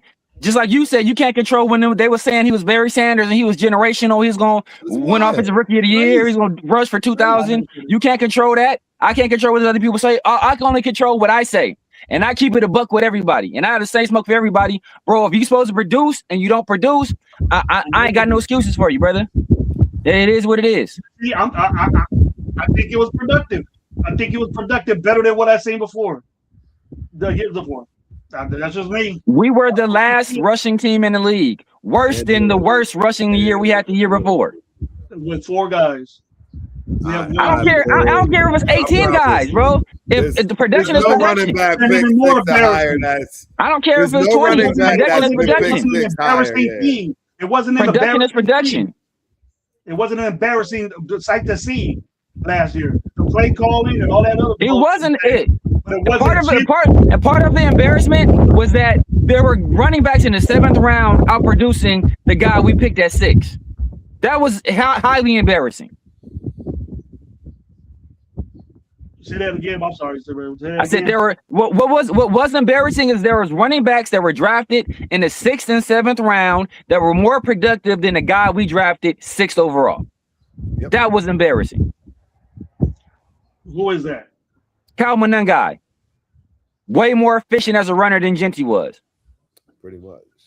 In the dual back system on way less carries. Is he the one that's with Bijan, huh? He's the guy that's with the Bears. Hey, real quick, shout out to On Six with the $2 super chat. He might have been like yards of carry and all that bullshit. He don't look better than you bastard. He don't look better than Genty to me. That's just I guess all this Genty shit is just me. I ain't on his ass or whatever. I think he's a damn good running back. I think he just to help us out. He'll be good. I think he should. I think he's a pretty good player too. when it happens, y'all ain't never gonna stop hearing it from me. Tell you that for damn sure. Chris knows that. I think he's a pretty good player too. But guess what? I don't draft pretty good running backs at 6, bro. Exactly. I think Judkins is a damn good player too. I think when Dylan Sampson gets a chance to run the ball, he'll be a damn good player. He'll be a good player too. But guess what? Those guys were drafted after the first round. Dylan Sampson is the disappointment of all. Bro, I don't see how y'all don't see that. There was So no let me ask you guys this: drafting at 6, Primos, bro. That's wild. Raider Primos just brought this up. Wild. What do you? Would you take Jeremiah Love over Gentry at number 6 last year? Yes, 100%, because he's going to be way more productive. That's a special running back. That's going to be somebody that you're going to see that's going to make a difference on his He's more team. You see that running back room they got? You see that running back room they got? I don't care what they got over there. That kid is going to go in and hit Connor's going to be going. Gravy. But he's going to hit the ground running, Gravy, and it's going to be. I would rather have James Conner than Washington. That kid is special, I would rather have James Conner than Washington. James Conner is like 30-some years old, 30-something-year-old cancer survivor. But look, part of the reason I don't agree with draft, I don't think the Cardinals should have did it.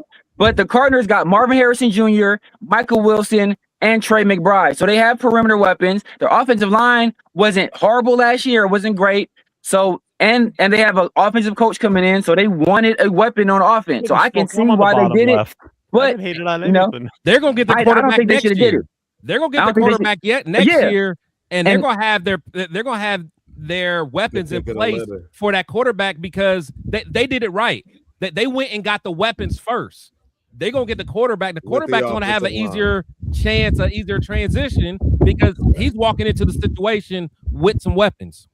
I agree. So what you're saying, Jeff, is that Jeremiah Love is gonna have a better year than Gentry did. Did better in college. Because nobody but one guy did what I didn't say that. I just asked, would you take him over him? That's all I asked. I didn't have a take on it. Oh, wait, Sevilla got. I didn't have a take on that. I just asked the player. No college player besides the best ever has done what Gentry done in college. And if we go back to that, in college he did this, in college he did that. Well, why don't we say that about Gentry? I don't talk about college. That's severe Silver Smoke. I'm like bottom left. That's and you tell me that anybody that did something to that balled out in college. Gibbs balled out in college. Dijon balled out in college. Henry balled out in college. I can name every team. They got one that balled out in college and was successful, but not the first year did they fucking ball out. Why don't we do that for Gentry? Why do we say we shouldn't have got it? We did. You guys could gripe and say it was at 6, but all those other guys that did badass shit in college, none of them did what Gentry did in college, and by the first year they weren't letting him down. They weren't saying he garbage. No, bro, I don't think. First Who off, said he was garbage? Gravy. Nobody Gravy, said you know he I was love you to garbage. death, bro. Gravy, you know I love you to death, man. You know I love you to death. He just be ad-libbing. Gravy, you know I love you to death, but nobody's calling him garbage. I don't know where you're hearing this from. Nobody's calling him garbage. Right. He's not mid. He's a damn good running back, dude. He's a damn good running back. Borderline elite. You can call. See that's where he's outside. That's where you lose me, Gravy. See, I was just getting ready to say I'm rocking with you, bro. But then now you start talking about elite. Like, come on, man. Just give him a shot, bro. We are, Gravy. We are. The thing. I'm Gravy. I would love to be able to come back at this time next year and say, "Hey, I was wrong. Gentry was a dog." Because hey, Gravy. I'm gonna tell you how real I am about it. When because I was at the draft when we had those 3 draft picks. I actually wasn't happy when we drafted Josh Jacobs because I was in part of the group that I was like, man, instead of getting Jacobs, I would have rather kept Beast Mode another year and use, there was a couple other guys that I wanted to keep. I was like, we don't necessarily need Jacobs, but then I was wrong. Jacobs ended up being a guy, and I absolutely hated that we did not re-sign him and get him another contract. So I have no problem saying that I'm wrong. But all I'm saying with Gentry is I think we miss a key opportunity of getting some other guys that can impact this team right away. Now, you look at teams like the Eagles, like they were able to get someone like Saquon because they already had everything else in place. Saquon was a cherry on top and made them better. That's all I'm saying. The Giants, when they got Saquon, they weren't ready to have a guy like that because they didn't have enough, weapons around him to really enhance him. But when he went to the Eagles, he was a cherry on top and he making rock. Ball down for the Before, coach. listen, real quick, before the end of the 2024 NFL season, right? I think it was Daniel Jeremiah put out that letter about when teams are ready for a running back. If you ever watch that, or if you read that article, he talks specifically how teams drafting running backs before their team is ready for a running back. It's a waste. Causes you're wasting the years of that running back. Yeah. So when they get to their 5th year option, they're not renewed usually because they're failing because the team's not ready. It's not necessarily the running They're back. not ready. That's all The we're saying. team is not set. So what happened in New York? Yes, Saquon did have some really good years in New York, but they were not built for him. Okay, they were not built to have a sustained playoff run. The Eagles built their team. The only missing piece was a running back, and they brought Saquon in. He rushes for 2,000 yards. They go to the Super Bowl and they win it. Okay, they were ready for a running back. That was their missing piece of the puzzle. And I know they had running backs prior to him, but they weren't. When did you think this was going to happen, Jeff? When did you think this was going to happen? When are we going to be ready? We got to go to a position. We need a left guard. So maybe I'm not arguing with you over this. I'm just saying that instead of going for that running back last year, if we would have gone for an offensive lineman, yes, I know the team was in shambles last year, but that would have put us one step ahead of the game this year because we would have already had that top offensive lineman with this current roster, with this current set of coaches that would have righted the ship with the bad play of the offensive line is what we're hoping for this year. Again, we still don't know that till the season starts. So as of right now, the way I look at it, our offensive line, hold on. As of right now, our offensive line is still just as bad as last year until they prove me otherwise. So right now, our offensive line is not good. It's not. You cannot sit here and say we're good now at offensive line. We've got Linderbaum. We have no idea how good or how bad they're going to be. Okay, this was all part of my rant that I did 3 hours ago. That Chris was witness We still don't have guards. We don't have any guards. No. We still don't know about our right tackles. We still, we're going to lose Miller in week 8. This in there, we got high picks in there. We got 3rd round pick, 2nd round pick with JPJ's hurting ass. We think JPJ can't do no wrong. You know what I mean? All right. Is he even gonna be on the team anymore? Trade his ass. I like JPJ. I like JPJ. I'm gonna be highly upset. Why? Huh? You say why? We're adding another person to the panel. So Raider Primo's here with us now. What's up, Primo? What is good, man? I'm hearing the debate and I love it. I was like, I can't. I gotta leave the chat. I gotta leave the chat. Come on. Why is JPJ considered? I don't want to put words in your mouth, but I'm assuming since we think he's the top-notch lineman on our team, elite guard. See, there you go, Gravy. There you go. Bring it. You on the offensive line, you gotta be elite. Am I wrong that everybody thinks this guy's the God gift to guards? I don't. Am I wrong, Jeff? Nobody said that. Am I wrong, Jeff? Am I wrong, Jeff? No, you guys don't say that. But what you hear around our all I can go by is what I say, bro. I don't know. Hey, like I said, you saw what Bush Raider said. Bush Raider, clear as day, in New Times Roman font, said that Genty had a better rookie year than Josh Jacobs. So it's like people can say anything. So I'm just talking about what I say. I'm still mad about that, I'm bro. saying what I say. That's the last jersey I bought. All I'm saying is I like JPJ, and again, like to me, context matters. Now, I think JPJ can be a very good to great offensive lineman in the right situation. Last year, it was very bad under the coaching. Some could be his fault. Some could be the coaching's fault. I don't want to give up on him. Just like I don't want to give up on no Genty. I want Genty to do well. I'm not saying Genty is a bad running back. I think Genty could be damn good. That's all I'm saying. I was on record. I hated Chip Kelly. I hated that signing. Turf, no. I was mad as hell. I was mad as hell about the Chip Kelly signing. I'm a Michigan fan. I remember when Michigan played Ohio State. Ohio State lost that game to Michigan because Chip Kelly decided to not give the ball to Jeremiah Smith. And at that time they had in fact, they had I forgot who the other receiver is, but they ran right up the middle against Mason Graham and Kenneth Grant instead of spreading the ball out. I just never liked Chip Kelly. So trust me, I'm not even tripping on Genty. I just don't think he was worth the 6th round or the 6th overall pick. Do I want him to do well? Absolutely.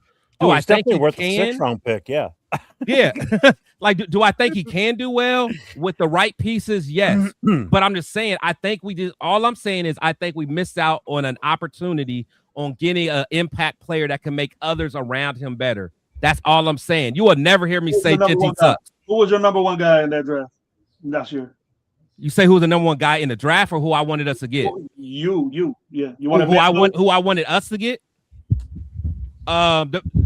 Actually, the funny thing is I wanted us to get my boy Will Johnson. That's who I wanted. I'm a Mr. Guy. I loved Will Johnson. Oh, I would have been fine with that one too. Yeah, no, I loved Will Johnson. Real quick, shout out to Aflakasi with the $5 super chat. Yeah, no, Will Johnson's my guy, and honestly, I liked Mason Graham too. And honestly, that's why I like what the Browns did. I love what the Browns did. They traded back, got Mason Graham, got Junkins, who was just as productive as Genty in the 2nd round. And it's just like that's all I'm saying, man. I care about value. That's all I'm saying. I care about value. See, my problem with JPJ is his ability to stay healthy. And again, what's the number one thing with ability? Availability. If you're not available, you're no good thing. All right. So is he in danger of possibly getting replaced this year? Who knows? Nobody. Again, this is a situation where nobody knows what's going to happen. But again, if he can't stay healthy, he's in jeopardy of possibly losing his starting spot, and he's going to have to earn it back. For sure. You know, I want him to be out there because I love the kid. I think he's got that fire in his gut to do well. But he's got concussion issues. So, well, we know you guys don't like the pick, so here you go, man. There you got that. All 4 of you guys said it. All 4 of you guys said it. I can't wait to get you on my show, Gravy, man. I love this though. I don't like it. I don't like it. Gravy be hearing stuff, man. Like I mean, Gravy be hearing stuff. I swear he do, man. He hears stuff. Well, I didn't say that, Gravy. Nobody but my view, bro. He gonna ball out next year. I hope he does, Gravy. Wait, bro, that's what we all want. I hope he does. I got his jersey. I'm gonna start wearing it too as long as he does. Wear that shit. Wear that stuff. Appreciate it. I got his jersey. If not, you can wear my merchandise. 401 Raider Jeff. It's on my merch store. Jeff, Links in the description. Let me get a shirt from you, Jeff. You gotta remember, Gravy. You know how there's very few that Will Johnson got exposed in the Super Bowl. Got treated like a little. He got treated like a little boy in the Super Bowl. Was there Will Johnson when he was in New England? See what I'm saying, Gravy? You don't even know what you're talking about, man. What are you talking about? Will Johnson's on the card. Oh, he was a corner, huh? He was a corner. My bad. Yeah, man, calm down. Yeah, Will Johnson's on my just hearing stuff, bro. I thought you was on this offensive lineman stuff. I had too many Heineken zeros, dude. Exactly. Yeah, Heineken zeros, man. There's the link for everybody in the store. Let's go. Who wants? Gravy. Stay with me, Chris. Stay with me, Chris. Take another drink. Let's go. For you guys in the chat on the show with me. You know I'm slowing down. My cup's empty. I'm slowing down, man. We still got a couple more players to go. I've been hearing you saying. Who else you been hearing me saying? Yeah, see, you be hearing stuff, Gravy, man. You just, hey, Gravy want to do. He just want to pick a fight. He just want to pick a fight. Bro. He do. He like his guy. He not doing the gym. Bo Jackson. He not doing the gym. He want to fight everybody. You should have heard this conversation me and Turf had with JD one day. Yes. Ooh, that was a good one. About what? Oh, I heard about that. He told me about that. Because I got the phone call from Turf too, but then it disconnected right away. So I'm like, oh, and then he says, yeah. No, we stayed on the line and we talked for about who was it about? I gotta get you on that chat. It's a fantasy chat, about? Chris. What players were y'all debating? JT and who else? I don't know. It was It shouldn't be Mendoza, all of it. First thing, everything. You know I know Turf was dragging you. I know Turf was dragging you, Gravy. I already know. No, it wasn't up. It wasn't me. It was Turf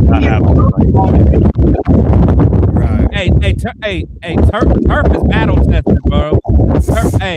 Every single day in our TRS chat, all we do is fight with Rundown and Severe. That's all we do the whole day.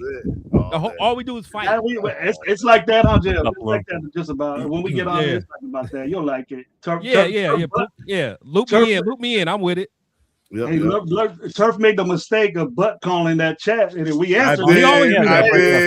He's an old man. He's an old man. He always doing that. Sure. It was great. Wonderful. Bro, it's just people just sitting there feeling about these two old men. These two old men are crazy. Hey Turf, when you ain't talking, hit that mute button. That wind is crazy. Yeah. Right. Yeah, it's so weird. The wind is wild today. It ain't even that wind. Everybody ain't got a pool in their backyard, Turf. Bro, you out here flexing, bro. It's beautiful. I gotta take advantage. He's at his private resort in his backyard. I got cornfields in my backyard. So you know what all this just comes down to? This is what this all comes down to this season is all everything that's happened in the off season. Emotional damage. That's what you look like. 100%. That's what you look like. I wasn't ready for that. I wasn't ready for that. I still remember what you looked like when that's exactly what you did when we picked Genty. Threw your hat, and you probably still got a hole in your wall when you did that. Thanks. Huh? Oh my God, yeah, I threw my hat right across this room. Thanks, Severe. I appreciate you coming in my here bro. Today, man. That was fun. That was a good time when we were back there. Is he in Bakersfield, Chris? Is he over there? Oh, you don't know. Oh, Severe. I think he stayed home. He ain't go. He didn't want to see Trey Tucker either. Huh? He's fucking shrimp. Yeah.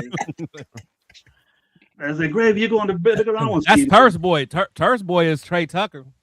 Oh man, you guys are talking about Genty. That's a guy I'm giving up on. You giving up on Genty? No, I'm giving up on Trey Tucker. Oh yeah, I'm giving up on Trey Tucker. The thing is, with guys like our rookies, by year, I give them like 2 to 3 years. Show me what you are. By year 3, I agree with what Kasi said earlier. If Genty by year 2 or 3 has year 1 numbers, he's not going to get a second contract. And in my opinion, he would fit the narrative that he is not worth drafting at 6. After year 1, you cannot say that. You got to see what year 2, year 3 can be. Now, I will say this. I agree with Gravy that the potential is there. The ceiling is there that he can have good numbers, but he still got to go out there and do it. If he goes out there, what are the excuses? They signed Linderbaum. Like, to that point that everyone's saying, hey, they got a better offensive line now. They got a quarterback in Kirk Cousins or Fernando Mendoza that can, scheme up and help Genty out. Then what is Genty's excuse if he has a bad season? Turf ain't gonna like that. Wanted to see the excuses will be out for Genty after this year. If he has the same production that he has in year 1, the excuses are out. Now it's like, okay, Genty, like, what are you? Now we're questioning, did we draft the wrong guy at 6 if he has the same production? But you know what? The thing is going to be the same. I think we are going to see an improvement this year. And if it's not, hey, I was wrong. I feel you. I think the thing is though, a lot of Raider fans though, we're so emotional with these players that I know. And my thing is, I am too. Like we are on certain players. All got a soft spot for some of these players. Yeah, like I was emotional the guys about that Waller. married to Max Crosby that love him to death. There's a couple I was emotional about, but Chris, they got rid of Daniel Carlson, man. Nah, I ain't care about that. But but real talk was it's like a mad. I mean, and I don't even know where y'all even stand, but there's still people in our fan base that think we gave up on Tyree Wilson too soon. Oh, he was about to have a breakout season this year. But that's what I'm saying. Like you guys know those fans though. You know what I'm saying? Like Trey Tucker. That's just like Trey Tucker, man. Some people is like at some point you just got to rip the Band-Aid off. Like it's not working, man. It's just not working, and that's okay. Yeah. It's okay to be like that. That's all I'm saying. It's okay to root for him with the Saints. Hang on. Hopefully he figures it out. Hang on to that little piece of bullshit that he has, bro. I bet you there'll be whoever's at Bakersfield right now, Chris. They're gonna get on your show and say, "Oh, I met Trey Tucker. He's gonna ball out." Buying jerseys and shit. Trey Tucker, wow, he gonna ball out. I just met him. I shook his hand and shit. He's balling out. Just like they said about Chin when Chin was there last year. Oh, Jeremy Chin, he's a ball out. Baddest safety in the NFL, Pro Bowl. What the fuck what did he do? What did Jeremy Chin do? He just got in the way and piled him out. That's all he did. See, but you know what? That's the problem with having access to players. Sometimes when fans get close access to players, they get enamored with them and they love them. That's true. And for the wrong reasons. They love them because they met them, they shook their hand. And yeah, they're nice guys. It's the same curse with watching Hard Knocks. Every team that's on it, everybody looks at loving those guys. You start liking those guys. Yeah, and then they win like 3 games the entire season. It's like, are you shitting me? It's like they look so good. This is why I talk about the hype when like people are hyping on how good we look in training camp and everything right now, or mini camp. Yeah, knock that shit off. So treat it like a Hard Knocks, basically. When you're watching, hey, Jeff, you're so right though, because I was like that, and I even laugh at it sometimes thinking back. Like Jeff, you probably remember. I know all y'all probably remember, but remember when we got Javon Walker back in the day, and he actually goes down as being like one of the worst free agent. In fact, he might be ranked like 1 or 2 worst free agent signings we've ever had. He's my top. We would have been better off investing that money and buying an ice cream stand in fucking Alaska. Okay. I don't know if you guys remember, he wanted to retire and give Al Davis his money back, and Al Davis convinced him to keep playing. And I forgot what the numbers were. It's like for every catch, we gave him like so many millions for every catch he had. He only had like a few catches or a few touchdowns. But anyway. Oh, it was horrible. Oh, yeah. But the thing is Dale Davis. I met him, I think it was in Cleveland. It was like the night before the game or whatever. We were at where because I stayed at the hotel where the Raiders actually stayed, and they were like coming in or whatever. And I remember like I was talking to play. At that time I talked to Mark Davis and all that. And I remember seeing Javon Walker, and I was like, "Hey, what's up, man? Have a good season." It was like, "Hey, can I get a quick picture?" And at that point, the security was like, "Hey, the guys got to go upstairs. Leave the players alone and all this." But he told me, it was like, "Hey, man, I got you. I'll come back down." And I didn't think nothing of it. I was like, he just left, whatever, which is cool. I didn't think nothing of it. The fact is, probably like 30 minutes later, he came back down. Everyone was asking pictures or autographs and all that. Cash Lord, what's up, boy? Cash Lord. It was like, "Hey, man, I wanted to keep my word. Gave you a picture." You know what I'm saying? And I just thought that was so solid. He didn't have to do that. But the thing is, the whole season, he sucked. He was trash. I was still like, "Nah, Javon, that's my dog. He cool, man. You bought into it. Hey, he good. You did it too.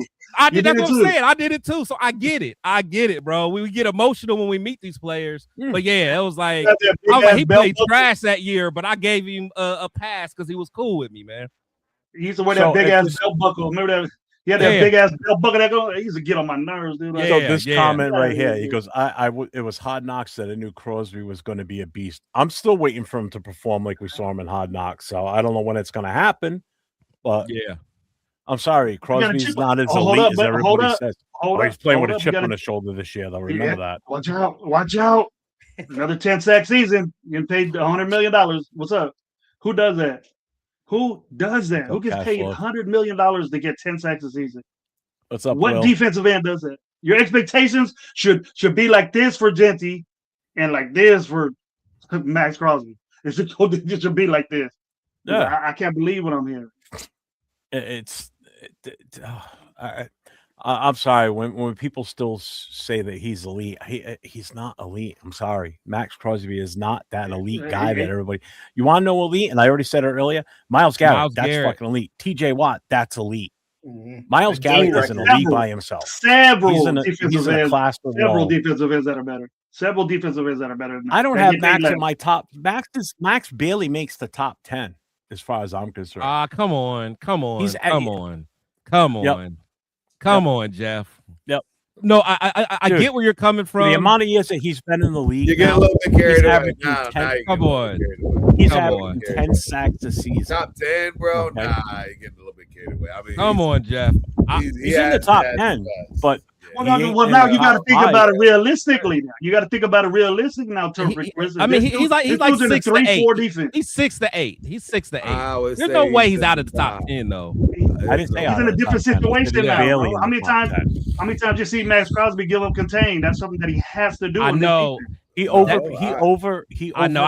That's what I hate about him. That's what I hate about him. I definitely. He's good at that. Yeah, he still struggles with it. He does that way too much. That's the thing, bro. and he still struggles with it. It's like, man, we say it every season, like he's overcommitting. It drives me insane. I'm like, come on, Crosby. It pissed me off. It pissed me off when he got mad at my man. He got mad at Devin White. He was like cussing Devin White out on the sideline, but he was the one that broke that got sucked in. Tackles. Got 160 tackles. All right, he earned his money.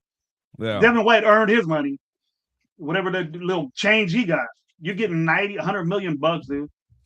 No, I like Max, man. I like Max, and I hate there be a smear campaign on him and all that. Yeah, absolutely. Because honestly, I like Max. No, I know you're not, but like a lot of fans do, because like I understand why he wanted to go to another team. I understand a lot. I wanted to trade him before the 2025 draft. To be honest with you, I was ready to trade him. I remember you saying that. So I've been on it for a while, that. and then when it finally happened this year, I was like, "Sweet, you kidding me? We got the 1st and the 14th pick. Yeah, my God, we can do some damage with this." And then that fool looked in your eye, Chris. He looked in your eye and said, "Flock Nation, fool." He looked in your eye and said, "Flock Nation." What you think about that? What I think Mr. about Raider, all this tattoo Raiders on you. See, that's where y'all be getting shit fucked up, bro. It's not me. I heard why did that. y'all care? I mean, because at that point he was going to another team. Like people don't understand. Like, okay, like you know why they second guess that trade? You know why they second guess that trade? Because they got a better defensive end. They got to get stacked, which you're supposed to do. My favorite player that's ever laced up football cleats is this guy right here. He's from Ohio. He went to Michigan. I love Michigan, and you know what I'm saying. I love this man. Because he wanted to stay in the Packers, but they didn't re-sign him. It's not like he wanted to come back to the Raiders. He would have loved to retire a Packer, but they thought from a financial standpoint, it was time to move on from him. So therefore, he had to look for other opportunities.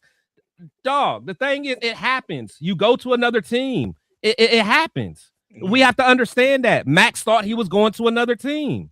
Nnamdi Asomugha, we love Nnamdi, but Nnamdi told Al, I'm not coming back because you're not going to, I'm not taking a pay cut for you. So it's like, it's a business. Max thought he was on another team, so he was getting excited to go to another team. He said Flock Nation. Why would I feel bad about that? Why would I feel bad about that? He's going to another team.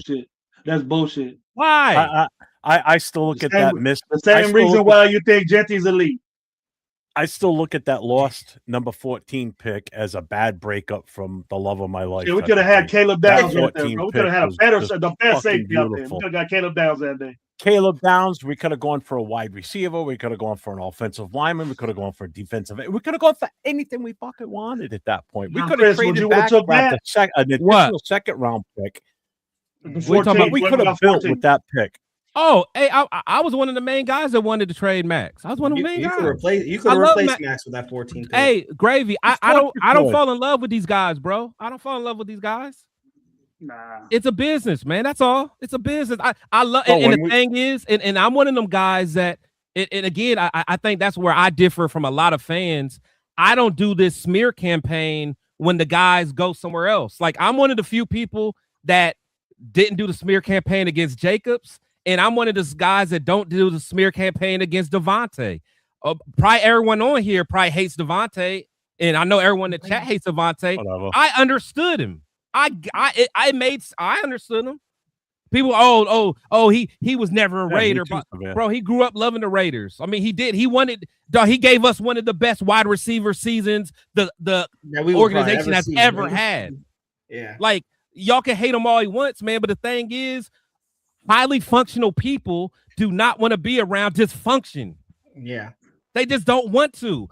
Gravy, I'm sure you're a highly functional guy, man. You've been around organizations that just are dysfunctional. You can only be around it for so long. They forget where he came from. He came from a Packers organization. The money isn't enough. The money wasn't enough at that point, man.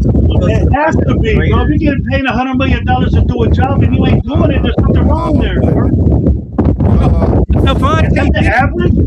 Devontae was all pro with against us, second man. season when dudes are outdoing you? Devontae was an all pro with us. He gave us one of the best receiving seasons we've ever seen in the organization ever. Yeah, I agree.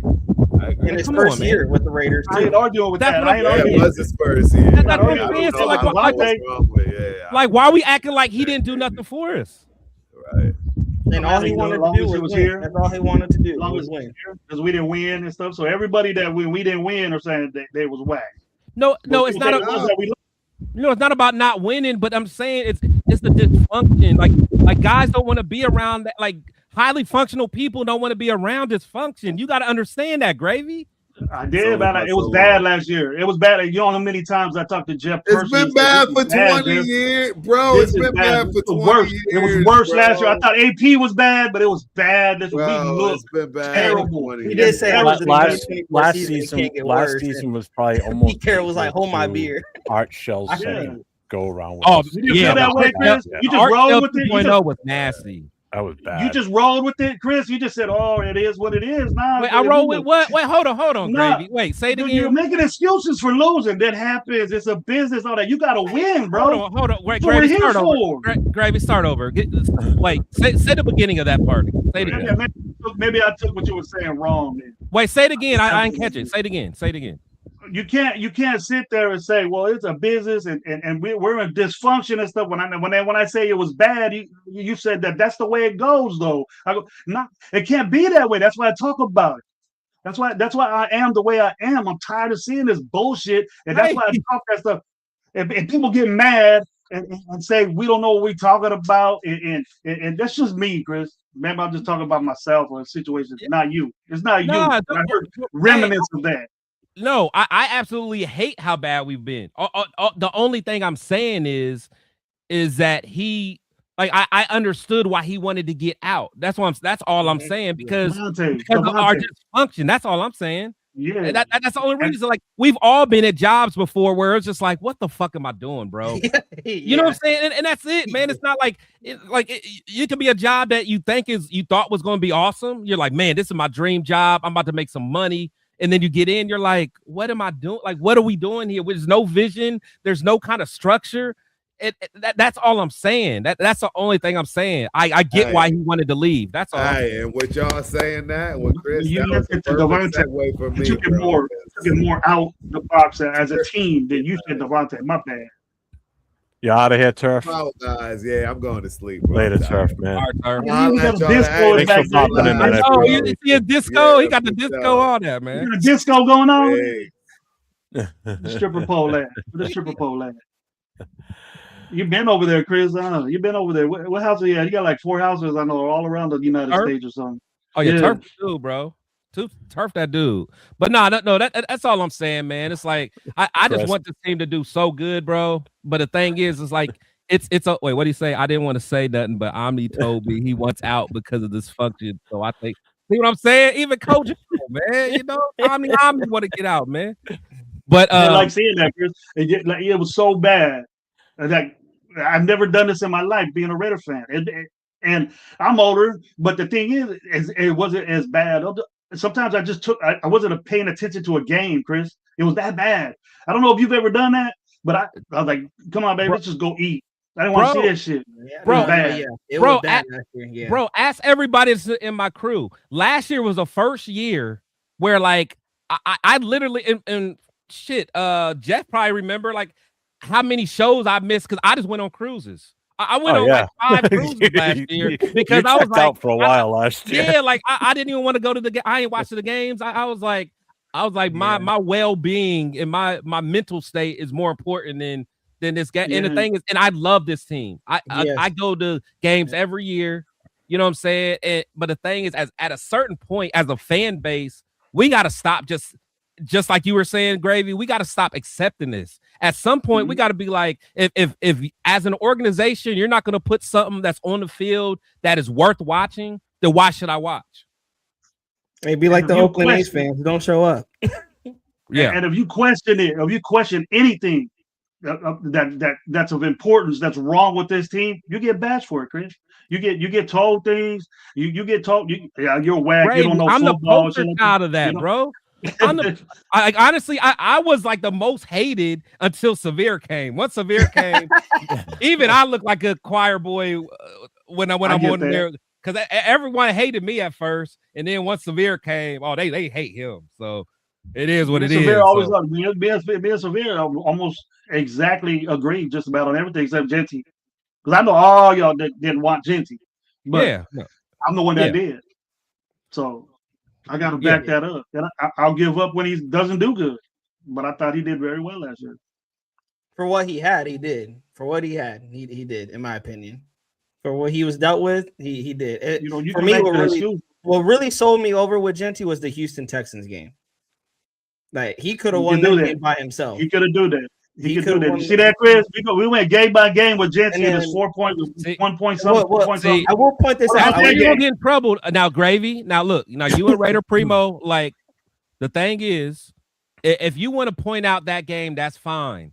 But now, if you talk about want to go game for game, that's when you back yourself in a quarter, Gravy. So I advise you. I advise you to back off from that now. Now, just say the Houston game was good and just stay there. Don't say game for game, because then I'll have Jeff bring up what he did game for game, and I don't think you want that conversation. Because you ain't happy with Genty was picked. You always bring up those bad games, but you have yet to say he balled out this game. He got touchdowns on this game. He did this right on this game, and all that. You got another number. I got a stat for you. You ready for this one? How many games do you think he had? How many games do you think he had 11 or less carries in last season? You say 11 or less? Like maybe 4 or 5. Yeah, 11 or less carries. I can remember 4 or 5 off the top of my head. 5 or 6 games. Probably 3. 5 or 6 games. I like half. How many games did he have under 10 carries? 2. I don't know. 3 under 10? 3. He had a 6-game carry. He had 2 6-game carries, and he had a 9 rushings. So he had everything else was over. Everything else was over 10. He had 110 carry game, 111. He had a 13, and then everything was 14 or more. His highest was 26 against KC, the last game of the season. He had 24 against Houston, and he had 23 against Tennessee and 21 against Chicago. And that's a lot. Funny. What's funny, those were all his best games. And that's a lot for a guy who was on a team that was down a lot. No. They wanted to get him involved. So his best game this entire season last year would have been against Houston, 24 for 128 yards, a TD, 1 catch for 60 yards, and a TD. His second best. That was a great play. Chicago game. Yep. His second best was Chicago with 21 carries, 138 yards, a TD, and then 2 catches for 17 yards and 2 touchdowns in that game. I would ask, is it more of like inconsistency that you guys see? Yeah. So like the Tennessee game, he was 23 for 75 yards and 1 touchdown. Really nothing for receiving. The KC game, 26 carries, 87 yards, no touchdowns, nor receiving touchdowns. So he only broke 100 twice. Chicago and Houston. See, that's what I'm saying. And like, okay, I got another question. So he played in what, 17 games? Mm-hmm. How many games did he have over 4 yards per carry? I would say that's a 0. I can't remember. Picking that. You guys are nitpicking that. That's that. You nitpicking. You're reaching for that. You're reaching for that stat. That should be just the most basic expectation, man. Well, here it is. Chicago. Was it more than all 4 of them guys had last year? Chicago, he had a 6.6. The 4 guys that none of them were Number 6 overall. None of them were first round Yeah, picks. and they had a 2.5 average for the season. So Chicago, he was 6.6 average. Indianapolis 4.8, and then Houston 5.3. So he's active, bro. He balls out. That's what you need to do. Wait, Get him active, and he balls out. What was that, All Chris? right. Well, no. Yeah. Say it again. What was Gravy saying? He said, you get him active, and he'll produce, bro. He'll do to you. You got to get him active. That type guy he is. Give him the ball, bro. We stop. I understand the whole basics of the game. Like, you don't get no carries from behind. You're not going to run a football. You got to catch up, do that shit. And the only exception there was that Denver game, that 10-7 game. He should have got the ball more, but it wasn't working. Okay, it wasn't working. Okay, but do you think that they stopped giving him the ball when he was productive? And if so, which game was it? Just for an example. I think obviously it was a Denver game. That they stopped giving him the ball and he was productive? Obviously. The Denver. Okay, which Denver game? Because the 10-7 game was a game that he should have been active. He had 19. He had 19 carries for 60 yards. He should have been more active. You think 19 carries is enough for a guy like Genty? He's a 25, 30 guy.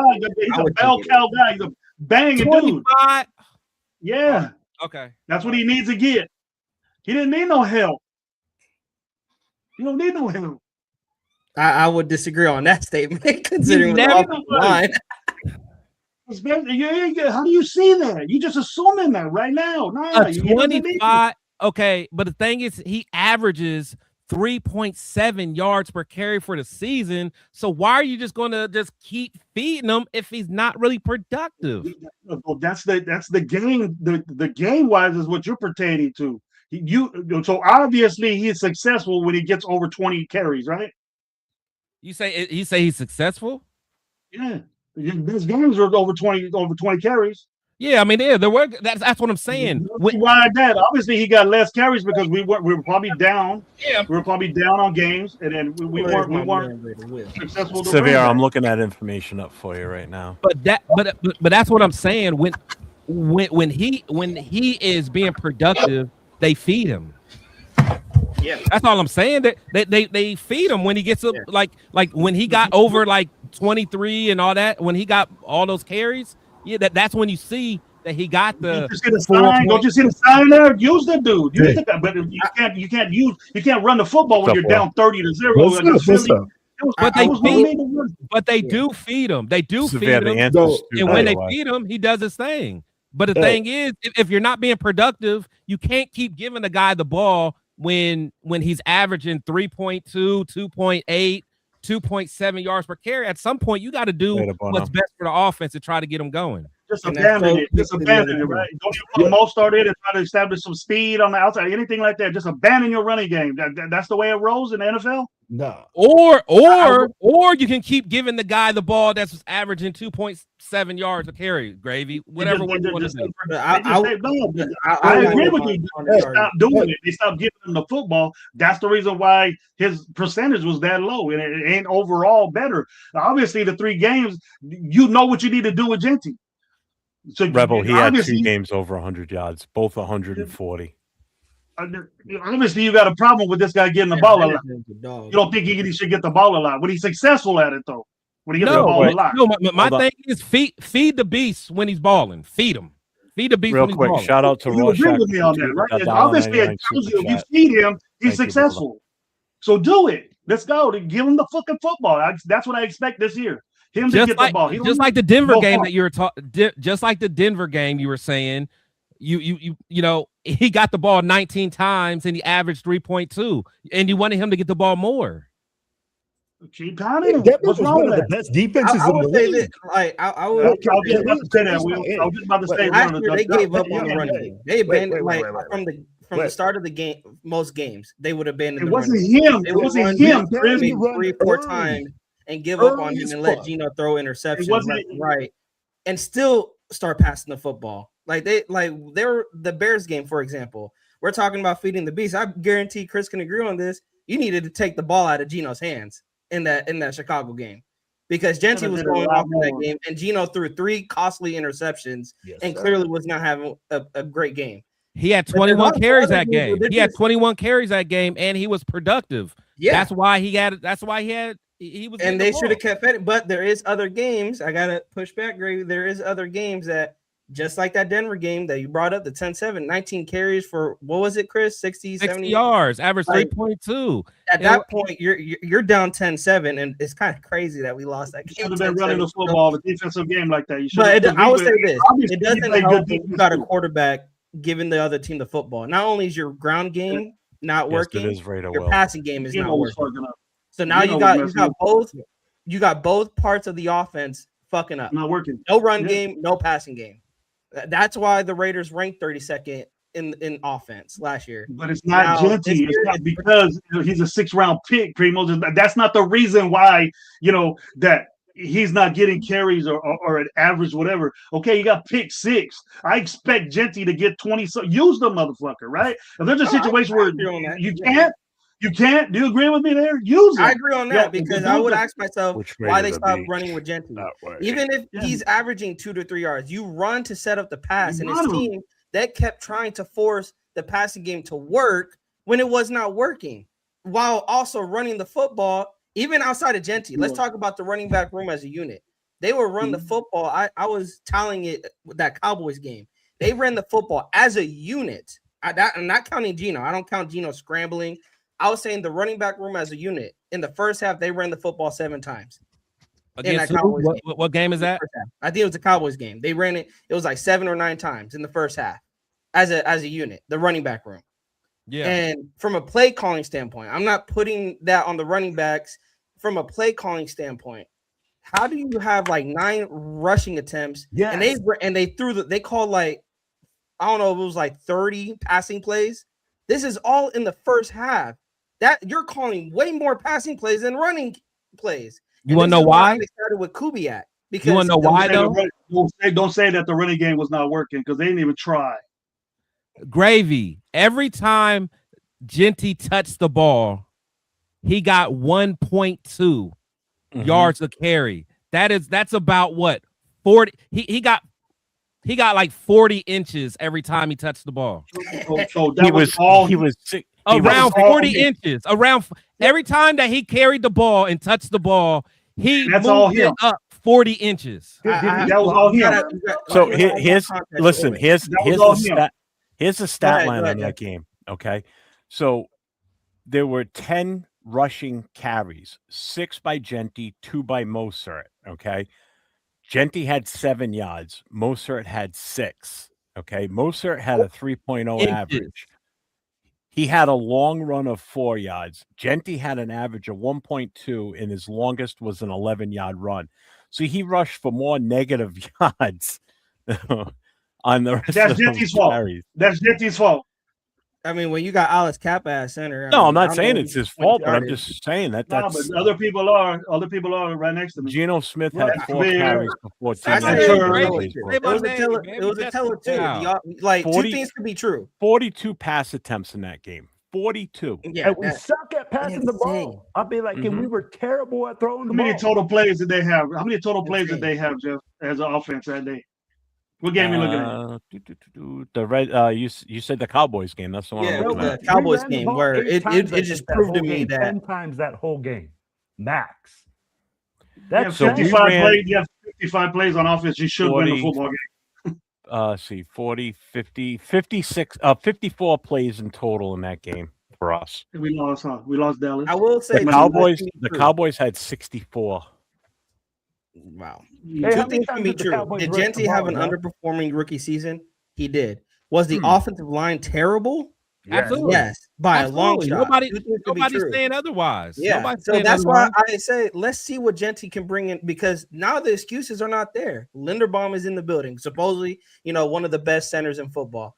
Can JPJ stay healthy? Can Colton Miller stay healthy? What is the right side of the line going to look like? There is a lot of question marks to this offensive line still, but the team in the front office is expecting this offensive line to be way better than last year.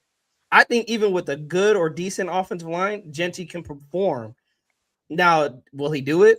It's a wait and see. Unfortunately, it is a wait and see. And if he does do it, I'm very confident that he will, because what I said last year. Very confident. And Lindenbaum's not just a thing; it's the cohesiveness of that offense, and they get their shit together.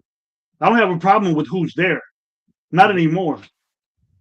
But they got to help him out too. Genty needs help. You don't need another running back to help him, but he needs that offensive line to help him, because we all know that's where it starts. I'm not saying anything new. Mm-hmm. It is where it starts. It absolutely is where it starts. We can't sit there and nitpick and say he had 6 rushing yards for 1.2 a carry. He was out there trying to bust his ass and he get no help. Like it was his fault. He didn't do nothing wrong. It was the motherfuckers in front, the 5 guys in front of him let him down. That's why he was pissed and doing all that mannerisms. But here's the other thing with this game, okay?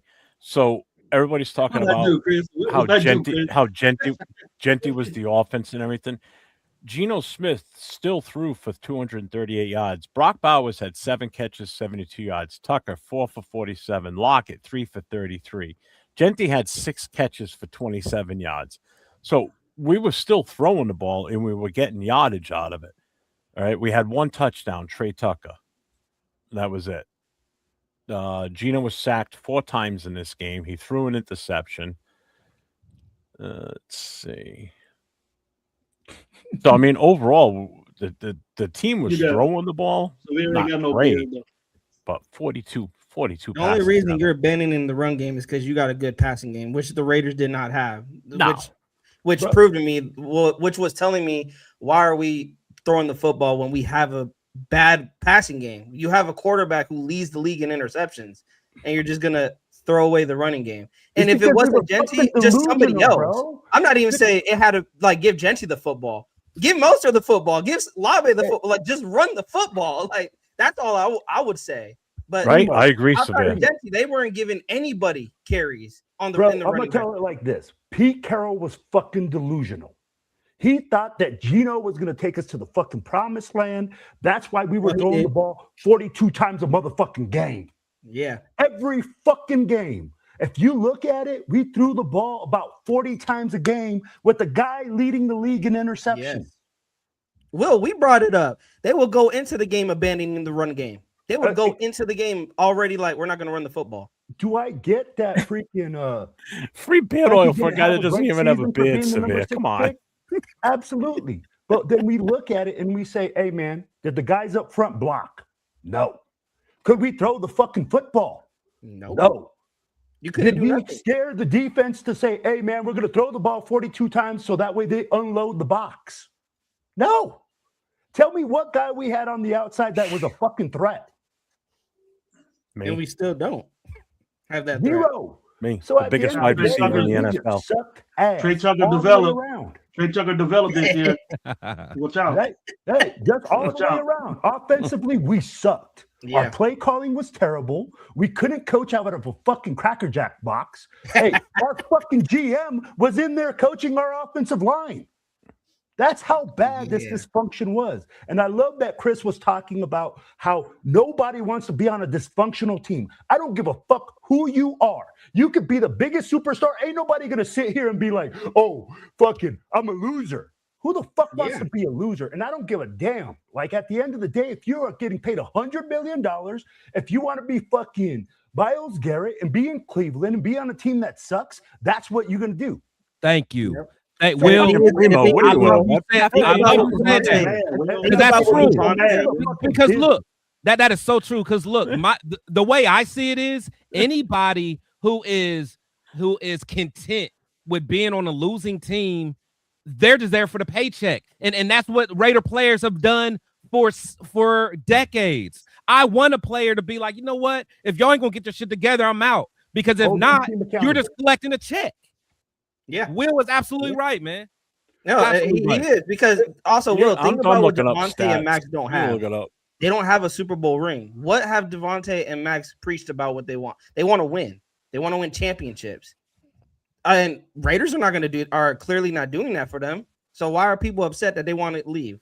That's why when people were saying, man, we need to trade Max, I was thinking the same thing. Not because I didn't want Max, just because our timelines are different. The value you could get for him And yes, the timeline. He Our can go to a timeline is Super that's Bowl all. winning team. That's the only That reason. 14th pick, Jeff, when the Ravens backed out of the trade, I was like, no. I was pissed. I'm happy I'm Max is back. I'm happy I was Max is pissed back, too. but I'm pissed because we're losing a 14th pick. Yeah, I That was pissed too. really could have set us up. We Because could you have know why? replaced Max, Because going or we could have forward, went anywhere else. Offensive and lineman, going forward, the a value wide is going to receiver, drop now. getting a wide receiver. Oh one. yeah. Like you could have went anywhere with that 14th pick. But it is what Hey, it is. real quick, Primo, I got a question for you. Are you playing? Are you streaming from a cafe, a web cafe or something? Because somebody's playing video games or something behind you. No. What are you at the local fucking Starbucks or something? It's all I can see. I just spotted it now. Somebody's sitting behind you doing Oh something. yeah, I'm like, no, what the fuck? that's man. my girl. That's my girl. Why is Will so mad, bro? You so No, mad, I was gonna Keep it bring her up spade. because I'm Hey, like, I'm just Chris's keeping it a point. spade right now. Here's the thing, man. And I love what you're saying, Gravy, because we do need to feed the rock to a running back in order to see what he does. And that's the fact. You can't give a guy 6 carries and expect him to have 100 fucking yards. Yeah. It's just Why not not? fucking there. Especially Why not? when He's it's a rookie. superstar, 6 Right? overall pick. You should, right? But we also talked about it, and I think everybody talked about it, how bad our offensive line was this You year. should have a Where we saw 10.0 rushing Will Butler average. getting freaking bench pressed 5 yards deep. 5 yards fucking deep for a guy that's supposed to be holding down the center spot. We saw guys getting blown off the line like some fucking bitches. Like straight up. Getting No, bench Genty would pressed get off the line. Genty would get the handoff, and the D line's already in his face. So at yeah. the end of the day, can we expect But this young man to go we out want to there and make expect people miss? we expect them to get 3.8 yards a carry when shit like that's happening to him every time he touches the ball. No, I expect You know what? We did 5.3. abandon the run game. Let's keep it real. We talked about it, but then He might do that. He might be doing that, Jeff. What? He might be doing it. That's fine with me. Every 2 carries is a first down. I'm taking it. There you Better go. be. I don't see It's him coming. averaging 5, but I'll tell you like this: I think he will improve this year. He might be at 3.5. You see, Chris? But at the You same You time, hope he improves. but here's you hope the he thing, improves. right? What matters most right now is the coaching that we're getting. Are these guys going to be able to do the job? Because last year, bro, I don't give a fuck who we had. I'll be right We back. coulda I gotta had take a tinkle. Every freaking guy being Hey, Chris. I'm sorry, Will. With Okay. that coaching, bro, all those all pros would have looked like freaking bench warmers. Can we all agree that that our coaching was so bad that it didn't matter who we had? I don't think I'm Pete Carroll like that. I got too much respect for Freaks. I don't care about. Hey, you know what? Let's look at it for what it is, Gravy. Look at it for what it is. What was I look at that who we had, what bro. did he Who we accomplish had last out there was who we had out there from the get. If you watched me before that, and I was with Chris Mo, I didn't agree with free agency from the get last year. Very disappointed in that. Yeah, He chose free agency. terrible He brought The only Gino. thing I liked brought was Gino. Genty. That was it. He brought his coaching staff. He put his son in charge of the assistant quarterback's coach. He put his son in charge of the offensive line. Gravy, where were the biggest I remember mistakes hearing he saying, made? "Oh, he was a good offensive lineman at fucking USC and all this shit." Everybody clapping for that. What happened? Who was clapping for that? Who said that? He was Not a you, good not you, but offensive lineman. people were saying that. You remember hearing that shit? About who? Like, who? about Brandon Carroll. Oh, he was No, at no, USC no. doing that. Ain't Because nobody he was talking shit coaching on at Brandon Carroll when we Washington. first started. Everybody said it that I he never was heard that. underqualified to yeah, be an offensive Washington lineman in fans the were NFL. trying to warn us. Yeah, he was They at were. Washington, USC, doing all this shit. There was a Pete Carroll son. He got to know football. What's up? No, bro. I would also say That that. shit in front of But I you. did You're not so see confident in your anybody son that you got a say that 6th round Brandon pick. Carroll was a You look step like a up. fool. Everybody talking about him. Everybody talking bad about Genty because his son was a coach I in would the say line. it was also they were not Whack ass creative with- players, bro. Who Whack were not ass creative players. Hey, when These you're the dudes coach ain't who's putting babies, them bro. there. They're not babies. They're not little kids. They don't need to.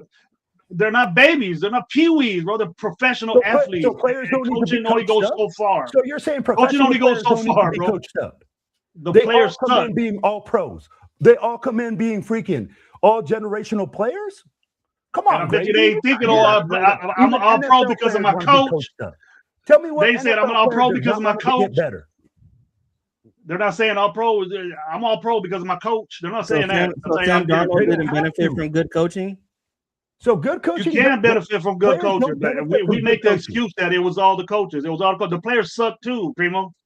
The players I'm suck not too. disagreeing. Hey, I'm not disagreeing on that. I'm not disagreeing on that. But That was our problem last year too. Suck. But that's why I put blame on everybody from last year. The team sucked, the coaching sucked from top to bottom. Everybody sucked. Now this year we're getting the returning guys like Genty, like Brock, like everyone else that is returning. Those expectations are higher because you went through a shit show last year. And Spytek came into this offseason. He revamped that offensive line. He brought in a Super Bowl winner for the head coach and a younger offensive-minded head coach that is with today's NFL. That's why the excuses, I know Severe is tired of the excuses. That's why there's not going to be no excuses for Genty. Yeah, is there excuses from last year? It's year one. Year two, he's not going to get excuses. I'm expecting 1,200 yards from him. I'm expecting 10 plus touchdowns from him on the ground, not as a combined from receiving and rushing. I like that. I'm talking 10 rushing touchdowns. Put I'm that out expecting there. from that. Do I'm you expecting 4 expect- yards a carry. Not because he's a 6th overall pick, but because Spytek went out of his way to go revamp that offensive line. He went and got a Kirk Cousins, who's a smart quarterback, to change it into a good running play. Same with Fernando. There's no excuses for Genty next year. So I get what Severe said about the excuses last year. There is. The offensive line was terrible. Coaching was terrible. And answer me this. How are you going to put Alex Kappa at center and then run Genty up the middle when they're getting that middle of the offensive line is getting blown up?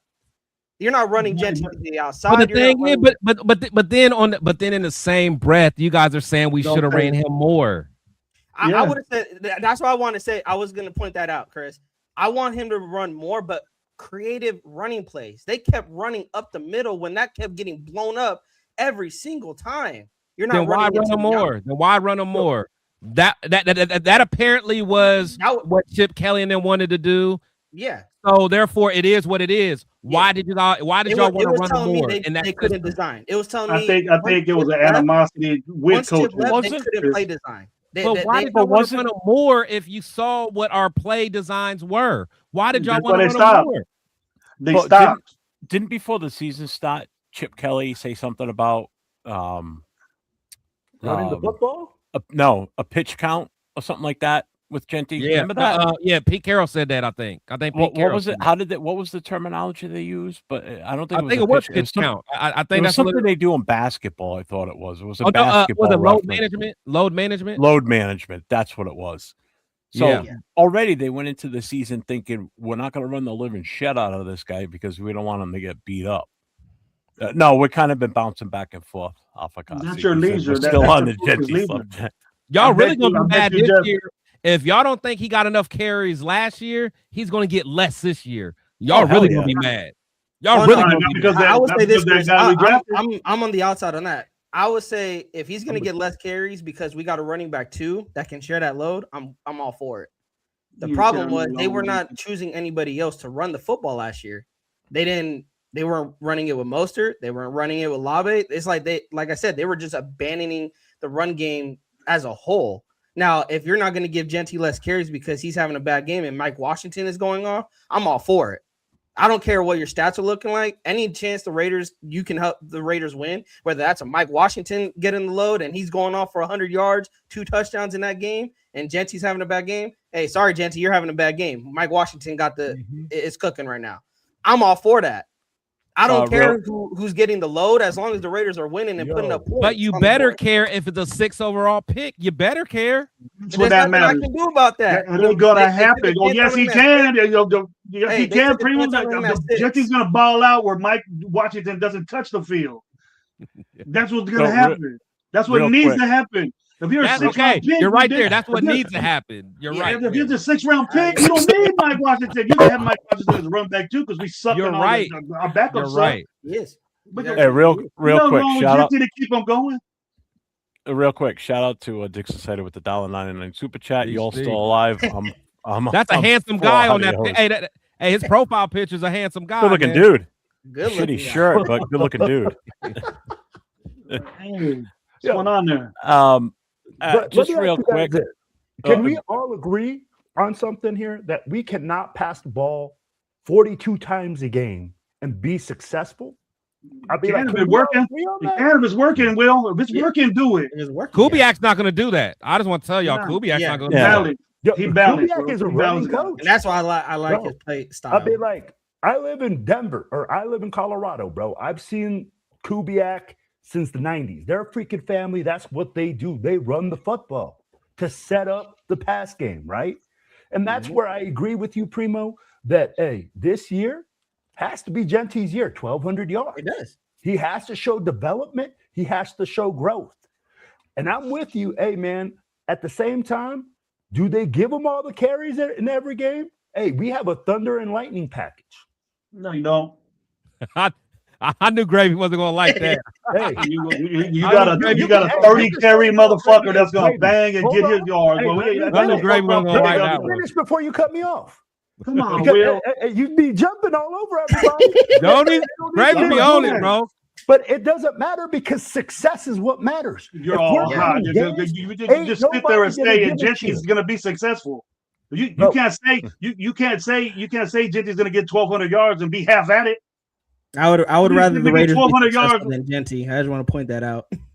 Whose vision is elite, Silver Smoke? Are you saying Genti's vision is elite? Man. Because I sure didn't see it last year. Did you, Chris? Well, there was no holes to see. Nah, man. Yeah. What holes We were did there to film. see, Hey, Jeff? we literally did film breakdown every week on the Raider War Room. The film says Yeah, I otherwise. know Chris watches tape, so he'll see. The film says otherwise. It's not Chris talking. I do too. And people say, well, Arkansas had one of the top offensive lines in the league too, and in college football, top. Gravy. You want Gravy? No. We can always break down film, man, a Genty and see his elite. And it ain't close. It ain't close. Washington ain't close to what Genty did. Oh no, I ain't say that. No, I'm just saying that. His vision's not elite. That's all I'm saying. Thanks, Dixon. Oh, Yeah, and I agree with that. Genty's Oh vision. no. Washington has worse. He has worse vision. His vision is terrible. He gonna take carries away from Genty with his all right. But the thing is, his running style. I mean, he's a guy that can fit in the running style because honestly, you know how Kubiak is. I mean, that's how his dad is. The plant your foot and go, one cut and go. And honestly, because Washington's not even. It's not even like he's super. And people think I'm crazy. His game to me reminds me of like a Justin Fargas, maybe a little bit better Justin Fargas. Which I mean, and Justin wasn't all that good, but imagine if he had a system where he can just put his foot in the ground, cut, and just one cut guy. Wide zone concept that was that. If it was now and Justin Fargas was playing, he would be great at the wide zone. He would be great. No, and that's what I'm saying. That's why I'm saying that Washington's game. I'm not saying he's Fargas, but like he has that like because Fargas was a bigger guy, ran hard, and he had speed, but he didn't have like no wiggle. You know what I'm saying? So, Rebel, if you think Washington has great vision, I will gladly watch film with you, man, and we can break it down gladly. You let me know when you're free. Washington fumbles a lot too. Okay, he does fumble a lot. You got 10 fumbles that take away carries. You do that once in the NFL, that's it, bro. You gone. You ain't playing. Right. Can it be coached up? Look at Tiki Barber. Tiki Barber used to fumble a lot. It got coached up, but that's what good coaching does for you, Gravy. Yeah. In the NFL. No, it makes you he got told you're about to get fucking cut if you keep doing that. That's what he got told. He got told that. He said that. Will, he said that. They were gonna cut me if I fumbled the ball again. That's why he came up with all this shit. He run like, who teaches that? Who teaches running the football like that? I'm a running back coach. I don't teach my guys that. I teach them the proper way to hold the fucking football. So somebody said you see him running. You see him running like this. Remember, Chris? Washington you see him running with the football like that. He did. He fumbled twice. He fumbled three times did. last year. Genty fumbled twice. So that's not a lot compared to Genty in one season. Genty was in the NFL. Genty was in the NFL. Yeah, it still doesn't matter. They were comparing. No, you're comparing. Don't matter. No, listen to me. They're comparing what Mike Washington did last season versus Genty last year. Genty had 2 in the NFL. Mike Washington had 3 last year when he was playing in college. You can't say he's you can't match the fumbles up when one's playing in college and one's playing in the NFL. First of all, I don't do that. It's a problem. Choose too but many. I don't know Choose if too you many guys for saw the message in the private chat, but I need to call it. I've got a long ass day tomorrow. We've got a bunch of birthday parties tomorrow. It's already 2 a.m. here, almost 2:30. It's always fun. Always fun talking ball with y'all, man. I had a good time, man. Definitely. Chris, I love you, brother. Good seeing you, Chris. God damn. Yeah, you too, man. Good, hey, Will, good to be on you. That's what it comes with down you again. Primo, it's good to be on with you, man. Yes. Had a good time, fellas. And at the end of the day, all we want is the Raiders to win. That's all we want. Of course. At the end I of don't the care day. how we do it. I want to see wins, but Yeah. I'm still staying realistic. I say I can see 4 wins out of this season. Yeah. I see 5, but yeah, 4 to 5. I can see. Gravy, And what do you crazy? see? Chris knows me. I'm an optimistic person. I'll say 10, 11 real quick, but no. See, I'm not saying that. I need to pump on my. Too many people saying that we're a playoff team. I want to hear what Gravy say. Well, my record? Yeah. I don't think we'll get any better than 6. Oh, okay. I think we'll double up this year. We're a better team. We got better things. We got better. I love the center. I love what we did defensively. Our draft pick, we got I'm not happy with the second round pick we got. I don't dig it. Mostly the whole draft I didn't like, but I like the corner with that. Severe, you got to grow out that peach fuzz then, because you ain't got no beard, brother. That's no more than 6 Chris for me. Okay. Hey, Gravy. Hey, so Severe say that, you know, if you wrong, he wants some of that beard oil, man. He wants some of that beard oil. Severe, I got a honey.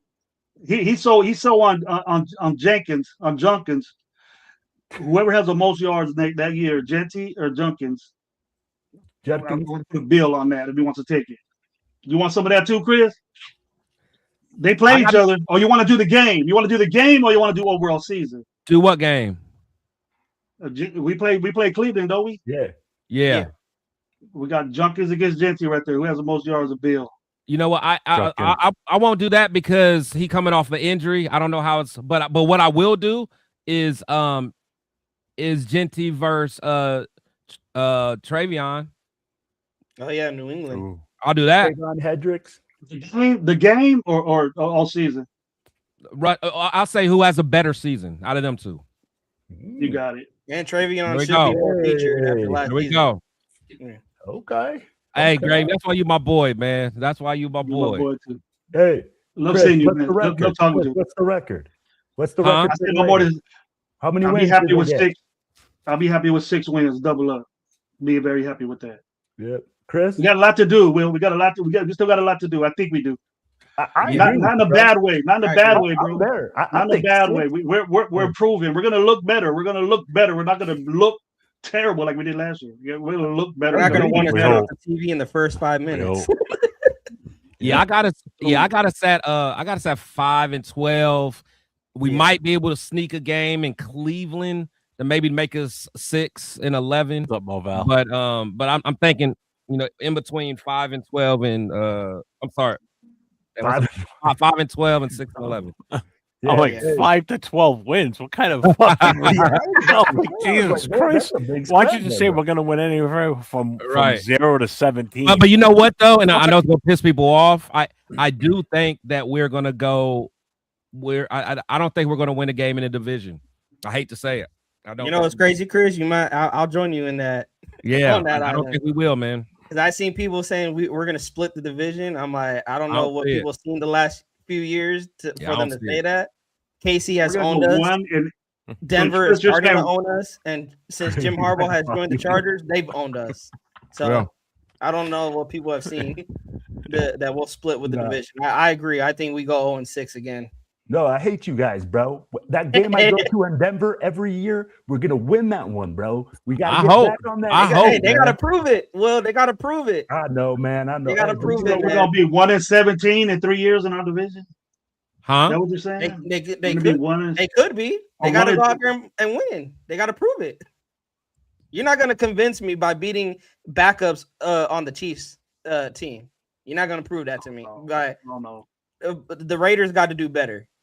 Okay, Who in the division? What's Mahomes? Mahomes has only lost to the Raiders twice, I believe, in his career since becoming the starter.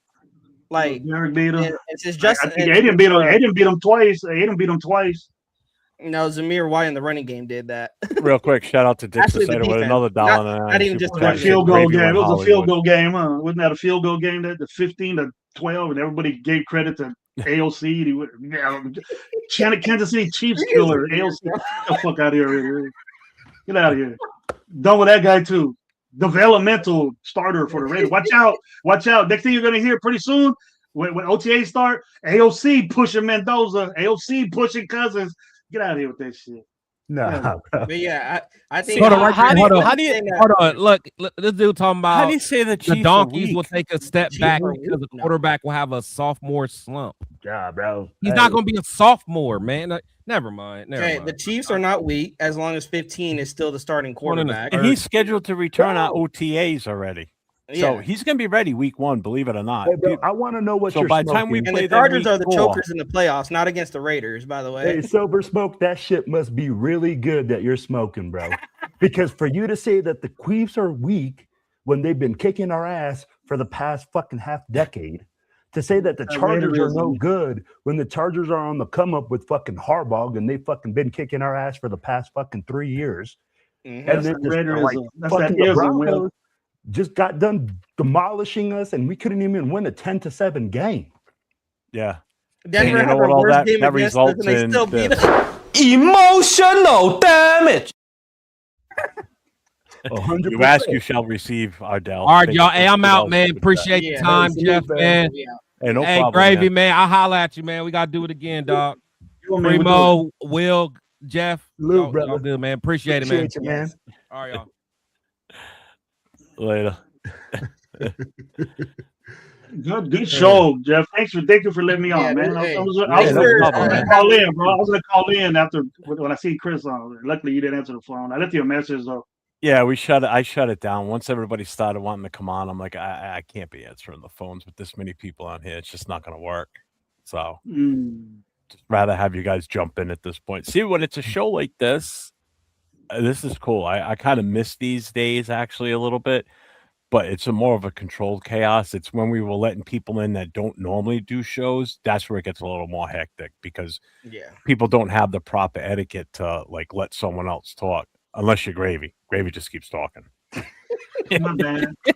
You're good. You're I got good. a lot to say. I got a lot to That's say. why we love them. I know you do. But Primo, it's good to see you, man. I bet you. I think we've been on the show together. I don't know, but Probably. you, man, I know I've been and Will. I've been around. I'm trying to get back into it. I've been freaking busy, man. I gotta get back into it. A lot of people were requesting, "Where you at, Primo?" Not me. I could give a fuck. I'm kidding. No, I'm more like, hey, the thing is, I like more of this. I like talking with other Raider fans, debating, and just hearing a difference of opinion. I don't like doing it. I don't like shows by myself because I would probably have a lot of people agreeing with me, and I don't want people to agree with me. I want to hear other people's opinion. Oh no, I got it. I got it. Me and Severe on different, we got difference of opinions, but I know at the end of the day, every Raider fan wants the same thing. They want wins. They want to see this team. Yeah, it is Severe. Kidding. That's all we want. But then, like I said, Silver Smoke. Do I want them to be? Do I want them to win in the division? Yes. Do I think they can do it? No. Because have they proved it? No, they have not proved it yet. No matter what team they marched out there, that division has been kicking our ass the last 2 years. We are 1-11 in the last 12 division games, and they weren't even close. Like, except for besides that Denver game, Broncos, 10 besides that Denver game, but other than that, they have been kicking our ass. Like, they got to go out there and prove it. The anger feeling that we have being kicked by our own division, I'm hoping that they come out with that energy, that team, because 1-11 in the last 12 division games, like that should tell you all you need to know. Why I think that's ever been done. I don't think that's ever been done before. I don't know 3 years when it won. I don't think that's ever been done. But the Raiders lead Raiders leave every record. They lead every record on the bad shit. Everything bad. The Raiders are number one. Daniel Carlson field goal, we'd be 0-12. Everything bad. The Raiders are number one ranked and everything. Gravy ain't lying right there. Stop. It needs to stop this year. It needs to fucking stop. Hey, Silver Smoke. Hopefully, man. Hopefully. Maybe Bo Nix does regress. Maybe Mahomes doesn't come back. Maybe, but because at the end of the day, you do got to respect Mahomes and respect what he's brought to the table. That's my thing. I respect the player. Do I hate the player because of what he's in our division? Yes, but unfortunately, that's a bad man in Kansas City. He will destroy you if he can. He dropped 34 points on us. Beat that motherfucker. Beat him. Yeah, we know how to do it. We know how to do it. Bro, you got to show you how to do it. In the mouth. Hey, all right, gentlemen. Hey, if you're gonna get a penalty on Mahomes anyway, man, just listen. Make sure everybody gets over to all these different channels. You got Raider Primo next to me. You got Raider Will next to me. You got Gravy on the other end. We had Chris on here from Protect the Shield. You had T Severe on here. Make sure you get over to his channel. Hit that sub for all these guys. Give the thumbs up. Punch the notification bell right in the face. And don't forget my guy that started out with me tonight, Mr. Raiders First Downs, Jason Downs. So make sure you guys hit that channel up too and spread the love. So I'm going to probably at some point tomorrow, I'm going to probably spend a few hours going through potential shorts from this because my rant earlier, if you missed it, go watch the first hour and a half, I think it was, or the first hour. I went off. When I say I went off, I went off. I had a pretty I love that. I love that shit. Love it. So that was fun. I needed to say that. So if you missed it, got it in them. If not, wait, the shorts will come out at some point too, because they're gonna be pretty damn good. So thank you tonight. Thank you to everybody that gave the super chats. Thank you for the donations. And if you haven't forgotten, make sure you check out the merchandise store. And thank you to all my mods tonight. Appreciate you guys. Everybody have a wonderful evening.